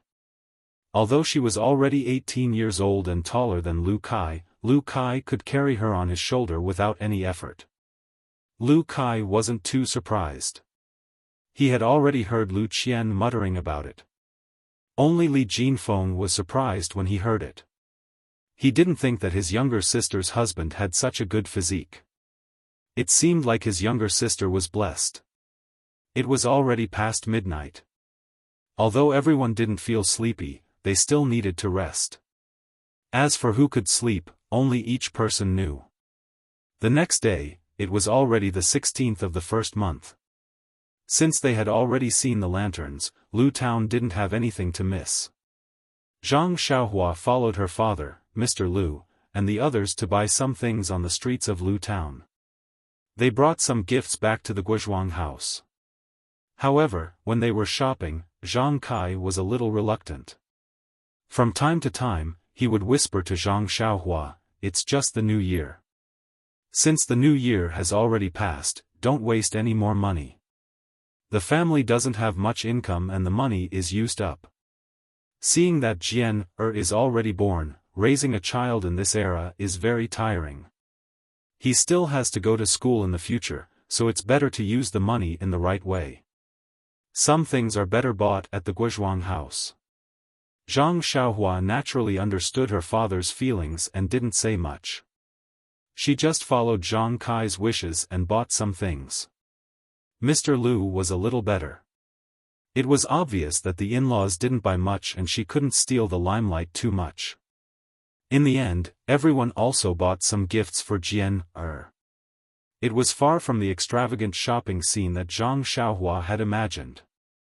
When they returned to the Guizhuang house, everything in the house was the same as before. However, Zhang Xiaohua couldn't follow them as usual. There were still 2 little girls in Pingyang City who needed her to send them back to Carefree City. Moreover, her second brother, Zhang Xiaohu, whose whereabouts were unknown. If she couldn't find out where her second brother was, her cultivation would be in vain. After lunch, Zhang Xiaohua first stayed in front of her grandmother's grave for a while. Then, she went to the bamboo forest behind her small courtyard. She roughly looked around and then returned to the central room. At this time, Mr. Lu had already returned to his own house to rest. Only Zhang Kai was dozing off in the central room. Zhang Xiaohua smiled and didn't disturb him. She went out and called her eldest brother, Zhang Kai, over. Then, she woke Zhang Kai up. Zhang Kai asked sleepily, "Is there anything?" "Xiaolong." Zhang Xiaolong spread out his hands and said, "Father, Xiaohua asked me to come."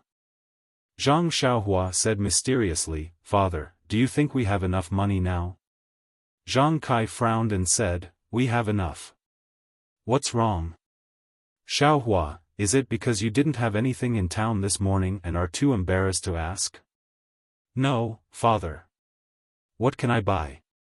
It's just that when you bought something in the morning, I felt a little distressed." Zhang Xiaolong next to her said with some shame, "Xiaohua, it's all your eldest brother's fault. I don't know how to make a living. I can only dig for food in the soil. These few years, we relied on the banknotes you brought back to renovate the small courtyard and build another one next to it. Father must be worried that the banknotes aren't enough. That's why you can't bear to part with them. Moreover, the banknotes are still left for." He seemed to be unable to say the rest of his words. Zhang Xiaohua listened and said with a smile, "Look at what you're saying, eldest brother. I brought the banknotes back for the family to spend. When I find second brother, naturally, there will be a share for him." Then, she stretched out her hand and hooked her index finger and said, "Father, eldest brother, come. I'll show you something good." After that, she walked out of the central room. Zhang Kai and Zhang Xiaolong were confused. It wasn't that they didn't think that Zhang Xiaohua was looking for those banknotes, but these banknotes should be looked at in the room. Why did she run out to show off? Moreover, Zhang Xiaohua actually picked up a hoe from the wall. And, she also let Zhang Kai and Zhang Xiaolong each take one. What is she trying to do?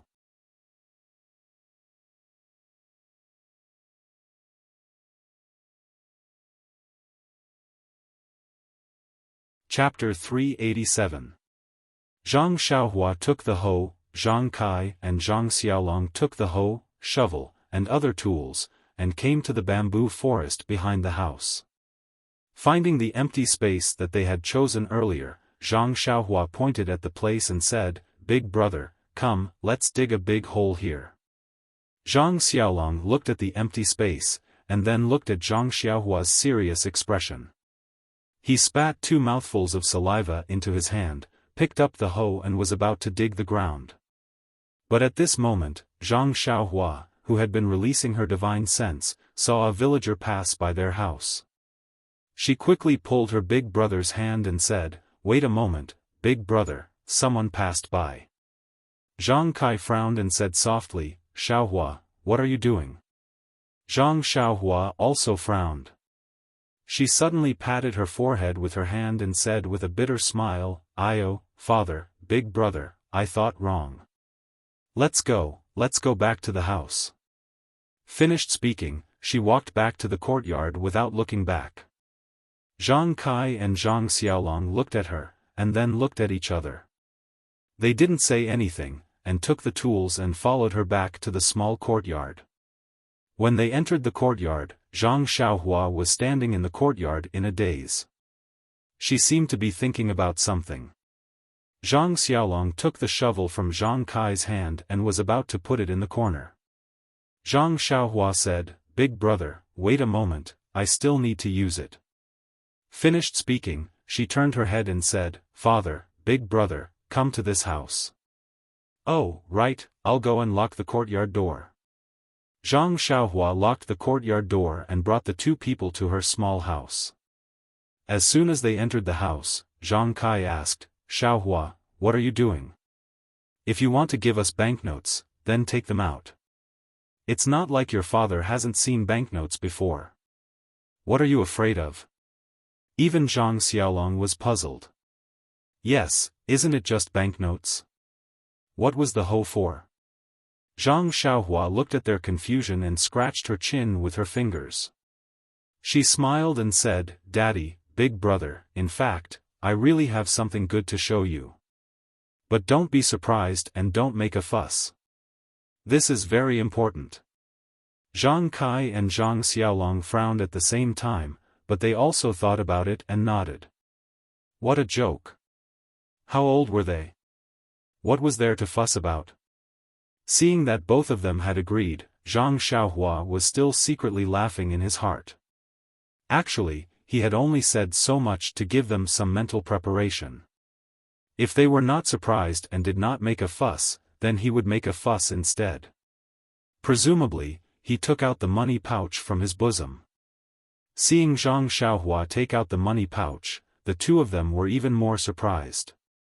After so many years, why hadn't Xiaohua changed this old money pouch? Even if he took out a stack of banknotes, they wouldn't make such a fuss. However, what happened next left them dumbfounded. They saw that in the spacious hut, a huge wooden box suddenly appeared inexplicably. "Hey!" the 2 of them shouted at the same time. "You, Xiaohua, what's going on?" Looking at the surprise of her father and big brother, Zhang Xiaohua was very satisfied with this effect. She smiled and said, "Daddy, big brother, this is my savings. Oh, yes, it's also my spoils of war. I got it from the bandits when I went to Shitsui Mountain to save sister-in-law Lu last time." The 2 of them suddenly realized and said, "I see. But, where did you put it?" Zhang Xiaohua shook the money pouch in her left hand and said, "I put it here. However, this thing is very mysterious. Only I can see it. No one else can see it." Zhang Kai just looked at the very ordinary money pouch. He seemed to be considering the authenticity of Zhang Xiaohua's words. Zhang Xiaolong reached out to take the money pouch. Zhang Xiaohua naturally handed it over. Sure enough, no matter how Zhang Xiaolong looked, there were only 2 small stones, some scattered silver, a few banknotes. There was no big box. It was impossible to have such a big box. Throwing the money pouch to Zhang Xiaohua, Zhang Xiaolong looked at Zhang Kai. Zhang Kai didn't know what to say at this time. Zhang Xiaohua said, "Daddy, big brother, don't you want to see what's inside?" Zhang Xiaolong smiled and said, "Of course, we want to." Open it quickly. Walking to the front of the box, Zhang Xiaohua was about to open it. Zhang Kai shouted, "Xiaolong, close the door first." Zhang Xiaohua had been releasing her divine sense. Of course, she knew that no one would see it. Zhang Xiaolong walked to the door and looked at the quiet courtyard. He carefully closed the door and locked it carefully. Only then did he return to Zhang Xiaohua's side. Zhang Xiaohua smiled and said, "Big brother, why don't you open it yourself? But remember, don't scream." Seeing Zhang Xiaohua being so mysterious, Zhang Xiaolong was already prepared in his heart. So, he also smiled and went forward, opening the lid of the box casually. However, even if he and Zhang Kai were already prepared in their hearts, when they saw the box full of gold, they were still petrified. After a cup of tea's time, the two of them recovered. Their first reaction was Zhang Xiaolong immediately closed the lid of the box tightly. Looking around, it was as if there was someone spying on them. Zhang Kai also asked quietly, "Xiaohua, this thing, who else knows about it?" Zhang Xiaohua smiled and said, "Daddy, big brother, there was one person just now there are 3 people." Good. Zhang Kai nodded and slowly paced back and forth. Not to mention that Zhang Kai was just a farmer in the countryside, even a noble person like Mr. Liu would drool at the sight of this box of gold and silver. He naturally had to consider it carefully. After pacing back and forth a few times, Zhang Kai waved his hand and a word jumped out, "Dig." Good, clean and efficient. Nonsense, why would I not want the things my son brought back? In the future, I won't have to be so stingy. After receiving his father's order, Zhang Xiaolong spat 5 or 6 mouthfuls of saliva on his hand in one breath. He gathered his strength and started digging in the open space of the hut. Seeing this, Zhang Xiaohua happily took the hoe and dug with her big brother. However, she hadn't worked with her big brother for a long time. Zhang Xiaohua seemed to have returned to her childhood in the fields. However, looking at Zhang Xiaohua digging far away from him, Zhang Xiaolong was puzzled and asked, "Xiaohua, why are you so far away from me? I won't touch you." Zhang Xiaohua smiled and said, "Let's dig a bigger hole. There are still a few boxes." Zhang Xiaolong staggered and almost threw away the hoe in his hand. "What are you talking about? A box is enough to scare people to death. You actually have a few boxes?" To say that, father and son go to war, brothers dig holes, was really not a joke.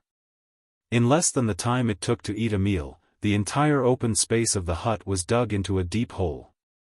Zhang Kai was right. Zhang Xiaohua should stay in the village to farm. The holes in the hut were basically the fruits of his labor. Zhang Xiaolong was so tired that he was panting after digging more than half of it. Only Zhang Xiaohua was working hard for her family.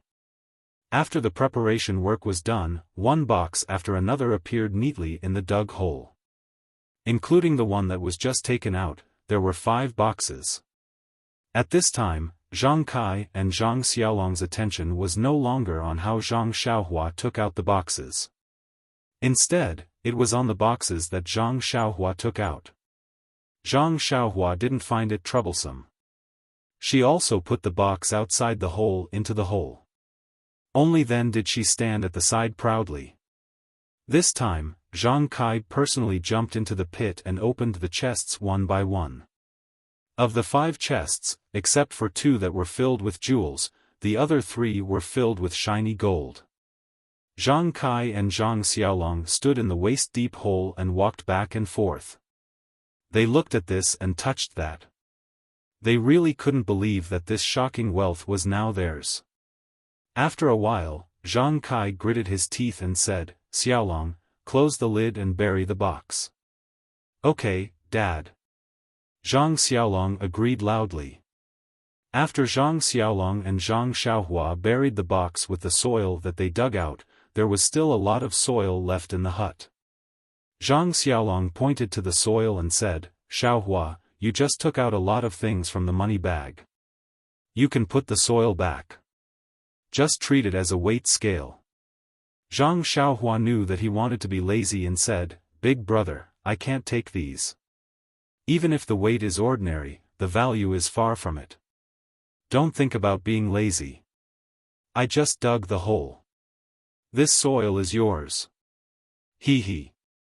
Zhang Xiaolong didn't realize that he was exposed. He opened the door and poked his head out to take a look. He took the things back and scattered the soil in the yard with Zhang Xiaohua. Zhang Xiaohua smiled and said, "Big brother, there is no one outside the yard. Don't worry. No one knows about today's matter." "Oh, that's good. That's good." Zhang Xiaolong laughed foolishly. It was just like how Zhang Xiaohua felt when she saw a box full of gold. The three of them sat down in the central room. Zhang Xiaohua poured tea. Zhang Kai and Zhang Xiaolong's eyes were a bit unfocused. They drank the tea in their cups mechanically.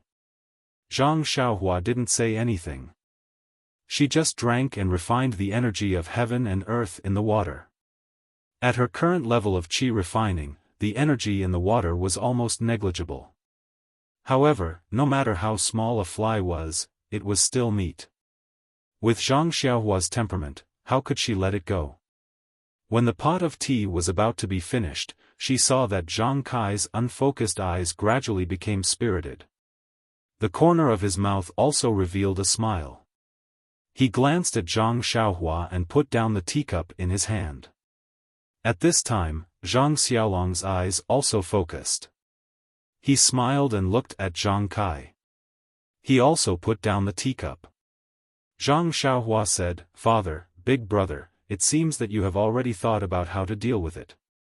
This matter is very troublesome. I don't know how to deal with it. Anyway, the money is spent by you. I don't need it. You can do as you see fit." Zhang Kai smiled and said, "Xiaohua, you are lazy. However, it doesn't matter. There is father, mother, and your big brother and sister-in-law at home. You don't need to worry. You just need to bring those things home." Ha ha ha. Zhang Xiaolong also smiled. He looked lovingly at his little brother who was almost as tall as him. Zhang Xiaohua was stunned and said, "Then, father, how are you going to use the gold?" "I have thought for a long time, but I still can't think of a way to not attract attention. This is really too easy to deal with." Zhang Kai smiled and said, "I remember that Mr. Liu often said that doing something beyond one's ability is playing with fire."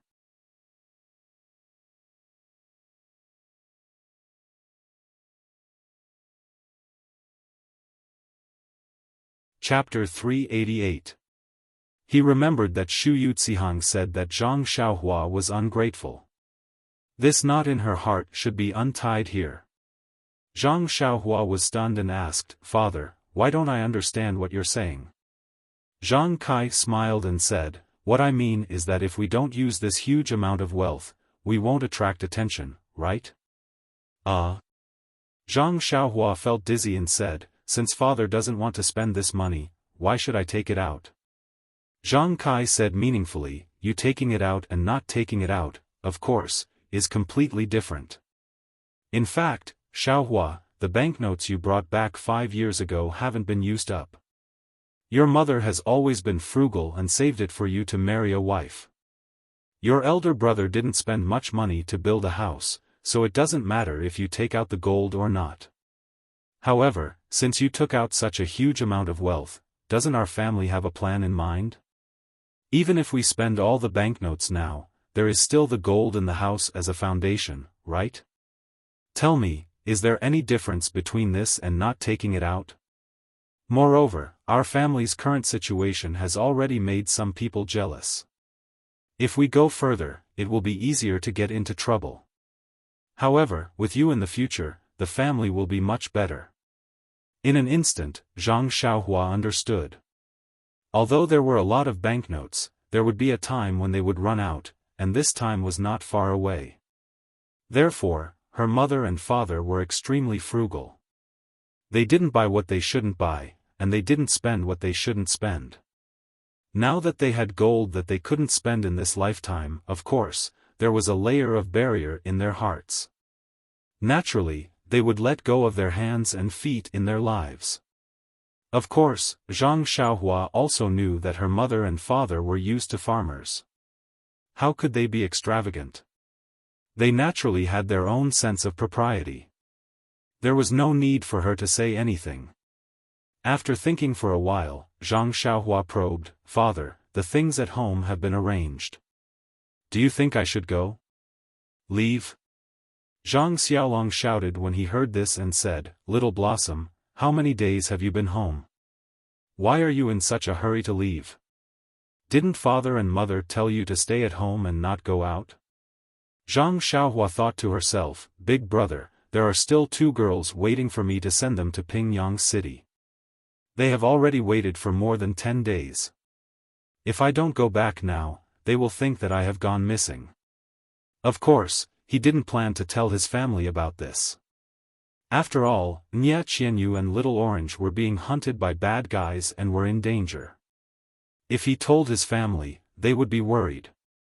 Thus, Zhang Xiaohua smiled and said, "Big brother, second brother hasn't been found yet, right?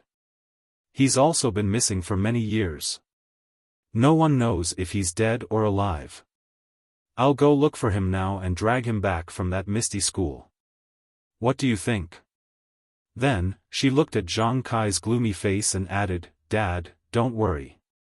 I'm just going to look for second brother. I won't get involved in the misty school." Hearing this, Zhang Kai's face darkened even more. Zhang Xiaohua thought to herself, "This is bad." Sure enough, Zhang Kai stood up with a whoosh and shouted at Zhang Xiaohua, "Come here." After that, he walked out without looking back and went straight to her grandmother's grave outside the courtyard. He shouted, "Kneel down." Dad, Zhang Xiaohua was very surprised. "Kneel down." Zhang Kai shouted again without hesitation. Although Zhang Xiaohua didn't understand what her father meant, she still knelt down in grievance. Seeing Zhang Xiaohua's aggrieved look, Zhang Kai's heart ached. However, he still hardened his heart and said, "Xiaohua, I want to ask you a few questions." "Dad, please ask." Zhang Xiaohua said softly while kneeling. "When we met your sister-in-law in Lu Town, who saved us? Hero 1 and Heroine Shui. Then when you and Big Brother went to marry your sister-in-law, who saved you on the way? It was Hero Lu. Where did you learn your martial arts?" This? Zhang Xiaohua was a little hesitant. His Carefree Heart Sutra was accidentally obtained from the Misty School's library. Then, he slowly figured it out. If it was not taught by the Misty School, then this sutra was indeed obtained from the Misty School. Moreover, his Big Dipper Magical Fist and the most basic Arhat Fist were also taught by He Tianshu. If his martial arts had nothing to do with the Misty School, then he would be going against his conscience. Therefore, Zhang Xiaohua said helplessly, "I learned it from the Misty School's library." "When you first arrived in Pingyang City and went to that manor, was it the Misty School's property? Did they give you a job?" It was undeniable that Huanxi Manor was the property of the Misty School. In other words, it was the Misty School that indirectly gave Zhang Xiaohua his first job. Zhang Xiaohua nodded helplessly. "Did your second brother join the Misty School and gain the favor of the sect master to become her direct disciple?" This was exchanged with my life." Zhang Xiaohua explained anxiously. However, Zhang Kai did not listen. He only asked, "You're just saying yes or no?" "Yes." "Alright, then ask yourself in front of your grandmother. Can you cut ties with the Misty School? Regardless of whether the Misty School admits it or not, shouldn't you be the first to admit that it was the Misty School that helped you? Now that the Misty School is in trouble and I heard that it was destroyed, don't you have any thoughts about it? You even dare to say, if it wasn't for second brother Sun, what does the Misty School have to do with me? Ask your grandmother in the netherworld and see how she will answer you." These words struck Zhang Xiaohua's head like a bolt of lightning. With a swoosh, Zhang Xiaohua broke out in a cold sweat. Even the bean-sized beads of sweat dripped from the top of his head. Yes, even if I'm not a disciple of the Misty School, the Misty School may not acknowledge me as a disciple. However, can I cut ties with the Misty School? Seeing his son like this, Zhang Kai's expression softened. He said, Xiaohua, be grateful. Remember, you must be grateful. Our family is poor and you left early. These 5 years, Father knows that your life has been difficult and dangerous. Father didn't fulfill his responsibility as a father and didn't teach you properly. This isn't your fault, it's all Father's fault. Our family has received a lot of kindness from the Misty School. They say that a drop of water should be repaid with a gushing spring. You must remember, we must repay the Misty School's kindness. Zhang Xiaohua cried in shame. He said, I know, Father. I will definitely repay the Misty School's kindness. Father, when I first came back from the deserted island and heard about the Misty School, I wanted to avenge gang leader O and the others. However, I don't know why, but along the way, I feel more and more bored. I just want to cultivate quietly and don't want to be entangled by these mundane matters. Now that I think about it, I don't even know what I said just now. Maybe I just said it casually. Yes, since you said it casually, then you must have such thoughts in your heart. I don't know about your cultivation of martial arts, but, Sai, let me talk about what happened yesterday. Since you caught that black-clothed man yesterday, you should have caught him thoroughly. Don't give him any chance to resist. Look at what you did yesterday, you almost made a mistake. I guess that Zizi's father was also seriously injured. Moreover, you even caused the black-clothed man to be burned to death. Father, I know I was wrong. I only wanted to catch him and hand him over to the authorities. Sai, and last night, you talked about human nature in the Li family.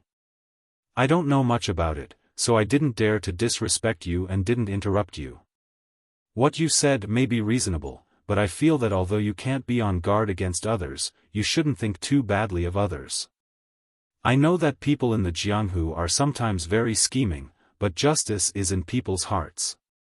Even if there's no heart, there's still God watching. Moreover, now that you have the ability, I don't want you to become a hero and be loved by others.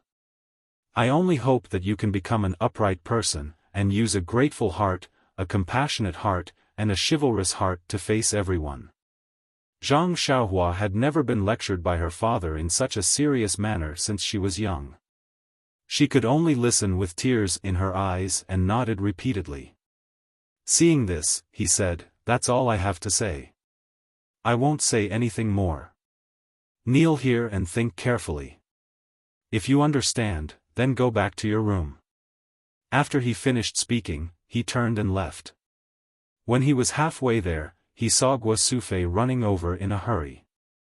Wasn't the person behind her Zhang Xiaolong who ran out just now? Seeing Zhang Kai angry and Zhang Xiaohua crying, Guo Sufei also shed tears. She glared fiercely at Zhang Kai, then ran over to Zhang Xiaohua and said, Xiaohua, don't mind your father. He's going senile. Zhang Xiaohua wiped away her tears and said, No, mother, father is right. I was wrong. Please let me accompany grandmother and think about it carefully. Guo Sufei said, Xiaohua, be good. It's so cold outside. If you want to think about it, you should go inside and think about it. Pfft, Zhang Xiaohua laughed and said, Mother, I'm already 18. You should call Jian good. 18? Guo Sufei said, You're already 18 and you're still crying? Zhang Xiaohua wiped her tears again in embarrassment and said, Don't cry, mother. Father hasn't scolded me for a long time. I'm just touched. Really, it's not cold outside. Please go back to your room. If you're here, I won't be able to think. Won't it be even more of a waste of time? Seeing that Zhang Xiaohua refused to leave, Guo Sufei could only remind her, think about it carefully. Hurry up and think. I'll go and cook for you. When it's ready, I'll call you. After saying that, she was still worried. She turned around and hurried away. When her mother was far away, Zhang Xiaohua finally calmed down and carefully sorted out her thoughts. In fact, Zhang Xiaohua had always had a very good impression of the Misty School, sect leader Wen Wenhai, Lu Mingyue, Xue Qing, He Tianshu, and the others. She was even more grateful to Peng. However, when she found out about the secret of the Immortal Tao and discovered that her Carefree Heart Sutra was an item of the Immortal Tao, she knew that the Misty School was an Immortal Tao sect. When she thought about how Peng had mysteriously asked her to copy the manual of her Big Dipper mystical fist, she was puzzled.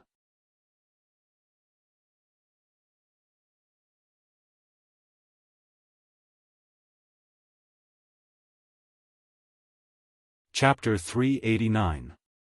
Of course, sect leader wanted to exchange it for 3,000 taels of gold, so he didn't treat him badly. This little bit of doubt was nothing, but later on, he saw the sinister intentions of the Righteous Alliance on the ship, and saw many robberies and killings on the road. In particular, Zhang Xiaohua entered the realm of oneness of heaven and man twice in a short period of time, and was very lucky to be close to the way of heaven twice. What was the way of heaven? No one could say for sure. But heaven and earth are heartless, treating all things as straw dogs. The way of heaven was the most ruthless. Zhang Xiaohua peeked at the way of heaven at such a close distance. Of course, it was inevitable that she was tainted with some of the way of heaven's consciousness. This was an extremely rare opportunity on his path of cultivation, but it had an extremely bad influence on the growth of his temperament. Therefore, when he encountered the attack on Nie Qianyu, he almost didn't want to come out. He wanted to quickly send her and Little Orange to the escort agency and let the escort them back to Carefree City, but deliberately threw the possibility of the bad guys chasing after them to the back of his mind. It was also because of this that he infinitely magnified his doubts about Peng. He only wanted to withdraw himself from the whirlpool of the secular world, but deliberately forgot that the Misty School's disciples were good to him. It was also because of this that he hit the nail on the head, pointing out the small, hidden in the hearts of ordinary people, and the evil, in human nature, but deliberately throwing aside the truth, kindness, and beauty, in human nature. Although Zhang Kai was not knowledgeable, he could truly see the positive side of life, and see the inadequacies of his beloved son.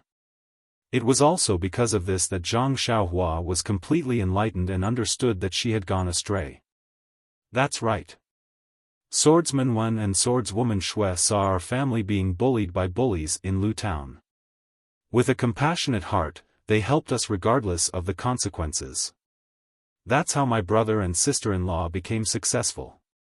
Apart from Guozhuang, Master Lu also saved us with his chivalrous heart when he saw the bandits of Shitsui Mountain bullying my brother and me. He killed the 3 wolves of Shitsui Mountain with his own hands and did good to the area. The righteous path in the human world is full of vicissitudes. The righteous path is the most difficult, but it is extremely easy to commit evil. But if there is no righteous path, then how can there be fairness and justice in this world? However, this isn't the Righteous Alliance's righteous alliance. Look at those heroes from the Misty School, and look at the Righteous Alliance. They're really the classic example of selling dog meat under false pretenses. Since I have the means of the Immortal Tao, I should rely on my chivalrous heart to do things with a clear conscience. My previous evasion was lacking. But why did I suddenly have such thoughts? What could he do? What can we do? Thinking about what I did in the village a few days ago, I feel a little funny. When Zhang Xiaohua understood, he suddenly felt that his mind was lively and clear, and there was no longer the heavy sense of evasion like a few days ago. This kind of improvement of the mind had nothing to do with cultivation, and even more so, it had nothing to do with the Tao heart. Even if he had seen the evolution of the heavenly Tao for hundreds of millions of years, it was still completely useless. This was the cultivation of the heart of a person of the immortal Tao, and there was no shortcut at all. He respectfully kowtowed to his grandmother a few times and said, "Grandmother, please watch from the heavens. I will definitely be a righteous person. I will not do nothing for the sake of kindness, and do nothing for the sake of evil." After kowtowing, he patted the soil on his knees and stood up. Guo Sufei, who had been waiting by the side for a long time, immediately ran over and asked, "Xiaohua, are you tired? Are you cold?" Zhang Xiaohua smiled and said, "Mother, with my current physique, I am not afraid of any cold or heat, it's okay." Guo Sufei saw the gentle smile on her son's face, and was naturally happy and said, "Good, good, it's good that you are not afraid of the cold. You have been kneeling for the whole afternoon, quick, mother made you red braised pork, let's go eat." "Okay." Zhang Xiaohua agreed without hesitation. Guo Sufei was also very happy. Zhang Kai, who was pacing in the courtyard, saw Zhang Xiaohua come back with a calm expression, and his heart returned to his stomach. After dinner, the family did not stay in the small courtyard, and gathered at Zhang Xiaolong's place.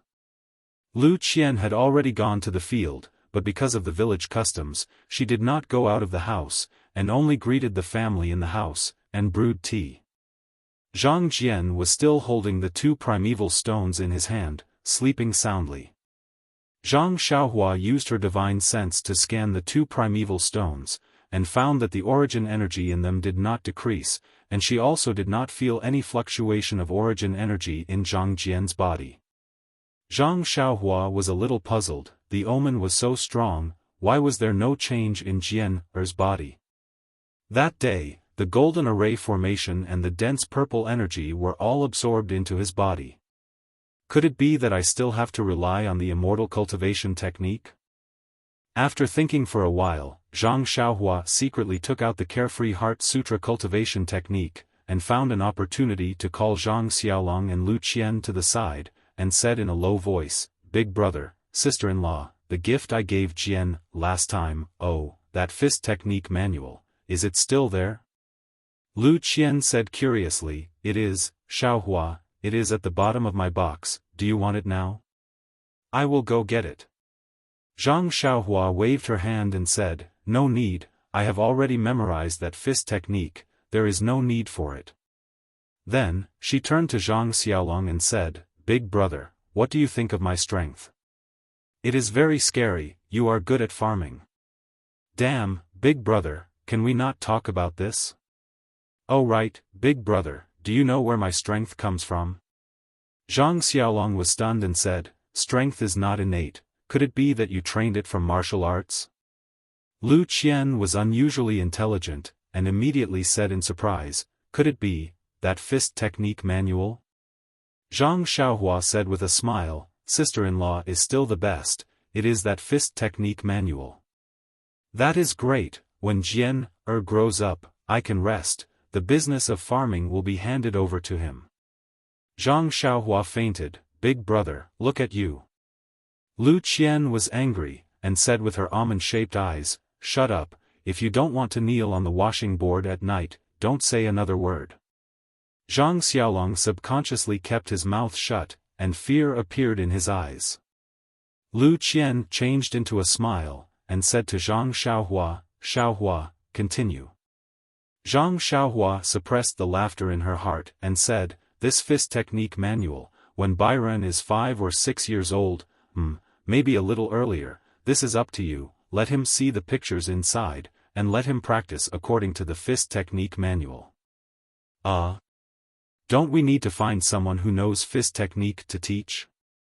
Zhang Xiaohua shook her head seriously and said, "Sister-in-law, remember, you must remember, do not let others teach Byron fist technique, and also do not let others see this fist technique manual. You can only let Byron explore by himself." Lu Qian saw this, and with a serious face, she nodded repeatedly.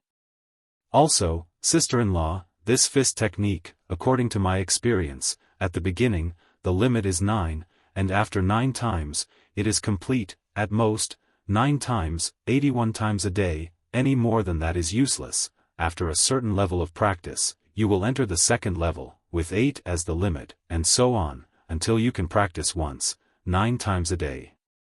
Lu Qian was stunned, and asked doubtfully, then, what does it mean to practice to a certain level?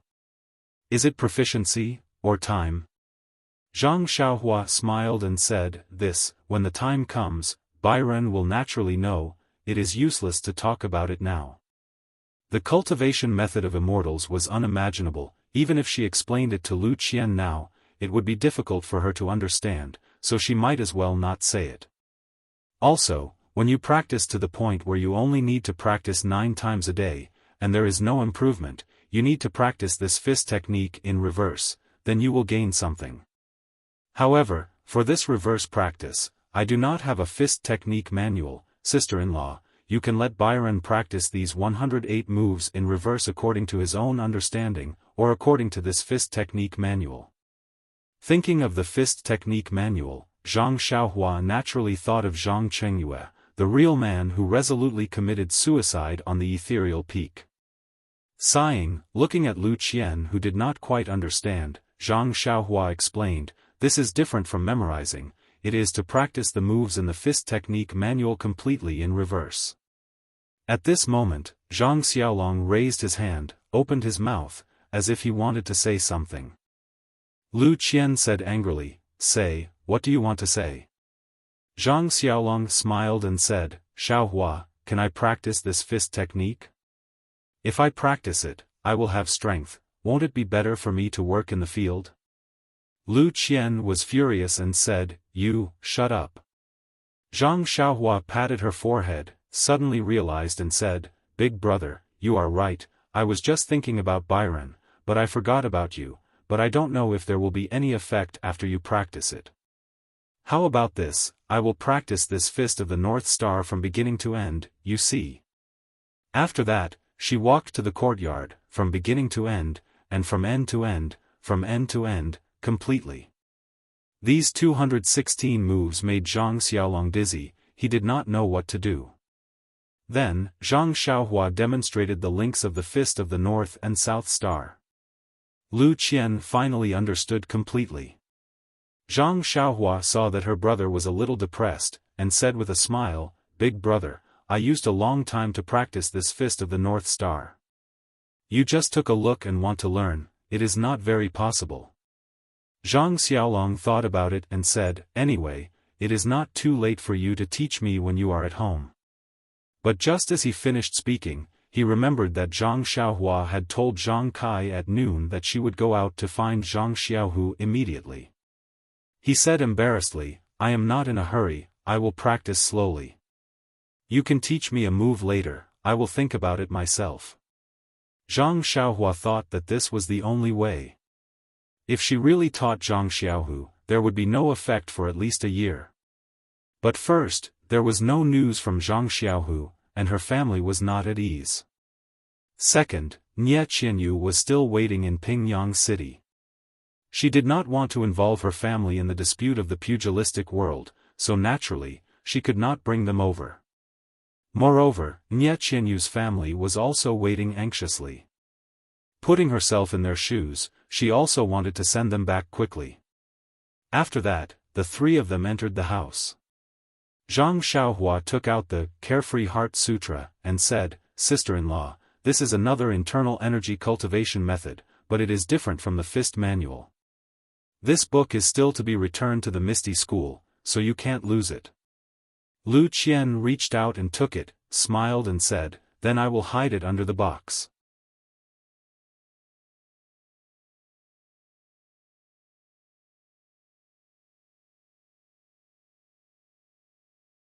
Chapter 390. Lu Qian took the Heart Sutra and asked, what is the Heart Sutra for Byron to practice? Zhang Xiaohua thought for a while and said, I guess Mr. Lu will enlighten Byron very early. When he is 5 or 6 years old, he will be able to understand the text inside. At that time, let him read and practice. Lu Qian said in surprise, he can only learn it when he is 6 years old. Then why are you in a hurry to give this to me? When the time comes, you can come back and teach him. Besides, I read in the biography that practicing internal strength is very particular. If there is no master to guide him, it is easy for something to happen. I think it is better to let you teach him."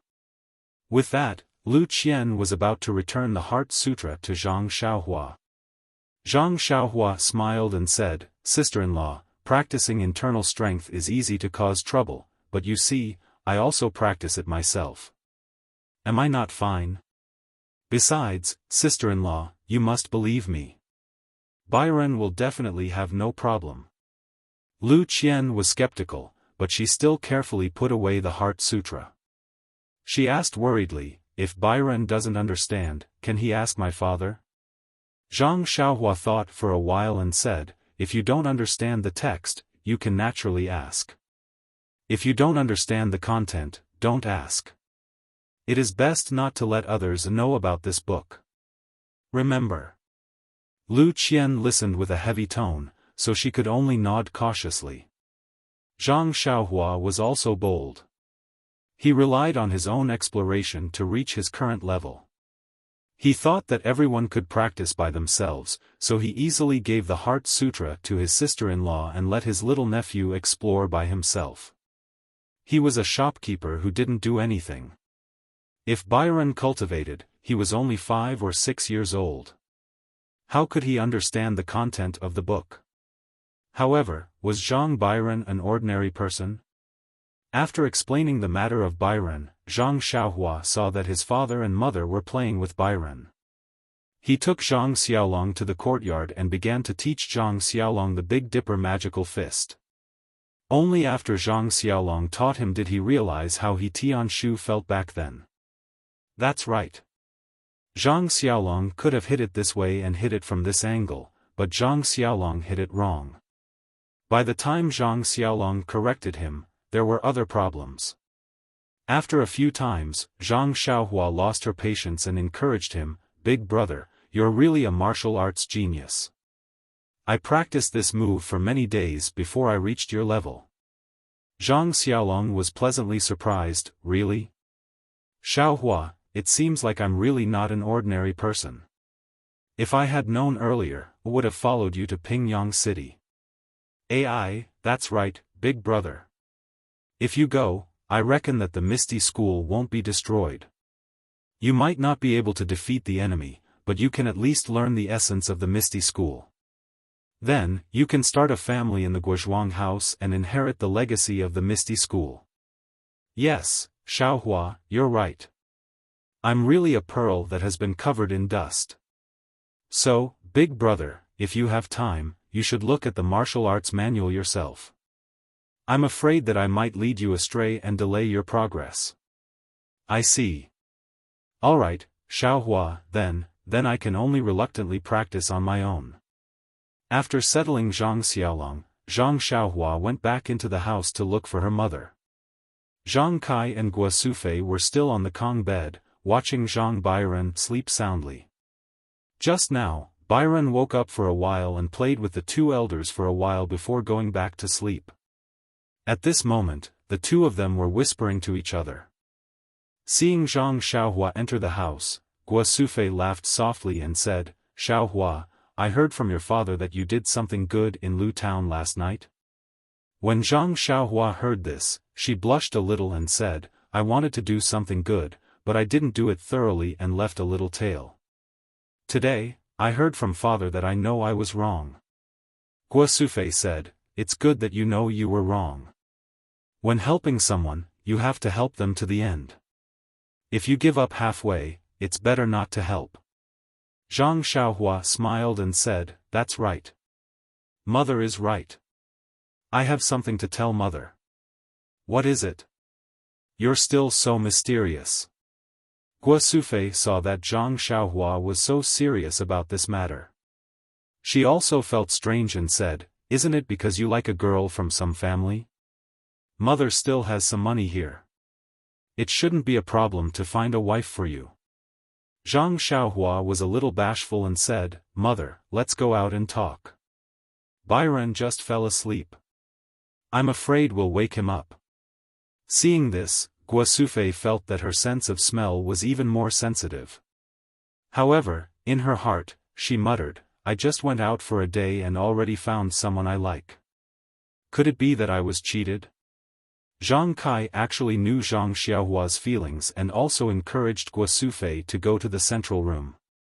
Sitting on a chair, Guo Sufei laughed and asked, Xiaohua, you're not young anymore. It's the right time. Tell me, which family's girl do you like? Zhang Xiaohua smiled and said, boy also doesn't know where that girl is. I can't tell you right now. You sly girl, then why did you call mother here? Guo Sufei only thought that Zhang Xiaohua was thin-skinned and didn't think much of it. Zhang Xiaohua looked at her father and said, Mother, I already told father this afternoon that I want to find a time to leave the Guozhuang house in the next 2 days. After I go out to look for second brother, I'll go back to the Guozhuang house with him. Hearing this, Guo Sufei's face immediately changed and said, No, you left the Guozhuang house when you were 12 years old. Until you turned 18 this year, you only came back once. That time, you also left without saying goodbye. In a flash, you disappeared for more than 5 years. Do you know how much mother's heart hurts?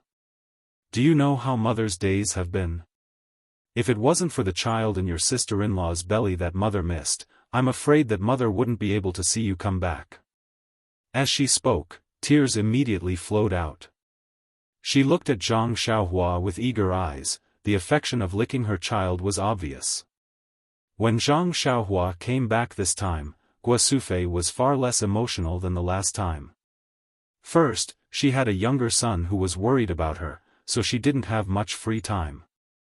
Second, she was somewhat confused between reality and dreams. She was afraid that this was just a beautiful dream of the past, so she didn't dare to overdo it. Today, before she could completely adapt to the reality of her son's return, Zhang Xiaohua once again asked to leave her. How could she bear to do it?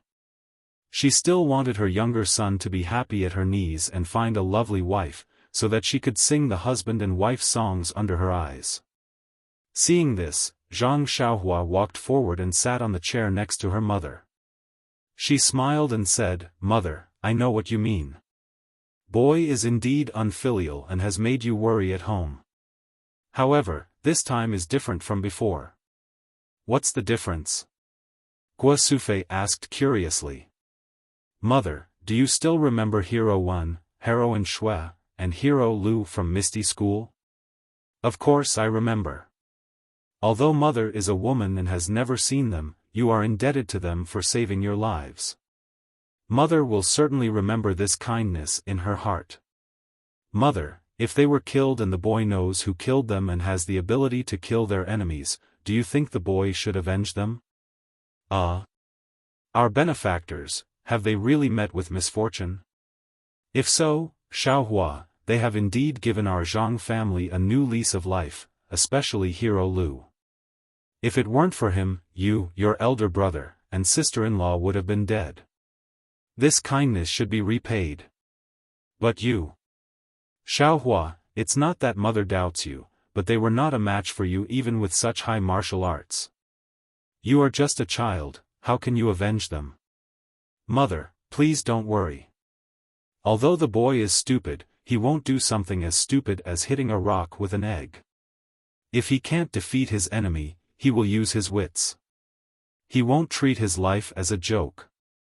Guo Sufei frowned and hesitated. Zhang Xiaohua continued, Moreover, we don't know whether second brother is dead or alive. Rather than staying at home, it's better for me to go out and look for him. I've already met with my old friends at the villa. Although they haven't seen second brother, they still pointed out the place to look for him. I'll go and take a look. If there's any news, you'll be the first to know. Hearing this, Guo Sufei bitterly smiled and said, Xiaohua, don't try to comfort Mother. So many of the Misty School's disciples died unnatural deaths. We've already heard from young Master Li. How could your second brother be the only one who escaped with his life? These past few years, Mother has already calmed down a bit. I can't bear to put you in danger because of Xiaohu. If he's alive, I want to see him. If he's dead, I want to see his corpse. If there's no news of second brother, it means that second brother still has hope of surviving. Mother, don't worry. The boy has a premonition that second brother will definitely. Xiaohua, don't say any more. It's already been more than 3 years. If there's any news, your second brother would have already sent a letter home. Why wait until now? This, Zhang Xiaohua was speechless for a moment. Forget it, Xiaohua. Go back and rest first. Let your mother think about it carefully tonight. She's a sensible person. Let's talk about it again after she's thought it through. Zhang Kai advised. Hearing this, Zhang Xiaohua knew that her father wanted to speak up for her. She didn't say anything more. She said something else to them and returned to her room to rest. Ever since Zhang Bairen was born, Guosufei had been accompanying Lu Qian to take care of the child. Tonight, she handed this task over to Zhang Xiaolong and followed Zhang Kai back to the room next door. When Zhang Xiaohua returned to his room, he saw that it was still early. He sat down cross-legged and took out a few small jade pendants. He knew that although his mother loved him dearly and didn't want him to get involved in the Jianhu, the Misty School was a great favor to the Zhang family. For the sake of righteousness, his mother wouldn't stop him. As for Zhang Xiaohu's life and death, Guosufei couldn't let it go. For the sake of family, his mother would definitely let him go. Therefore, before he left, he had to settle the matters at home. Actually, when he was making a jade pendant for Ji Xiaohua's mother in Songning town, Zhang Xiaohua already had this idea. Therefore, on the way back, he already had a plan in his heart. In the formation jade slip left behind by Venerable Fire Dragon, there were quite a number of defensive and offensive formations. However, they were all slightly complicated. During this period of time, Zhang Xiaohua had been studying them. Although he wasn't very confident, he still wanted to give it a try. Taking out a jade pendant that had already lost its energy, he placed a new small primeval stone in his right hand. Zhang Xiaohua calmed down and silently recited the incantation. His left hand moved according to the instructions of the jade slip. The energy of heaven and earth was extracted from the primeval stone and gradually formed into a restriction in his left hand. At this moment, Zhang Xiaohua's heart skipped a beat. Please accept, please tip, thank you.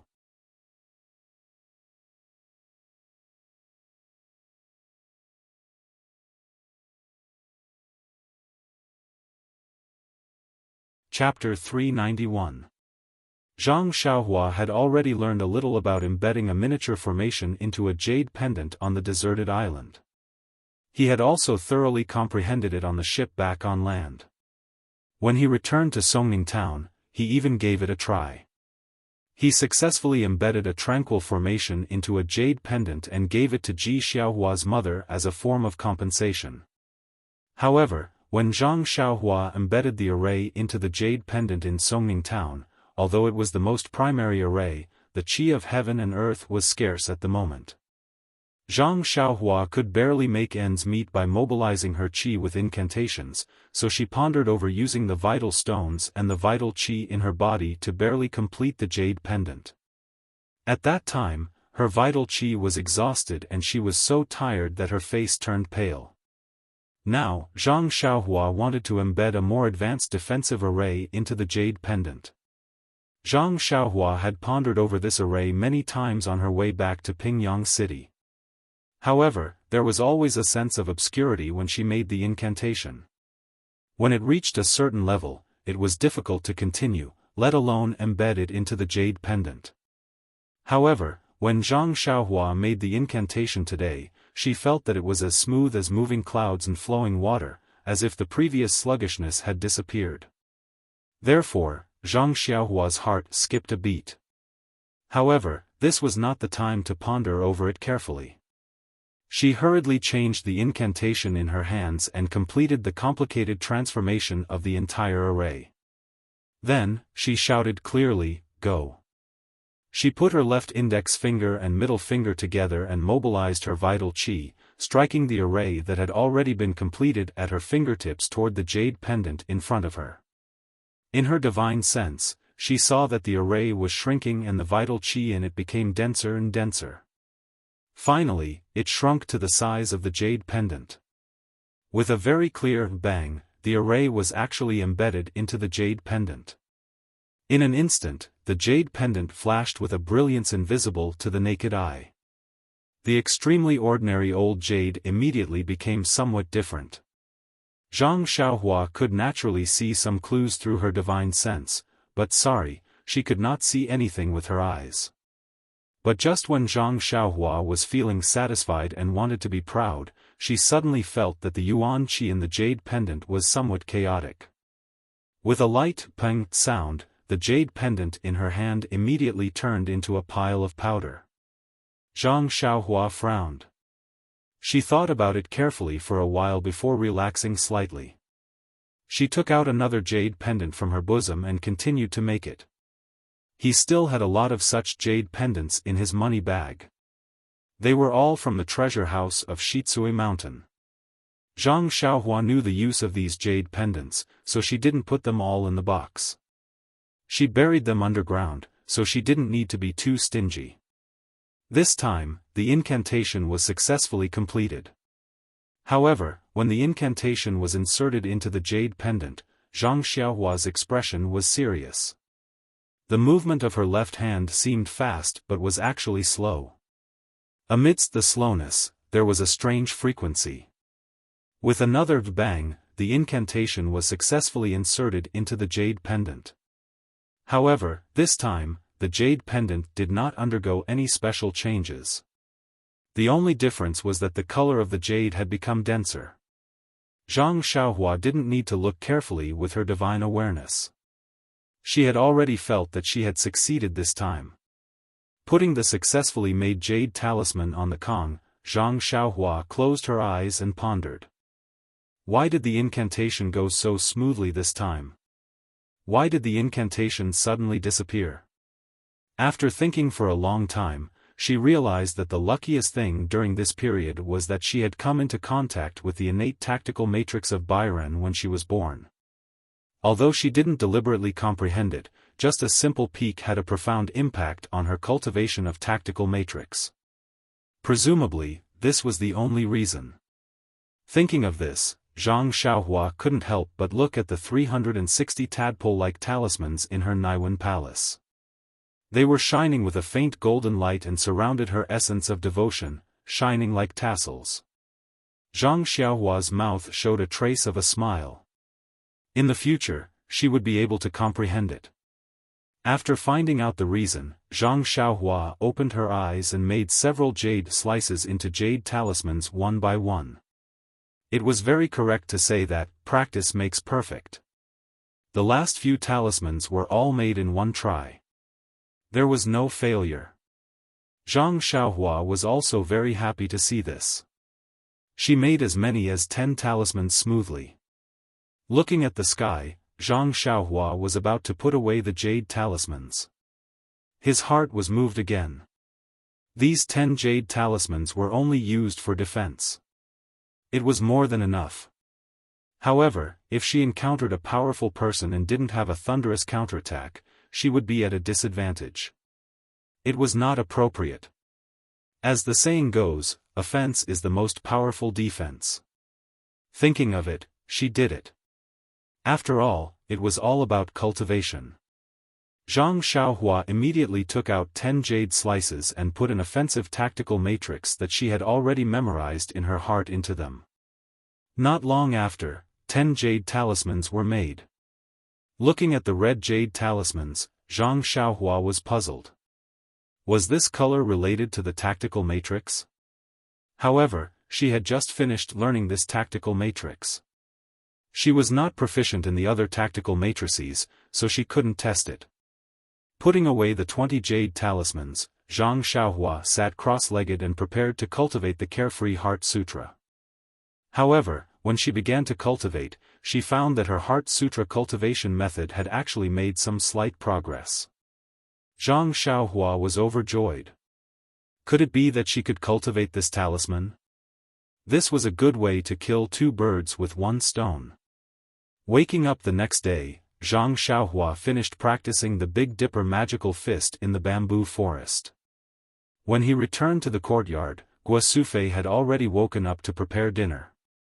Looking at her mother's slightly swollen and bloodshot eyes, Zhang Xiaohua's heart ached. Mother obviously did not sleep well last night.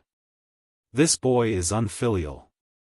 However, if I can't find second brother, then I will be even more unfilial. I hope mother can understand me. When I am done, I will definitely accompany mother and father. Sigh, I forgot that I still have to help mother and father find some longevity prescriptions. According to Venerable Huolong's records, there are some pills that can extend one's life. However, although he is knowledgeable, he is not proficient in this aspect. Cultivating the immortal Tao can extend one's life.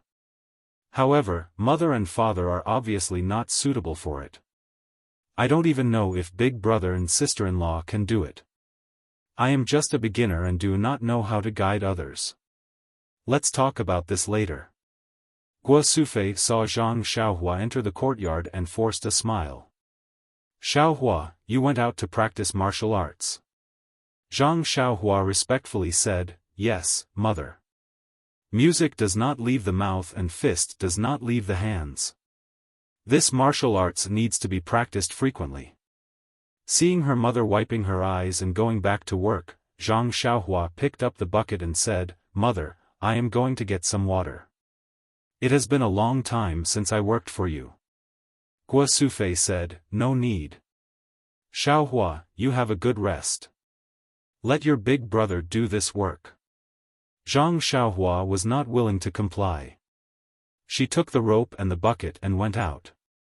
Because it was winter, the fields were filled with snow.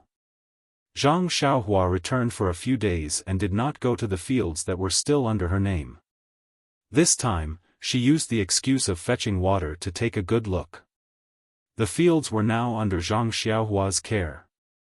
Looking at the neat ridges exposed from the snow and the fine soil in the fields, Zhang Xiaohua knew that her big brother was very meticulous in farming. Sighing, Zhang Xiaohua turned and went down the hill. Although this field was very good, it was destined that it would not belong to her. The snow at the bottom of the hill was very deep. The black well was exposed. Standing next to the well, Zhang Xiaohua was somewhat hesitant. How should she deal with the well water? Based on Zhang Xiaohua's attitude 2 days ago, he had already placed a restriction on the spring water. As long as the Zhang family came to take it, no one else would be given a single drop. But now, Zhang Xiaohua's attitude had changed. The spring water was sweet and rich in the qi of heaven and earth. It was the best gift from the heavens. Since it was a gift from the heavens, it must not be used by a particular family. If he placed a restriction on it, it would only be used by himself. What was the difference between him and the bullies in Lu Town who took other people's things for their own use? What's more, the essence of heaven was the most dependent on fate. If she monopolized it, presumably it would shorten her life and break her fortune. Because of this spring water, her family had already produced Zhang Bairen. It was already a blessing for the generation. Why should she be greedy? Thinking of this, Zhang Xiaohua was relieved. She fetched the well water, carried it with her hand, and walked back to the village. How could she still think about who drank the well water and who didn't? Now that Zhang Xiaohua is benevolent and kind, he thinks of the greater good. In fact, it is precisely because of this that it makes sense. Dear officials, think about it. If Zhang Xiaohua had placed a restriction on the well, others would only see the Zhang family drawing water from the well, and they would be able to get the sweet well water, but others would not be able to. Or perhaps, the Zhang family would be able to see the well, but others would not be able to. Wouldn't it be a cover-up that would attract more attention? On the contrary, it was the most appropriate to follow fate and not reveal the mountain and not reveal the water. As for whether this spring water was the key to creating a person like Zhang Bairen, this was a question that no one could say for sure. After pouring the well water into the water jar, breakfast was ready.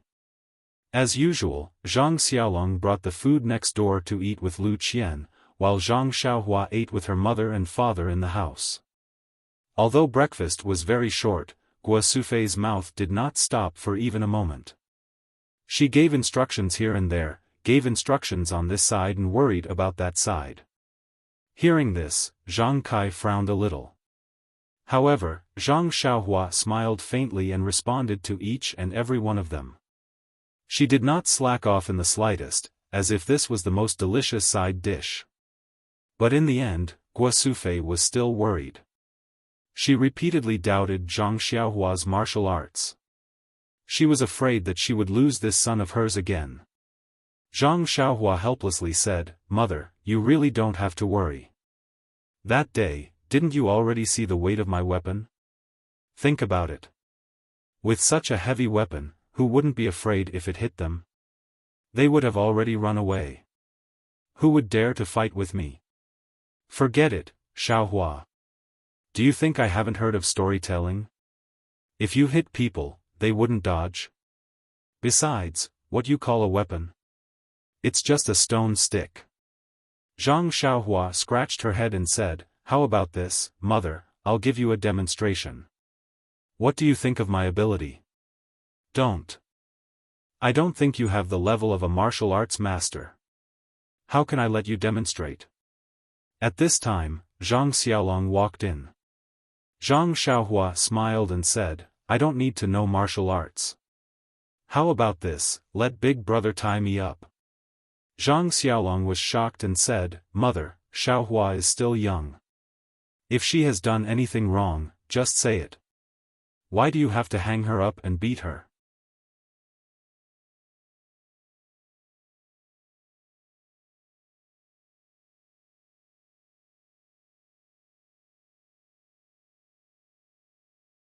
Chapter 392. Zhang Xiaohua rolled her eyes and said, "What are you talking about? Big brother, am I bad enough to be hung up by mother?" After Zhang Xiaohua explained, Zhang Xiaolong understood. He found a rope from the corner and tied Zhang Xiaohua's hands and feet firmly. Don't say, Zhang Xiaolong's skill was not bad. He tied Zhang Xiaohua so tightly that she couldn't move an inch. Guo Sufei at the side was distressed. She repeatedly said to be gentler and looser. After Zhang Xiaolong finished, Zhang Xiaohua smiled and said, "Mother, do you think this is tight?" Guo Sufei quickly nodded and said, "It's tight, it's tight." Guo Sufei hadn't finished nodding when she saw Zhang Xiaohua's hands and feet exert a little force. Two peng-peng sounds were heard. The ropes that Zhang Xiaolong used a lot of effort to tie Zhang Xiaohua's hands and feet broke like withered grass. Zhang Xiaohua stood up and said, "How is it?" "Mother, even if I'm caught, I can still escape." Guo Sufei was stunned. She knew that her son was strong, but she didn't expect it to be so frightening. However, she still didn't give up and said, "But, if they catch you, they will definitely throw you into prison. What's the use of your broken ropes?" Zhang Xiaohua touched his nose and said, "Since it's like this, mother, boy will show you my skills." Finished speaking, he led the three people into the central room. Zhang Xiaolong found a rope and tied himself up. This time, Zhang Xiaolong used a trick. He knew that this guy would definitely break if he struggled, so he didn't waste any more effort. After Big Brother finished tying, Zhang Xiaohua said, "Mother, father, Big Brother, this place will be the bad guy's prison. Lock the door and go out. See how I escape." Zhang Xiaolong looked at his parents. The three of them didn't understand, but they still followed Zhang Xiaohua's instructions and locked the door. They stood in the middle of the yard and stared at the window. They wanted to see how Zhang Xiaohua would escape. But even after a long time, there was still no movement from the window. Zhang Xiaolong smiled and said, "Father, mother, Xiaohua really screwed up this time. Luckily, I didn't tie his hands and feet tightly." At this moment, a laugh came from behind them. Someone said, "Who said I screwed up?" I've been standing behind you for a long time." The three of them were shocked. When they turned around, wasn't it Zhang Xiaohua who was standing there with a smile on her face? Zhang Xiaolong was shocked. He ran up to her, looking her up and down, reaching out to touch her left and right. He said, "Are you Xiaohua? How did you come back from outside?" Then she turned her head and asked, "Mother, I don't remember having a twin brother." Zhang Xiaohua laughed and said, "Dage is making fun of me. When did you learn to be this humorous? I'm the Xiaohua in the room." Guo Sufei also didn't believe it. She pushed open the door and saw that there were only a few pieces of rope left in the room. Looking around, Zhang Xiaolong smiled and said, "It seems that Xiaohua escaped from the window in the back wall." "Io, that's not right. The window in the back wall was sealed well and didn't break." "Little Blossom, how did you manage to escape?" Looking at her mother and father's questions, Zhang Xiaohua said, "This is an escape technique that I learned from Misty School. It allows me to escape when others aren't paying attention. It's very useful." "Is that so?" Guo Sufei and the others somewhat understood. Since Zhang Xiaohua was able to escape when her hands and feet were tied up, then Guo Sufei really didn't have any other opinions. Even if Zhang Xiaohua couldn't beat the other party, she couldn't escape at that time. Even if she was caught, she could still escape easily. She really didn't have any reason to keep Zhang Xiaohua here. Of course, the bloody means of Jianghu were far more than this. It wasn't something that Guo Sufei could understand. Zhang Xiaohua used this simple earth escape technique to convince her mother. It was just to make her mother feel at ease. Seeing that her mother finally agreed, Zhang Xiaohua's face also revealed a smile. Then, she took out 10 jade talismans from her bosom and said, "Mother, Father, Dage, these are some strange things that I got from a deserted island. They can protect people. Find a string and wear them on your body." Zhang Kai reached out and took one of the jade talismans.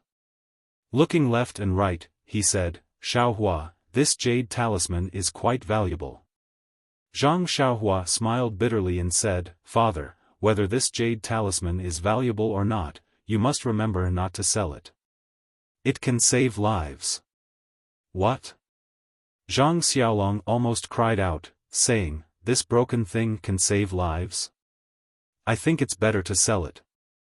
Guo Sufei wasn't happy and said, "Look at you two old and young, how do you know about money? Listen to Xiaohua." Zhang Xiaohua smiled and said, "Mother knows me best. Can it save lives?" Guo Sufei also tried to persuade. Zhang Xiaohua hung a jade talisman on her body and said with a smile, "Dage, take that hoe and hit me hard." "No. Absolutely not." Before Zhang Xiaohua finished her words, Guo Sufei immediately objected. "Oh, then how about this, Dage, I'll put this jade talisman on the ground. You take the hoe and hit the jade talisman hard, what do you think?" "No need, Xiaohua, this jade talisman is worth at least a few silver coins, it's such a pity." Zhang Kai was not happy. He glared at Zhang Xiaolong and said, "Just this few silver coins, do you need to go so far? Xiaolong?" "Oh. That's right, Father, I'll listen to you." Saying that, Zhang Xiaolong took a jade talisman and threw it on the ground. Then he looked for the hoe and used all his strength to hit the jade talisman. When the hoe touched the jade talisman, it was like hitting a ball of cotton, sinking. But no matter how hard he tried, there was always a gap between the hoe and the jade talisman, it couldn't touch it. Seeing this, Zhang Xiaolong shouted, "Interesting, interesting. But Xiaohua, if you wear this thing on your body, people won't hit the jade talisman when they hit you, right?" "It's okay, Father, as long as you wear it, it will protect your whole body if you hit it with more than a certain amount of force. How about I put the jade talisman on Huan? You can use a wooden stick to try." Sure enough, if the jade talisman was put on the 4 odd beasts, Zhang Xiaolong would use a wooden stick to hit Huan's butt. No matter how hard Zhang Xiaolong used, he couldn't hit it. Zhang Xiaolong was overjoyed. He quickly grabbed one and said, "This thing is great, with it, your sister-in-law won't be able to hurt me anymore." Ha ha ha. Zhang Xiaohua smiled and gave the other 9 jade talismans to Guosufei. She said, "Mother, let's each have one. Keep the rest as a backup. This jade talisman won't work forever, it may not work after a few times." "Okay," Guosufei agreed. She carefully put it away and said, "I'll find a silk rope later, we'll all wear it." Seeing that her mother put away the jade talismans, Zhang Xiaohua took out 10 light red jade talismans from her arms. Before she could say anything, Zhang Xiaolong shouted, "Xiaohua, what are these? Are they different from the ones just now?" "Yes, big brother, you're right, the one just now is for protection, this one," Zhang Kai interrupted, "for hitting people?" Zhang Xiaohua smiled and said, "Father is really smart, no wonder the 3 of us are so smart, it's all thanks to you." Guosufei smiled and said, "Don't flatter your father said so many good things to you last night, it's all thanks to your mouth." Zhang Xiaohua smiled and said, "Father is good, mother is good, hee, please wait a moment." After saying that, Zhang Xiaohua moved a large rock from outside the yard. It was about the size of the Zhang family's dining table. Only Zhang Xiaohua had the strength to move it. If it were Zhang Xiaolong, it would take at least 5 people. Seeing Zhang Xiaohua move such a large stone, the 3 of them didn't understand. What does this have to do with hitting people? After the stone was placed in the middle of the courtyard, Zhang Xiaohua said, "Father, mother, big brother, you all stand behind me and watch how I use this jade talisman." The 3 of them didn't dare to be careless and stood behind Zhang Xiaohua. They saw Zhang Xiaohua pick up a jade talisman and throw it at the stone with all her strength. With a "kacha" sound, the jade talisman broke into pieces and a red light flashed from the jade talisman. It was a red flame, but the flame was different from the usual flames seen in the Zhang family. When the flame touched the stone, it actually burned. After a cup of tea's time, more than half of the huge stone was burned. This strange scene made the 3 of them even more stunned.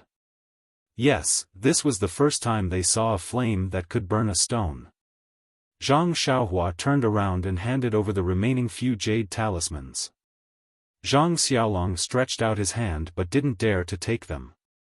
He asked with some fear, "Xiaohua, isn't this thing too dangerous? If we were to accidentally trip and fall onto the jade talisman while holding it, wouldn't we burn ourselves in an instant?" Zhang Xiaohua smiled and casually threw another jade talisman on the stone. This time, it didn't break.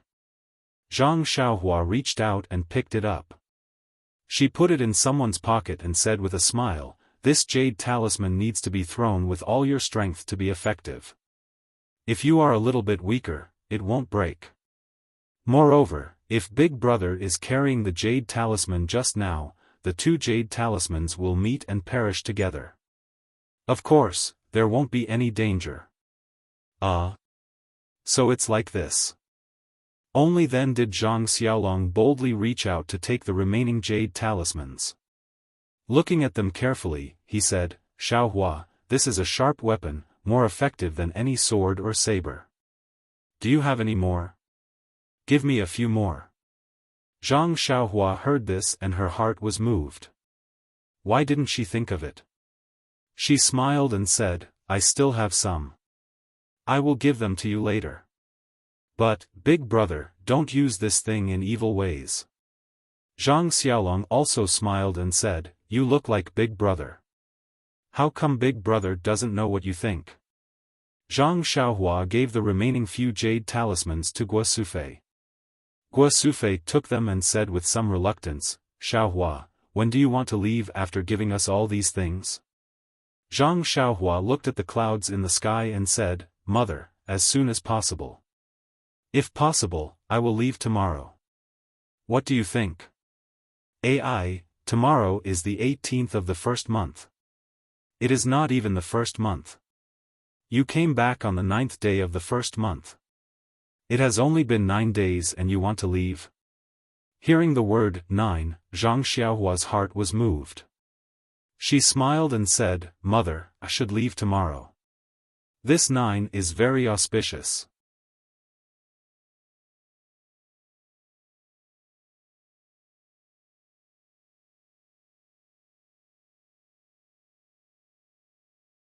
Chapter 393. What new book, hee. Ai Guosufei sighed deeply. No matter how auspicious it is, as long as you leave, mother will not be happy. Zhang Xiaohua smiled, "Mother, don't worry, as long as there is news about second brother, I will immediately send someone to bring the news back. You just have to wait to make braised pork to reward me." Guosufei forced a smile and wiped her tears. Yes, Little Blossom was her son, and Little Tiger was her son too. They were both her flesh and blood. There was no reason to stop her from looking for her second son just because she felt sorry for her youngest son. Seeing this, Zhang Kai changed the topic. "Today Xiaohua, stay at home, don't go anywhere, accompany your mother." "Oh right, child's mother, bring the good things Xiaohua brought for Qianqian to see." "Okay, we will go now." Guosufei agreed and the three of them went next door. Zhang Xiaohua thought for a moment and said, "You guys go first, I will go back to my room, I will be there soon." Guosufei showed the 2 jade talismans to Lu Qian and explained how to use them. Lu Qian had previously received the small primeval stones from Zhang Xiaohua, so she naturally knew that this brother of hers was not ordinary. Of course, she did not doubt. She immediately found a suitable thread from the sewing tray and passed the 6 jade talismans to everyone. Byron also received one and wore it around her neck. As for the other light red jade talismans, she also took 2 and hid them close to her body. Seeing that their daughter-in-law trusted them so much, Zhang Kai and Guosufei also did as instructed. Not long after, Zhang Xiaohua also rushed over, took out a dozen light red jade talismans and said, "Big brother, big sister-in-law, this is all, please keep it." Lu Qian glared at Xiaohua and said, "Xiaohua, don't you still need these? You keep them for yourself." Zhang Xiaohua smiled and said, "Don't mention it, big sister-in-law, I don't need these, you guys can use them, as long as you don't use them casually and only use them to protect yourself." At this time, Guosufei also took out her own jade talisman and said, "Xiaohua, mother will let you wear this." "Mother, I really..." Zhang Xiaohua said half of the sentence, she could not continue. With tears in her eyes, she stretched her head and let her mother wear the talisman around her neck. Seeing this, Lu Qian hurriedly put on another one and handed it to Guosufei. Zhang Xiaohua said, "Mother, you should wear it too. Why don't you let father help you?" "Forget it, I'll do it myself." Guosufei smiled and put the jade pendant on her body. Then, Zhang Xiaohua handed over a dozen jade talismans to Lu Qian. Lu Qian only took half of them, the rest were given to Guosufei. Guosufei only took half of them and returned the other half to Lu Qian. At this time, Byron on the Kong had already woken up, "Ya-ya" sound, turning over on the Kong. When he saw Zhang Xiaohua by the Kong bed, his eyes seemed to light up. He reached out his small hands to ask for a hug. Zhang Xiaohua smiled and held Byron in his arms. Only then did the little guy stop scratching in his arms. He just looked at him and chuckled. Zhang Xiaohua once again swept with her spiritual awareness, but Byron was still the same as other children, there was no fluctuation of primordial qi. If it was not for the fact that this 8-day-old child looked like a 5-month-old child, Zhang Xiaohua really couldn't believe that this was the baby she took out from the innate array. Lu Qian next to her asked, "Xiaohua, I heard from mother that you will leave tomorrow. Byron is not 1 month old yet, why don't you wait to eat Byron's full moon banquet?" Zhang Xiaohua said with a smile, "Sister-in-law, I will leave in the end, why do you care about sooner or later? Speaking of Byron's full moon banquet, I have prepared a gift in advance." After that, he took out a large piece of primordial stone from his arms and handed it to Lu Qian. "This is the same stone I gave you last time, I think Bai Ren will like it. I have nothing to give him, just treat this as a toy for him. This piece of primordial stone was the size of an adult's fist. The primordial qi contained in it was really surging. Zhang Xiaohua had been refining qi for a long time, but the amount of primordial qi in her body was not so much. Although Lu Qian did not understand the preciousness of this primordial stone, she knew that her son's birth was related to this stone, and it was just a much smaller stone. This one must be even more precious. However, Zhang Xiaohua was her younger brother, so she did not need to be too polite. Before she could say thank you, Bai Ren's eyes lit up, and he stretched out his small hand to hug this thing that was about the size of his head. Seeing this, Zhang Xiaohua put the primordial stone on the Kong, and also put Bai Ren beside it. As a result, Bai Ren reached out and hugged the primordial stone and rolled around. He had long forgotten about Zhang Xiaohua. One day passed quickly, and Zhang Xiaohua's family stayed in Lu Qian's house, accompanying Bai Ren for the entire day. Lu Qian was still in confinement, so she could not leave the house. On the 17th day of the first month, the family had dinner in their central room. Mr. Lu, Lu Kai, and Li Yinfeng also came over, and it was a happy reunion dinner. The next morning, the first ray of sunlight shone into the house. Zhang Xiaohua opened his eyes, sighed softly, and pushed the door open. He did not plan to go out to the courtyard to practice the Big Dipper magical fist, and wanted to leave quietly, afraid of the heartache of separation. Unfortunately, just as he stepped out, he saw the dark red fire in the stove. His mother had already woken up. Quietly standing at the door, Zhang Xiaohua's eyes could not help but moisten. Guo Sufei woke up very early. When Zhang Xiaohua came out, she had already baked a large stack of pancakes. Seeing Zhang Xiaohua come in, Guo Sufei smiled and said, "Xiaohua, go and sleep for a while. We still have to hurry on the road today, so rest well." Zhang Xiaohua whispered, "Mother, you don't have to bake so many pancakes, I can't finish them. This is for you to eat on the road.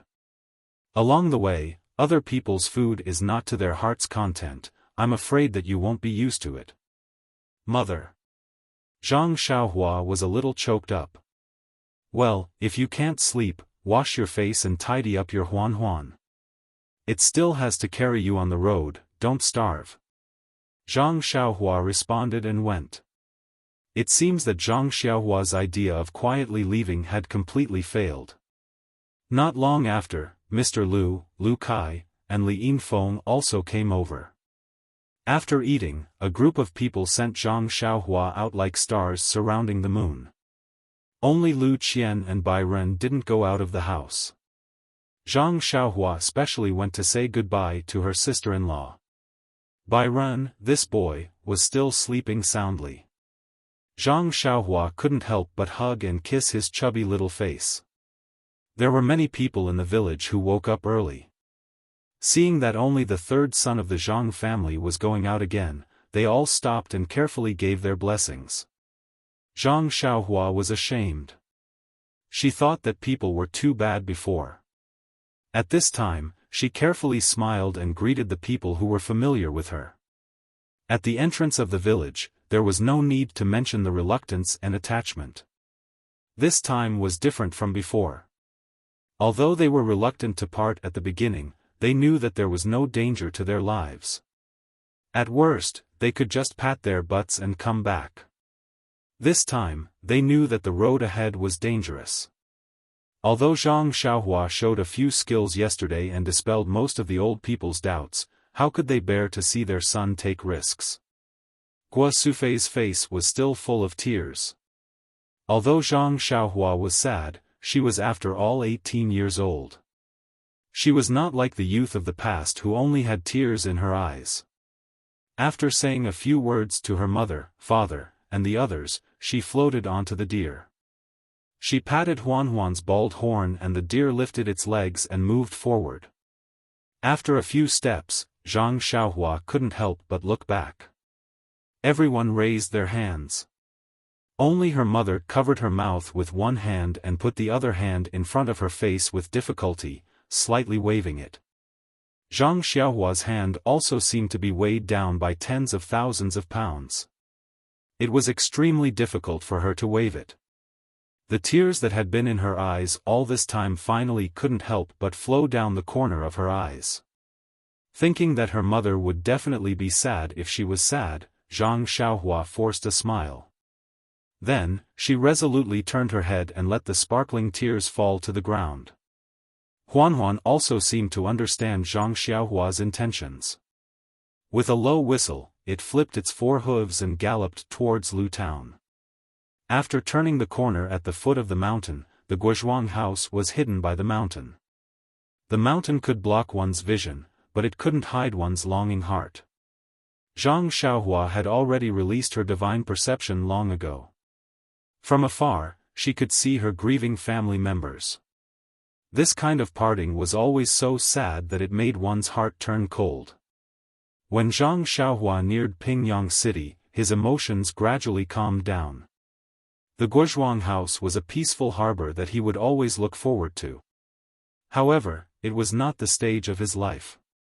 Zhang Xiaohua already knew that ever since he obtained the Carefree Heart Sutra and entered the cultivation of the immortal Tao, his life had become very different from that of ordinary people. Even the martial artists couldn't compare to him. Therefore, it was still the same old saying, with great power comes great responsibility. Trying to escape? That's impossible. Looking at the approaching gates of Pingyang City, Zhang Xiaohua was filled with anticipation. How were the 2 little girls, Nie Qianyu and Little Orange, doing? Although he could see what he wanted to know as long as he released his divine perception, was there any point in doing so? Zhang Xiaohua arrived at the inn. Everything looked the same as before. It was just that the new year had just passed and there were more merchants coming and going. Business seemed to be much better and the inn was bustling with activity. However, the inn staff seemed to have a strange look in their eyes. When they saw Zhang Xiaohua enter, they weren't as enthusiastic as before. It seemed like they were avoiding him. Could it be that I didn't tip them with a large sum of money the last time I came? That's why they seem distant. Could it be that Nie Qianyu has run out of money and owes them money for their rooms? Zhang Xiaohua walked into the courtyard of the inn suspiciously. In the corner of the courtyard, the horse carriage was left alone. It didn't seem to have moved at all. Zhang Xiaohua left the 4 odd beasts behind and walked to Nie Qianyu's door. There was no noise from the 2 little girls inside. Zhang Xiaohua frowned even more. Walking to the tightly shut door, Zhang Xiaohua knocked lightly on the door and asked, "Is there anyone at home?" Immediately, a hoarse voice shouted from inside, "There's no one here." However, before the voice finished, it was followed by an exclamation. "Ah, brother, run! It can't be." When Zhang Xiaohua heard her surprised and joyful voice, cold sweat broke out on his back. I don't think he was this intimate with Miss Nie. It's only been 10 days since we last met, yet he misses her so much.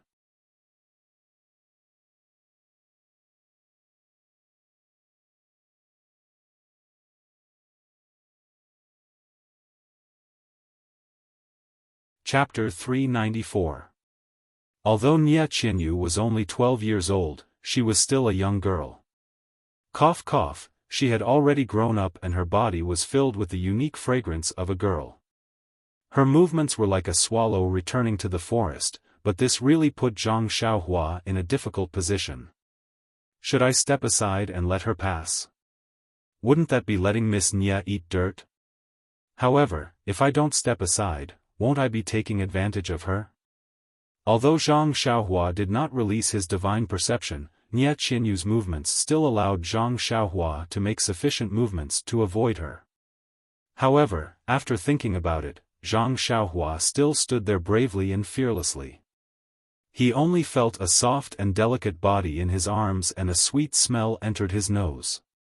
Then, a delicate arm wrapped around Zhang Xiaohua's waist. Zhang Xiaohua swayed and almost fell to the ground. His body, which had been tempered by the heavenly thunder and refined by the qi of heaven and earth, had never received such treatment before. All of a sudden, he seemed to feel uncomfortable. Zhang Xiaohua was about to reach out and push Nie Qianyu slightly to express to her that it was inappropriate for men and women to touch each other when Nie Qianyu leaned in his arms and cried, "Brother Ren, why are you only back now? Little Orange, she has been snatched away." Zhang Xiaohua was stunned and said, "Is it because of my words? If I had known that I was so powerful, I wouldn't have joked with you guys. Quickly tell me what happened. Don't tell me that the bullies of Pingyang City want to force Little Orange to be his second concubine? Or did the bandits outside the city want to kidnap her to be their mistress?" No matter what Zhang Xiaohua said, Nie Qianyu seemed to be frightened and refused to let go. She lay in Zhang Xiaohua's arms and cried non-stop. Although Zhang Xiaohua couldn't see Nie Qianyu buried in her arms, she could imagine the scene of Nie Qianyu sobbing in the rain. Zhang Xiaohua couldn't help but pout. This child doesn't have parents to love her. She's so pitiful. After about 15 minutes, Nie Qianyu seemed to be tired from crying and realized her impoliteness. She quickly escaped from Zhang Xiaohua's arms and lowered her head, blushing, as if she wanted to hide her little face in front of her chest. Zhang Xiaohua found it a little funny. She coughed twice and asked, "Little you, quickly tell me what's going on with Little Orange. How did it get snatched away?" Hearing this, Nie Qianyu quickly looked up and was about to say something, but she saw that Zhang Xiaohua's chest was wet. Wasn't that her tears just now? She immediately lowered her head in fear.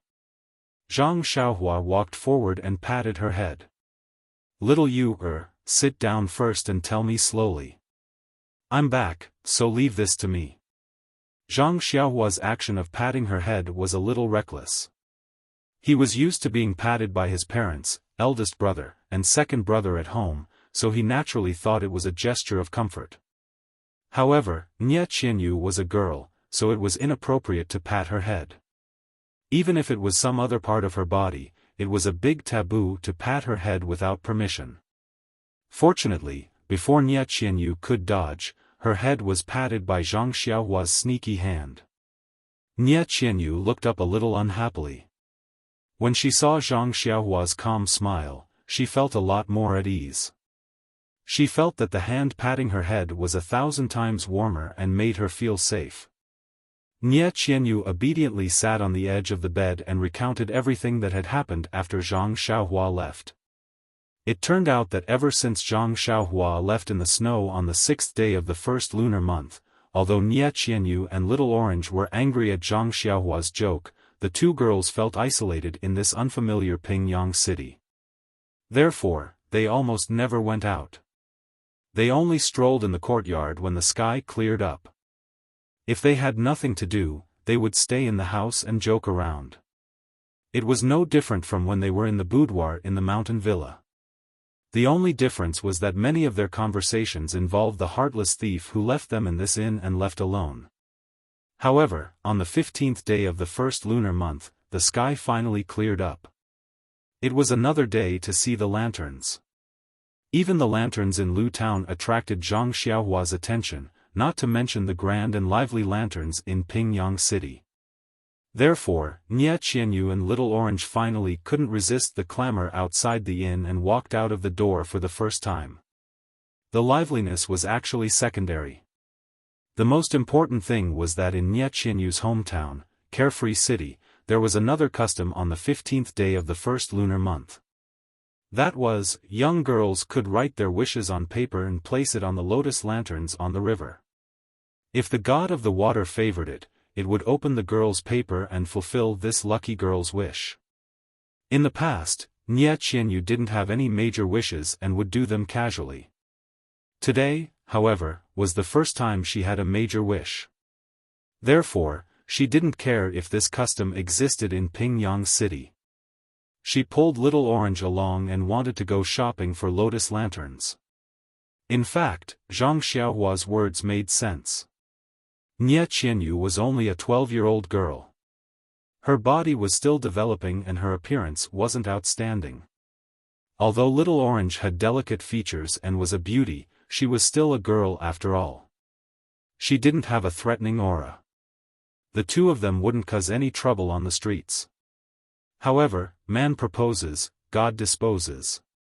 Since Pingyang City didn't have the custom of placing lotus lanterns, they only found something they were satisfied with after walking around for a long time. Coincidentally, just as they walked out of the lantern shop, they saw a blind man setting up a stall by the street. There were a few words on the stall, seeking future and marriage. Nie Qianyu's mind was preoccupied with the idea of placing the lanterns at night and didn't notice at all. However, Little Orange saw it and couldn't move her feet. She insisted on dragging Miss to take a look at the stall and said, helping Miss find marriage. How could Nie Qianyu not understand Little Orange's intention? Hence, the two of them went forward to perform a divination. The blind man asked for their birth characters and gave them two divination signs. One was above average, which fulfilled Little Orange's wish. The other was below average, which ruined Nie Qianyu's good mood. Nie Qianyu pouted and tipped them a few coins. As she walked, she said, "Not allowed, not allowed. It's too unlucky." However, when it was time to place the lanterns at night, her face was still gloomy. Little Orange carefully placed the lanterns for Mississippi. She even specially said that the water god was definitely more powerful than the blind man. Only then did Nie Qianyu feel slightly relieved. However, just as they turned the corner and returned to the inn, a man in black suddenly flew down from the wall beside them. He stretched out his hand and sealed their acupoints. Before Nie Qianyu fainted, she clearly saw the man's figure. Wasn't he the blind man who performed a divination on the street earlier? When Nie Qianyu woke up, it was already the afternoon of the next day. In the room of the inn, she heard from the innkeeper that he went out to look for friends last night and happened to see the man in black committing a crime. The man in black seemed to have seen someone appear and hurriedly ran away. Only then did he leave Nie Qianyu behind and not kidnap her. At that time, Nie Qianyu was so scared that her face turned ashen. She didn't dare to take half a step out of the inn.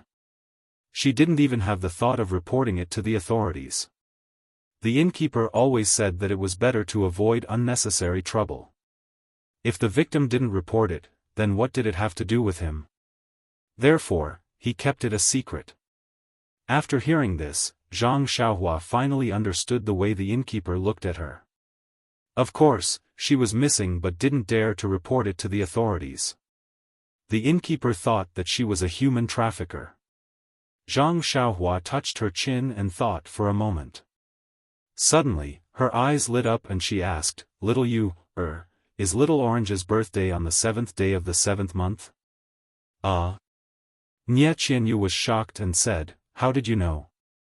Immediately, her face turned ashen and she said, "She even told you this?" Zhang Xiaohua was stunned and said, "When did Little Orange tell me? Why didn't I know?" You know that you already know Little Orange's birthday." "I didn't tell you." "She didn't tell you either." "Did you dream about it?" Zhang Xiaohua didn't know whether to laugh or cry. She laughed and told her what happened in Lu Town. Nie Qianyu then laughed through her tears and said, "I thought you were blind." "Blind? Huh." Zhang Xiaohua also laughed and said, "If I were blind, I wouldn't kidnap people." Then, he frowned and said, "I didn't think so much that day. I just wanted the authorities to intervene in this human trafficker's matter. However, I forgot to interrogate the man in black. It was really negligent. Yes, Big Brother run. It's been almost 10 days. I wonder if Little Orange is still alive?" At this moment, Zhang Xiaohua was calm. That was because, as Nie Qianyu said, it had been 10 days. If something had happened, it would have happened long ago. Moreover, the kidnapping of the little girl by the men in black in Lu Town was probably an organized and planned collective event. It should be different from the usual plucking. Little Orange's real concern should be her life and nothing else. But, Big Brother Ren, what should we do now? I didn't dare to report it to the authorities at that time. If the authorities asked about my background, I was afraid that I would attract the attention of the bad guys again. So, I've been waiting for Big Brother to come over for the past few days. Don't you think I'm too selfish? Zhang Xiaohua laughed and said, Little you, is very smart. It's very right not to report it to the authorities. Didn't you hear me say that day at the place I went, the authorities couldn't wait to run away? Why would they care? The authorities in Pingyang City might be better. However, once they ask about your background, it's not wise for you to fall into their trap first, not to mention Little Orange. Then, Big Brother Ren, do you think I did the right thing? Zhang Xiaohua gave her a thumbs up and said, It's more than right. You're extremely smart. Nie Qianyu's face flushed red. The grievances that she had been suppressing in her heart for the past 10 days had long disappeared. After interacting with her for a few months, Zhang Xiaohua knew that this girl had always been competitive. However, she was still young and immature. When faced with such a situation, it was difficult for her to have the best of both worlds. He laughed and said, All right, I'm back. Leave Little Orange's matter to me. Look at your haggard face. You'd better rest more. Then, he looked around and said, Little you, I'll go next door. You sleep. Big Brother Ren, please add it to your collection. Please tip it. Thank you.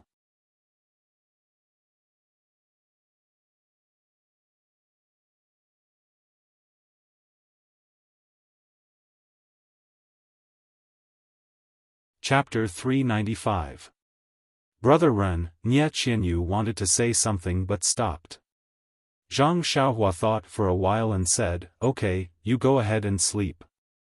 I'll stand at the door. With that, he got up and walked to the door. His slender figure blocked the sunlight and his elongated shadow was cast on the brick bed.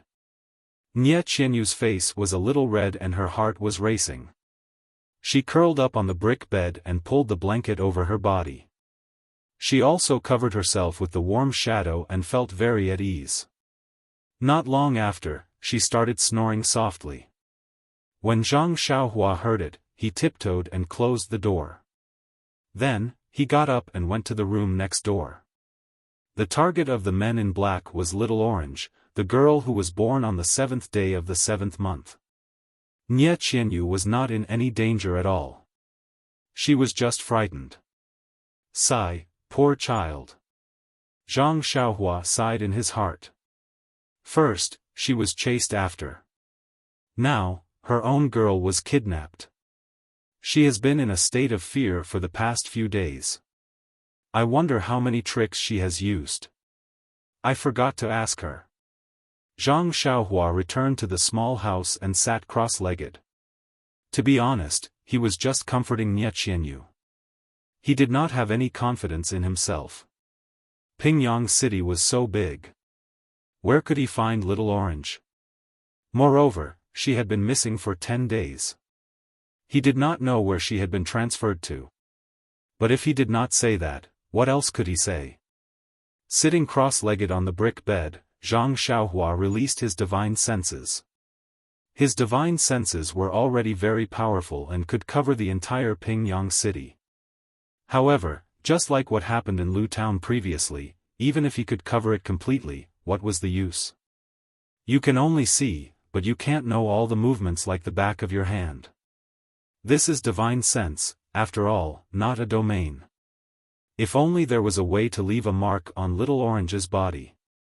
Once he released his divine senses, no matter where she was, as long as she was still in Pingyang City, he would be able to sense her.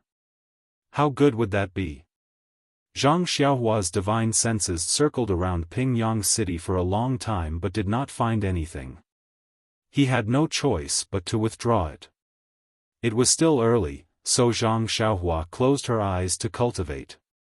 The content of the Way of Heaven was boundless and vast, so it couldn't be rushed. Before leaving the Guozhuang house, he had made jade talismans that gave him a lot of inspiration. Since he could make talismans and cultivate at the same time, why not? However, before creating the talismans, Zhang Xiaohua had something more important to do. She had to comprehend the 365 talismans in the golden formation in her Naiwan palace. The first time Zhang Xiaohua chose a talisman, just as he immersed his spiritual consciousness into it, he was immediately exhausted, so he immediately withdrew his spiritual consciousness, so he still did not know anything about these 365 talismans. Now that he had some free time, he naturally had to continue to talk about each of the talismans and try to find a breakthrough in his cultivation. Looking at these 365 talismans that were connected together like tadpoles, Zhang Xiaohua was a little embarrassed. These tadpoles were almost exactly the same. From the outside, one could not tell the difference at all. However, Zhang Xiaohua knew that these talismans were definitely different from each other. Looking at the swimming talismans, Zhang Xiaohua had no choice but to immerse his spiritual consciousness into a talisman that had just drifted in front of him. Just as his spiritual consciousness entered, he felt a wave of fatigue in his head. However, this time, Zhang Xiaohua did not withdraw his spiritual consciousness immediately, but insisted on immersing it in the inner layer. As his spiritual consciousness penetrated deeper, the fatigue became more and more serious, and there was even a slight prickling pain. Zhang Xiaohua was a little hesitant, not knowing if he should persist. But at this moment, the talisman emitted a milky white brilliance, producing a strong suction force. It pulled Zhang Xiaohua's spiritual consciousness tightly, as if it was about to absorb it. Seeing this, Zhang Xiaohua was not alarmed, but happy. He was most afraid that no matter how he probed, the talisman would not respond. However, at this moment, just immersing it in for a while, it produced a suction force. Presumably, he needed to send his spiritual consciousness into the talisman. Finished thinking, Zhang Xiaohua slightly controlled his spiritual consciousness and let his spiritual consciousness slowly enter the talisman. As his spiritual consciousness was absorbed, the talisman's brilliance became more and more brilliant. Although Zhang Xiaohua did not use his eyes to look, there was a dazzling feeling. When his spiritual consciousness was about to be completely absorbed, the brilliance was extremely brilliant. At this time, Zhang Xiaohua calmly took out 2 small primordial stones from his arms, one in each hand, and operated the jade blood elixir refining technique. The true qi in the meridians of his whole body slowly turned into heart fire, and directly burned the elixir refining technique. Since Zhang Xiaohua practiced the Carefree Heart Sutra to the 6th level, his spiritual consciousness was extremely profound. Cultivating the jade blood elixir refining technique had little effect, so he did not practice it much. At this time, when he saw his spiritual consciousness was about to be absorbed, he immediately thought of this technique. Sure enough, when the heart fire burned the elixir refining technique, it was immediately absorbed by the brilliant talisman. After the brilliance was extremely bright, it gradually dimmed. At this time, the talisman was no longer in the shape of a tadpole, but slowly revealed its original appearance. However, it was still somewhat faint and could not be seen clearly. Seeing that this technique was effective, Zhang Xiaohua left and operated the Heart Sutra. He absorbed the heaven and earth primordial qi from the primordial stones into his meridians to replenish the true qi that had turned into heart fire. With the new supply of primordial qi, the heart fire was not extinguished, and was slowly absorbed by the talisman. After absorbing for an entire afternoon, the talisman gradually revealed its true form. It was actually in the shape of a cute rabbit. What kind of talisman was this? Zhang Xiaohua was somewhat aghast. Following the complete appearance of the rabbit talisman, a set of extremely complex techniques containing 365 different finger techniques immediately appeared in Zhang Xiaohua's mind. Zhang Xiaohua carefully comprehended it. Wasn't this the technique of the rabbit talisman? Zhang Xiaohua was overjoyed. Just as she was about to comprehend it further, a huge feeling of exhaustion came from her mind. There was actually a feeling of exhaustion. Zhang Xiaohua did not dare to try again. She immediately withdrew her divine sense, and let the golden array revolve around the elixir refining technique. She silently operated the Heart Sutra and adjusted her breathing. After the time it took to eat a meal, the true qi of the 6th level of the Worry-Free Heart Sutra had circulated through the meridians of her entire body a few times. Her entire body felt comfortable, and only then did she stop. After a little check, Zhang Xiaohua found that the Worry-Free Heart Sutra had not made any progress, but her divine sense had increased. However, there was a slight throbbing pain in her mind.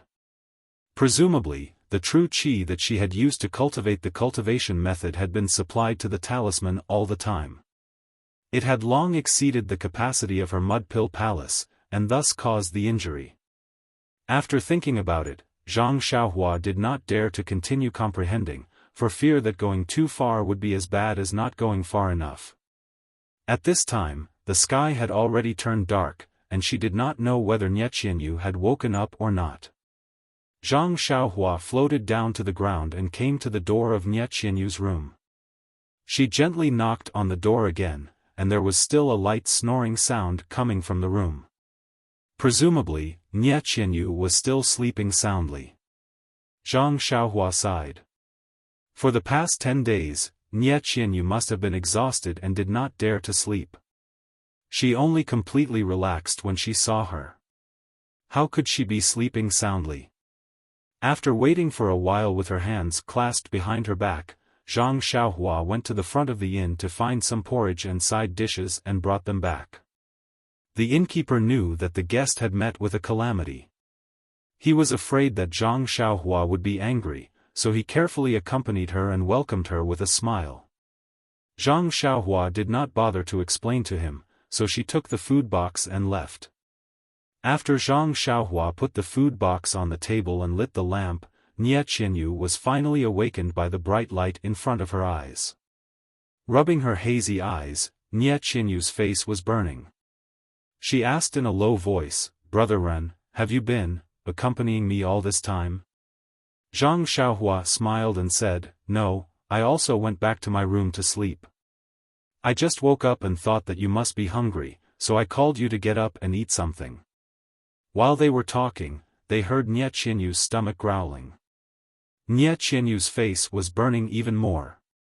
Zhang Xiaohua opened the lid of the food box and said, "Come, little fishy, eat something first and then go back to sleep." "Okay," Nie Qianyu nodded and said, "Brother Ren, you should eat too." Zhang Xiaohua said, "There's no need. I've already eaten. This is for you." After saying that, he was about to scoop rice for Nie Qianyu. How could Nie Qianyu let him scoop rice for her? She hurriedly jumped off the Kong bed and ran over without even wearing her shoes. "Let me do it, Brother Ren, you should rest." Zhang Xiaohua smiled and said, "Sit down, little fishy. Your wrist must not be completely healed. If it is injured again, won't you need to rest for many days?" Nie Qianyu was a little embarrassed and said, "Then, I will have to trouble Brother Ren." Zhang Xiaohua smiled and did not say anything. He took out the side dishes and the porridge and placed it on the table. He stood at the side and smiled as he watched Nie Qianyu eat in small bites. Nie Qianyu seemed to have never eaten as well as today. She actually finished the small pot of porridge. After putting down the bowl and chopsticks, Nie Qianyu said embarrassedly, "Brother Ren, you have never seen me eat so much, right?" Zhang Xiaohua said, "Of course, when I saw you before, I only tasted a little. Today, it was an eye-opener for me. You can eat more than me." Nie Qianyu smiled and said, "Brother Ren, you have never seen so much. Take your time to broaden your horizons." After saying that, she seemed to feel a little inappropriate and lowered her head slightly. However, she immediately raised her head and asked, "Brother Ren, is there any news about Little Orange?"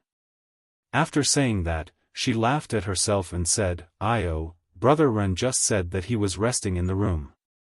I was too anxious. Zhang Xiaohua said, I asked around outside first, but there were no good clues. I will go out later. Maybe I will find something at night? I see.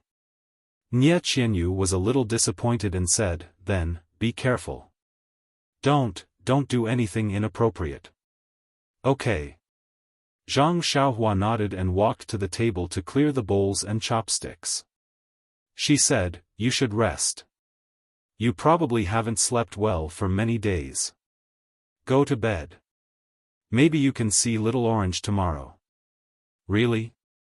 Nie Qianyu was a little excited. Zhang Xiaohua shook her head and said, I am just comforting you. I am not a god. How can I find him so quickly? Sigh. Nie Qianyu sighed and said, I can't help you. I just want to sleep. Go to sleep. You will be the biggest help to me if you rest. Nie Qianyu saw that Zhang Xiaohua was not polite at all. She could only twitch her mouth and sit in front of the Kong bed again. Zhang Xiaohua took the food box out and shouted, Little you, lock the door. Got it. Go. Nie Qianyu said weakly, go and come back early.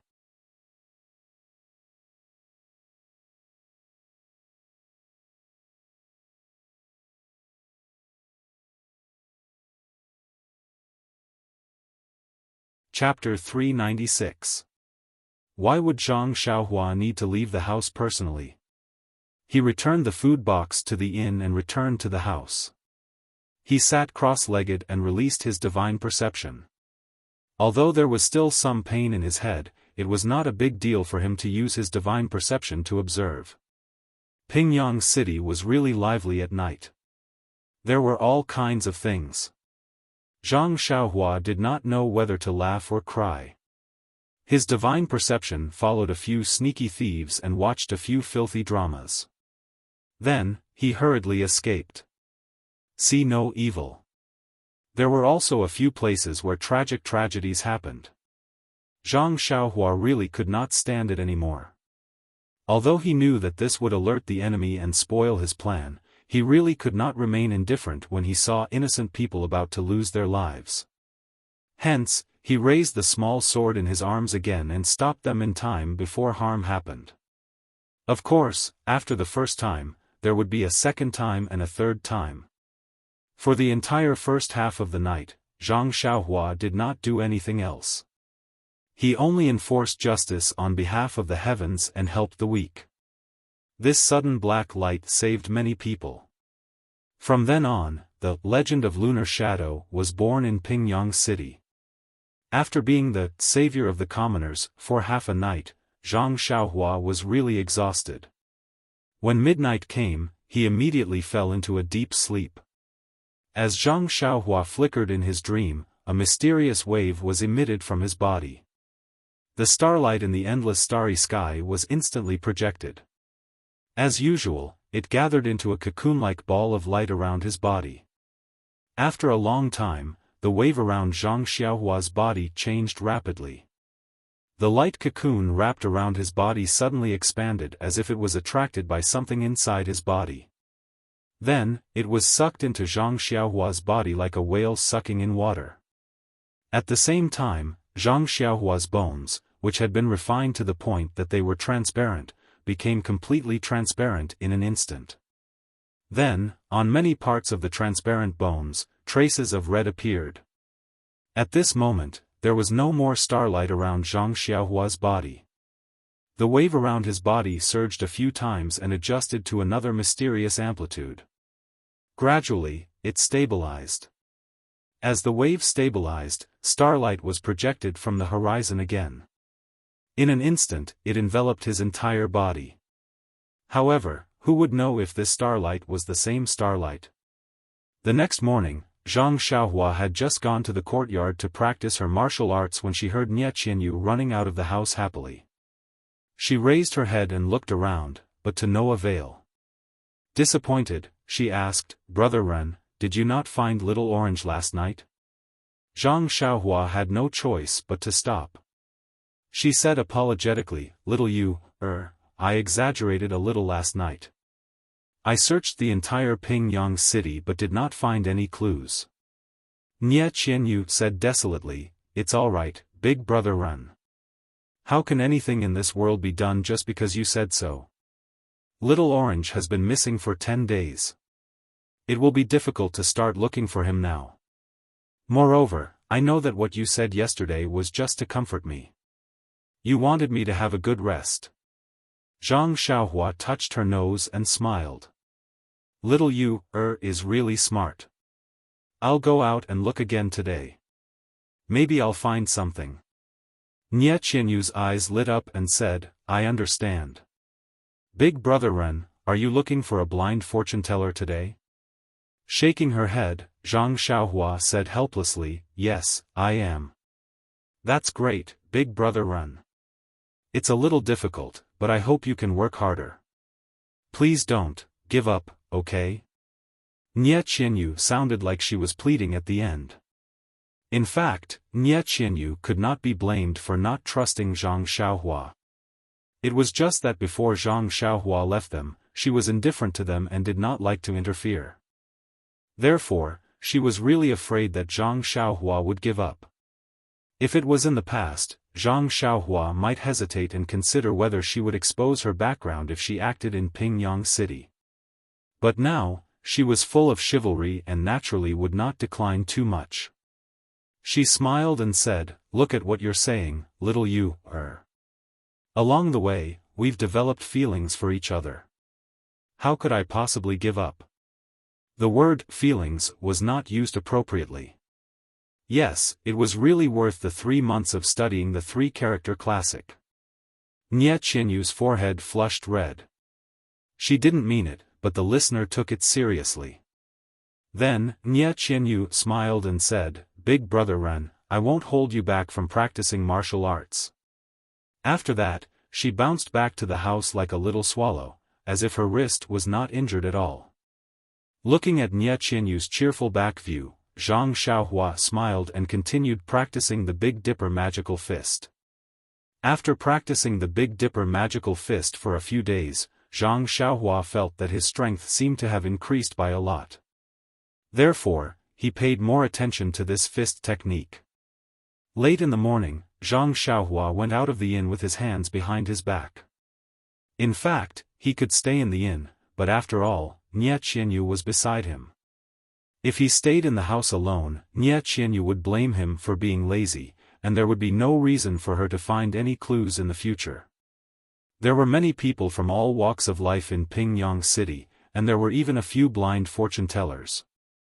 Zhang Xiaohua found a tea house and ordered some fragrant tea.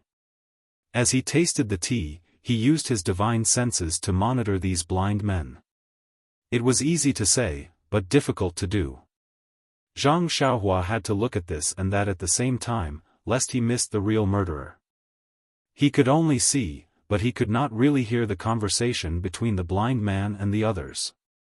Therefore, most of the time, he had to pay attention to the shape of their mouths and the changes in their expressions.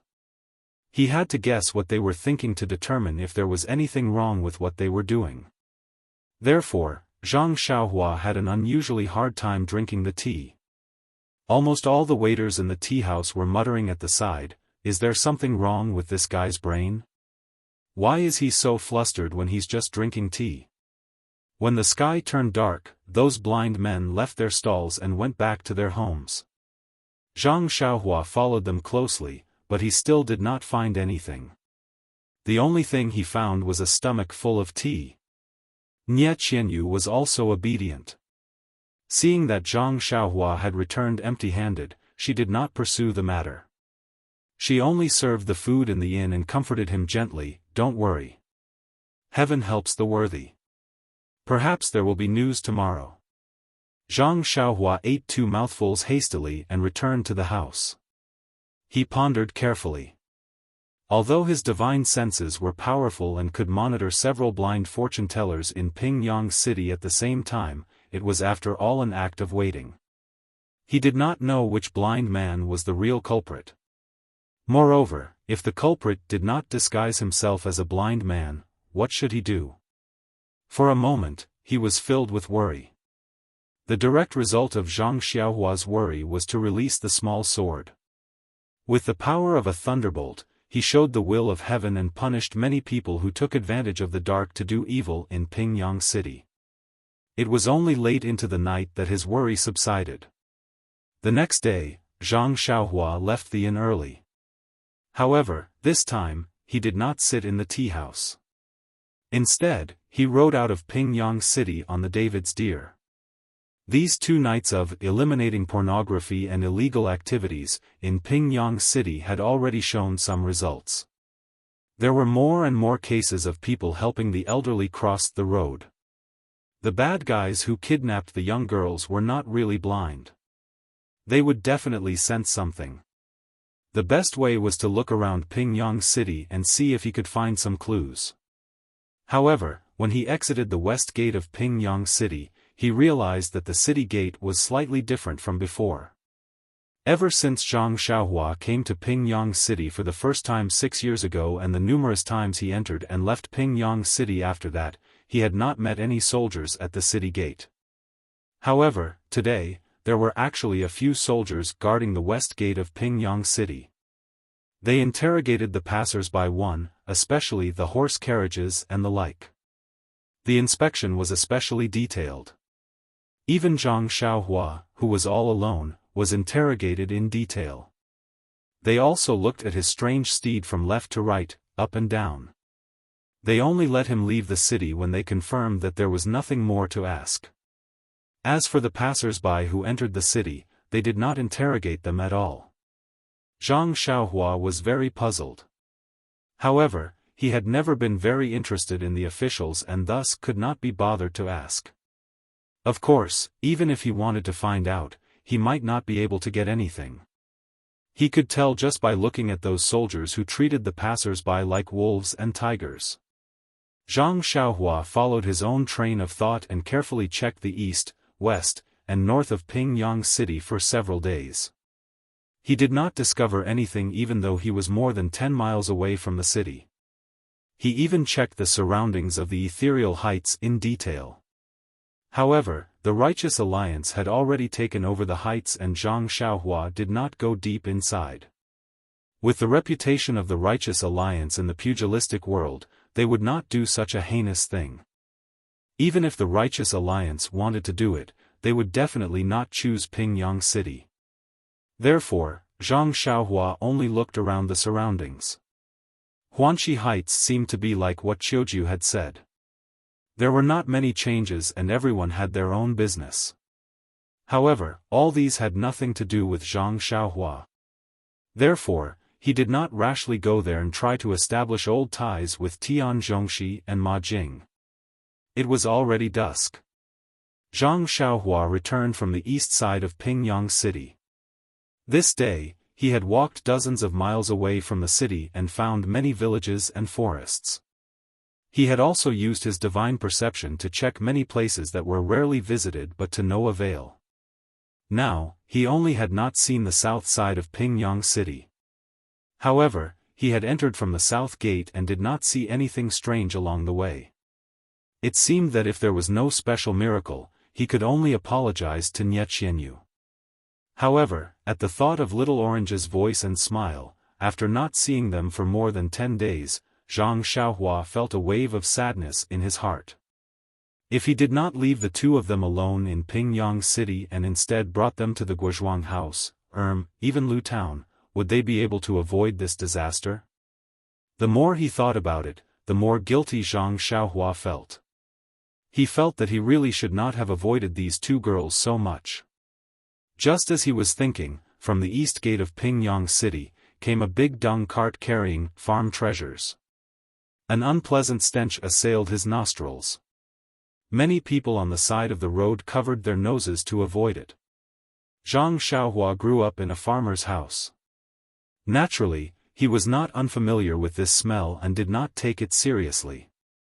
However, Zhang Xiaohua was riding on the back of the deer. Huan had always had a habit of walking in the middle of the road. This time was no exception. As they were about to bump into the dung cart, Zhang Xiaohua hurriedly patted Huan's head, indicating for it to quickly make way for the cart. Although he was not afraid of this smell, it would not be good if he bumped into the cart and got himself covered in farm treasures. However, just as Huan brushed past the dung cart, Zhang Xiaohua could not help but frown.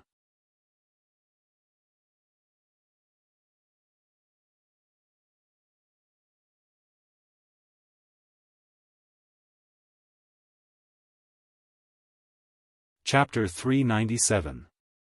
Although Zhang Xiaohua had not given himself any farm fertilizer for a long time, he had seen farm treasures since he was young. Naturally, he would not frown just because he was close to them.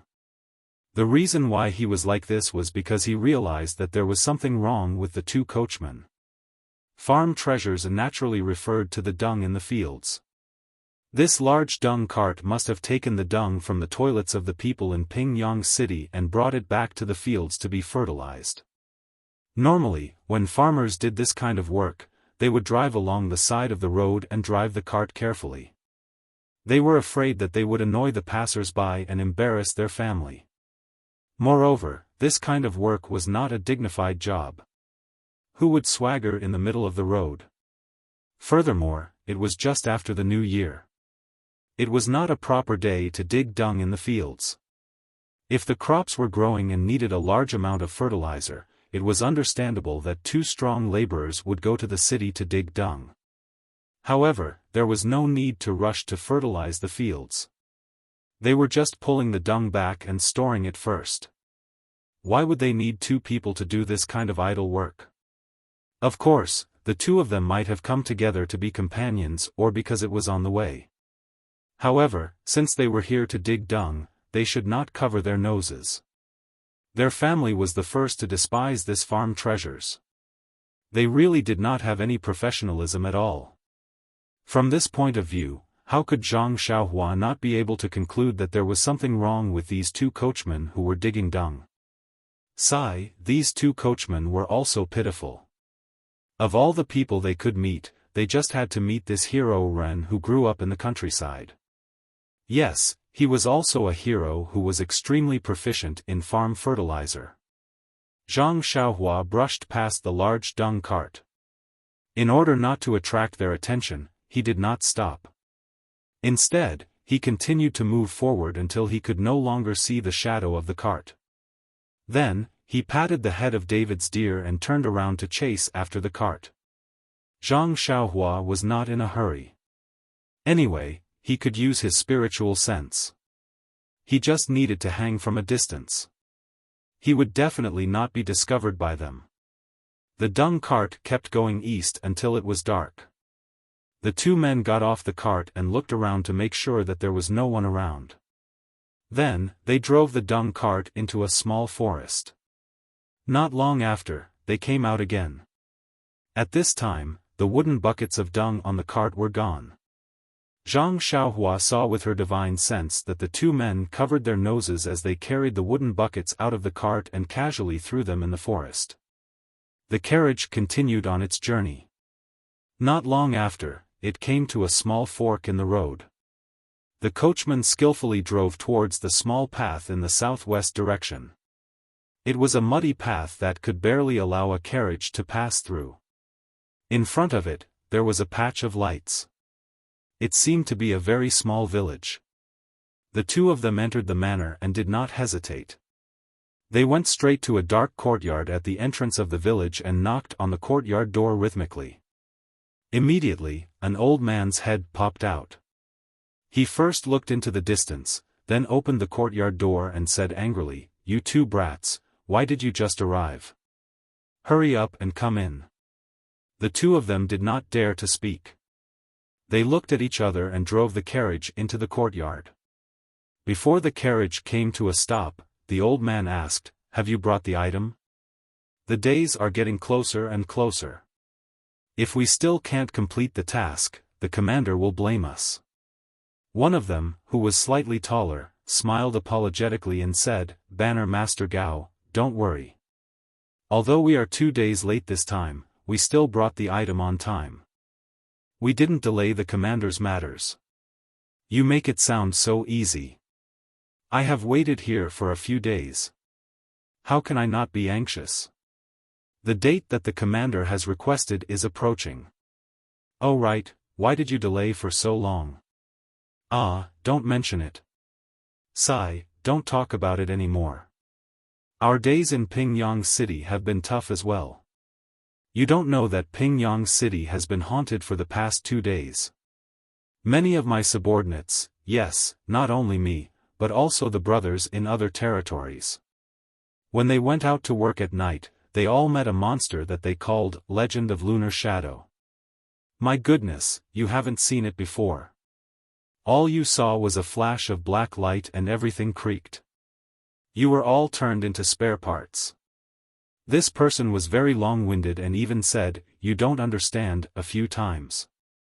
This made Banner Master Gao very unhappy. At this moment, the person beside him smiled apologetically and said, "Old Master Gao, just as my brother said, the city has been rather chaotic these few days. As long as the brothers in the underworld go out to work, there will always be some strange things interfering. Therefore, for the sake of the commander's grand plan, I have no choice but to shrink my head and act carefully." When Banner Master Gao heard this, his expression softened a little. He said, "It's not easy for you guys either. You have delivered a lot of good stuff. If the commander asks about it, I will definitely report to him and reward you handsomely." The two of them were overjoyed. They cupped their fists and said, "Thank you for your guidance, Banner Master Gao." At this moment, Banner Master Gao sniffled and lowered his head slightly to look at his feet. Then he said, "Oh right, what is the Legend of Lunar Shadow that you mentioned just now? Tell me about it in detail." "It's like this." Reporting to Banner Master, "None of us have seen what it is exactly. It's just a flash of black light. If it's not cutting off people's limbs, it's breaking their tendons and bones. 2 people's ears were also cut off." Yes, and, at this point, the two of them had a strange expression. They were gloating and almost laughed out loud. They said, "Fatty Nyo from the west of the city went to rape women at night. The thing under him was also, ha ha ha ha ha ha." Banner Master Gao's expression changed slightly. He said, "Could it be an expert from the Jianghu? Or an expert from the Righteous Alliance?" The two of them laughed and said, "We don't know about this. However, I don't think the Righteous Alliance would ignore us. Moreover, at first, we did suspect that it was an expert who had lost his martial arts. However, the black light appeared almost at the same time in the west and east of the city. Even if it was an expert in martial arts, it's impossible for him to attack in 2 places at the same time. What kind of lightness skill was that? There's actually such a strange thing? Could it be that several experts from the Jianghu attacked at the same time?" The two of them couldn't help but shrink their necks. They said, "Pingyang City is already the territory of the Righteous Alliance. Such a big sect that could even destroy the Misty School, how could they allow other experts to act arrogantly in Pingyang City? This, even a fool may be right. What you said makes sense. Forget it. Anyway, Commander Master has more or less collected the amount. It should be time to hand over the order. Sigh, I just don't know why Commander Master dares to let us do these things under the nose of the Righteous Alliance. It's really hard to understand." The person who spoke first laughed and said, "Banner Master Gao, I don't know about this. That day, I specially asked Blind Man Fan. Guess what he said?" Banner Master Gao was unhappy again. He snorted and sniffled again. Inconspicuously, he rubbed his feet on the ground a few times. The person next to him laughed and said, "Don't blame him, Banner Master. Blind Man Fan only said one thing, the most dangerous place is the safest place." Banner Master Gao said disdainfully, "Everyone can say this. Do you think I don't know? If you don't have enough skills, everywhere is a dangerous place. This only shows that our commander is highly skilled in martial arts and wise. Commander Master is mighty." The two of them quickly shouted. "Shoo!" Banner Master Gao said, keep your voices down. Don't attract the attention of others. As he spoke, he sniffled. He couldn't help but raise his feet to take a closer look. The two of them laughed and said, "Is Banner Master Gao tired? Let us massage your legs for you."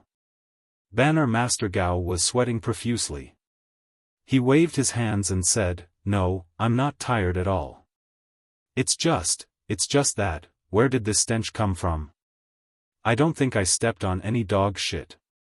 You guys wouldn't have stepped on it even if you drove here." This. The two of them looked at each other in dismay. One of them said cautiously, "That.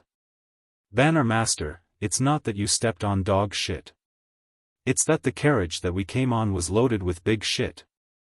"Big shit?" Banner Master Gao was stunned.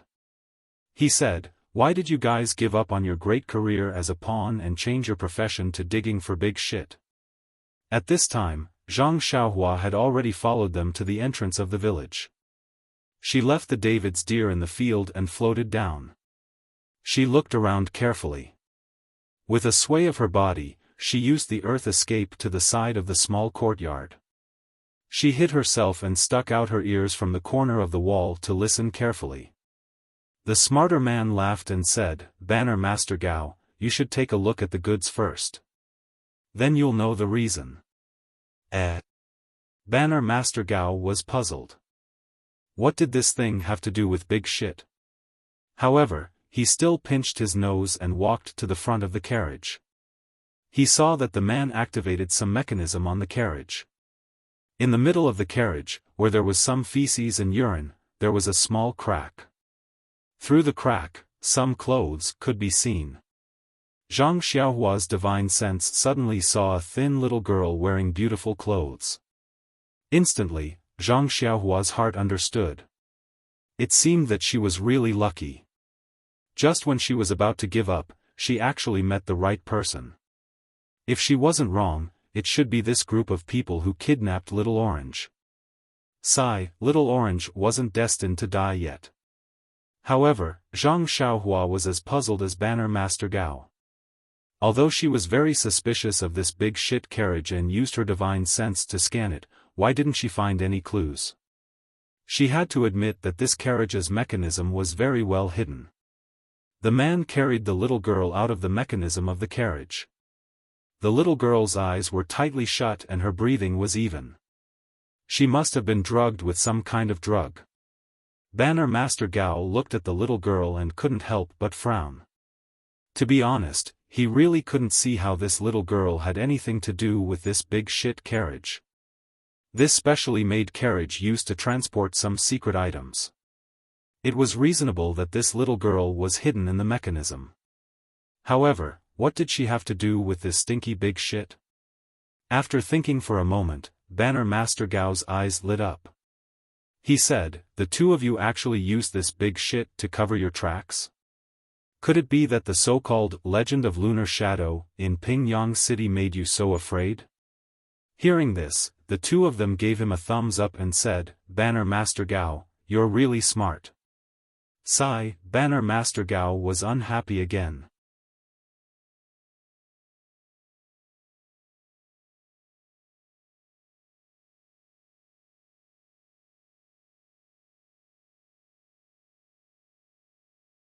Chapter 398. Sigh, how can you flatter your leader like this? Banner Master Gao was speechless. Fortunately, the Prime Minister is magnanimous, so Banner Master Gao couldn't take them seriously. The clever man said, "Banner Master Gao is wise. That Legend of Moon Shadow is only one aspect. This legend has forced us not to work at night. But since you've been urging us, we have no choice but to work during the day." You guys are really bold. Banner Master Gao looked at his two loyal lackeys and laughed. How dare you kidnap someone on the streets? Old Dog Fan is blind. TSK, who knows how many lost lambs he has fooled. The man took the opportunity to say, "It's all because of Banner Master Gao and Commander Ling's good leadership. That's why we were so bold." Good, good. I understand your intentions. Banner Master Gao was very pleased. He asked, then, what's the other aspect? That should be the main point. You're wise. Look at this little girl. What's the difference between her and the girls in the past?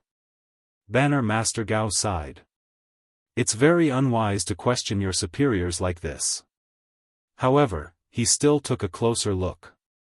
Then, he slapped the man's face and said angrily, "This child's skin is soft and tender. She's also wearing silk and satin. She's obviously different from the girls in the past. Needless to say, it must be you guys who were bold enough to kidnap the child of a wealthy family. How many times have I told you? Although the head commander is urging us, it's best that we don't provoke the children of these wealthy families. Who knows which one of them has connections with the higher-ups? If we cause trouble, not only will all our previous contributions be erased, we might even lose our own lives." The man was hurt but didn't dare to make a sound. The other man immediately stepped forward and said, "Don't worry, Banner Master Gao. Firstly, this girl is rich and she's not a noble. I don't think she'll cause trouble. Secondly, I've always been reliable. You know this too. How can I let anyone have something against me? I saw that the 4 gates of Pingyang City were guarded by soldiers. So, I got a big dung cart and secretly gave the guards 2 taels of silver. That guy let me out. He was bought over with just 2 taels of silver. That's really cheap." "Oh?" Banner Master Gao was interested. He said, "Tell me, which family is this girl from? How did you get your hands on her?" The man smiled and said, "Actually, it's quite a coincidence. Didn't I hook up with an attractive kitchen maid at a rich merchant's house in the east of the city? A few days ago, I didn't dare to go out to do anything, so I let Blind Fan set up his stall alone while I went to the east of the city to have some fun. In the end, I didn't find any fun, but I heard 2 little brats fighting over this little girl in the back garden of the rich merchant's house. One said that he was this little girl's older brother and that he should take good care of her, while the other said that he was this little girl's younger brother and that they should treat each other intimately. Tell me, Bannerman Gao, how can this rich merchant's child know how to hook up with girls at such a young age?" Banner Master Gao coughed and didn't answer. The man chuckled and continued, "I heard this girl ask them how they knew her birthday.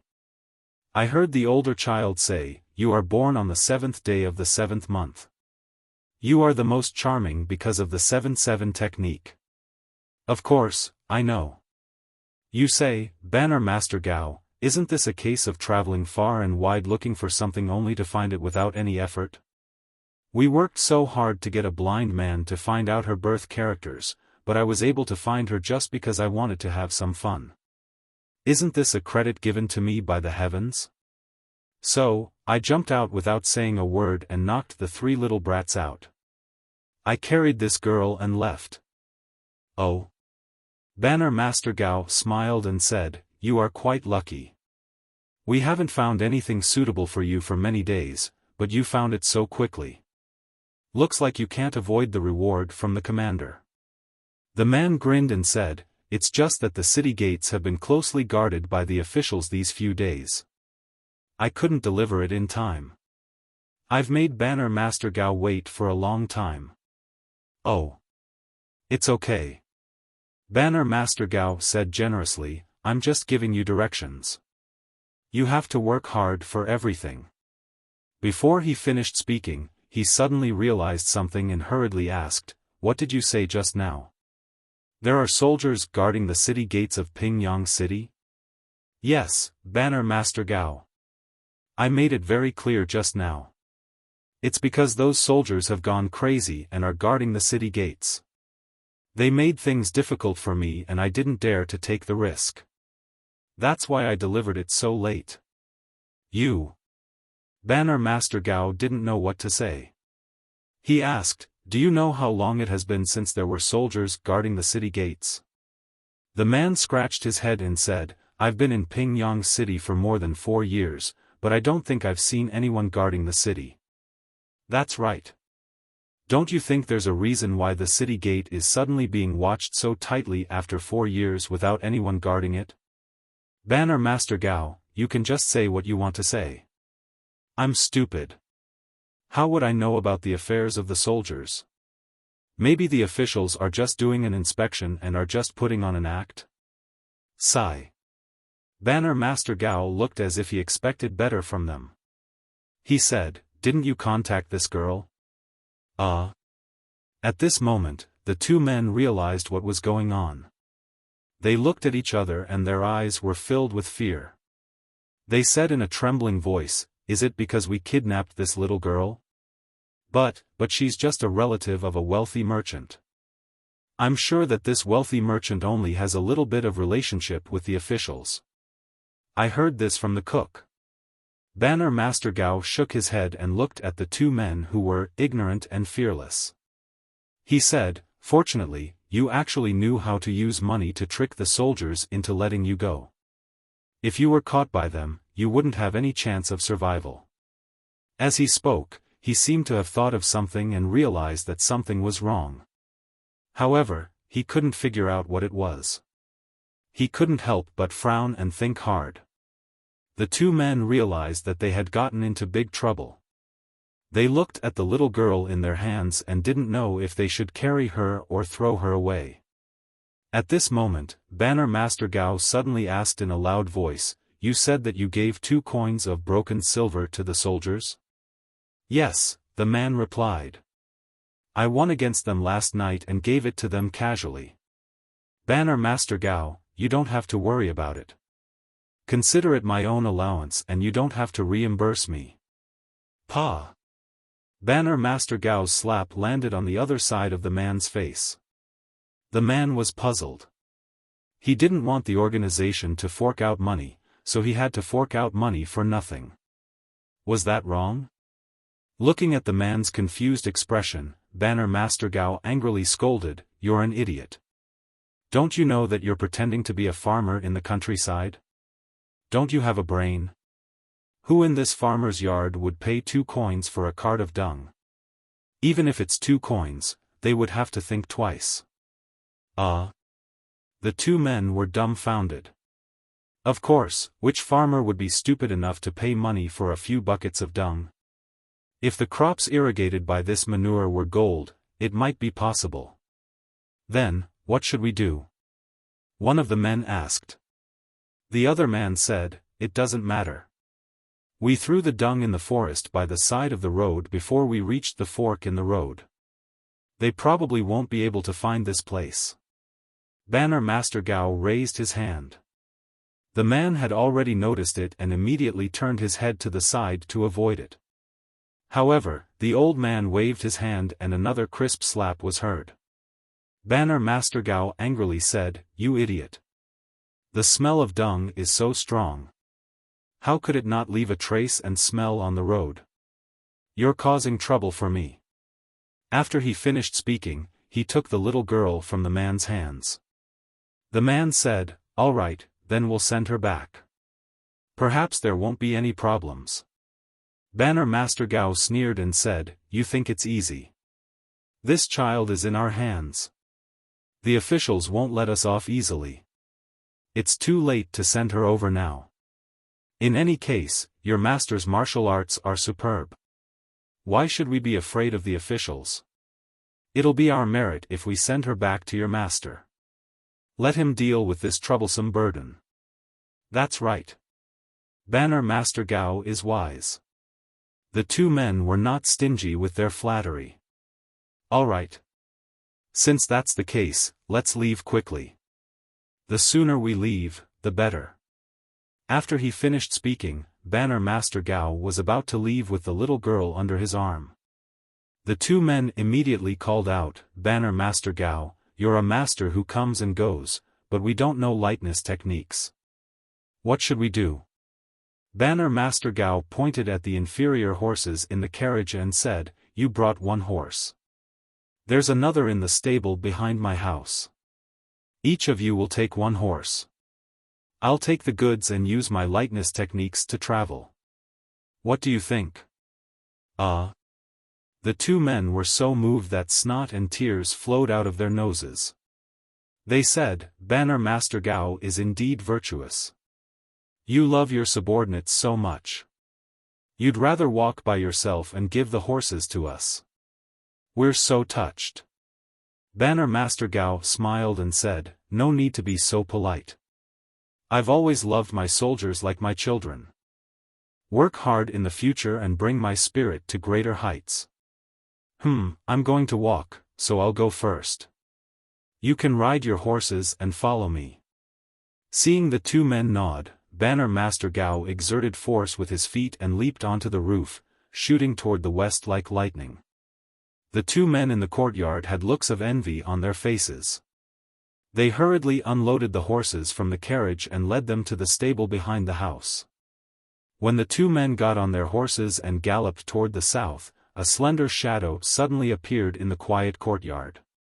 It was hero Zhang Xiaohua, who had been eavesdropping for a long time. Standing in the courtyard and smelling the faint stench, Zhang Xiaohua frowned. Banner Master Gao was right. With such a strong stench, if the soldiers were to chase after them, there was no way they wouldn't come here. However, it was already late. Should she chase them south or not? Even if she chased them, wouldn't she still fall asleep at midnight? How could she keep up with them? Just as she was thinking, she suddenly discovered something with her divine sense. Zhang Xiaohua couldn't help but smile. You're tuning into the Xiaofan's Wuxia Tales YouTube channel. Don't forget to subscribe and join us on this journey to catch the most captivating stories.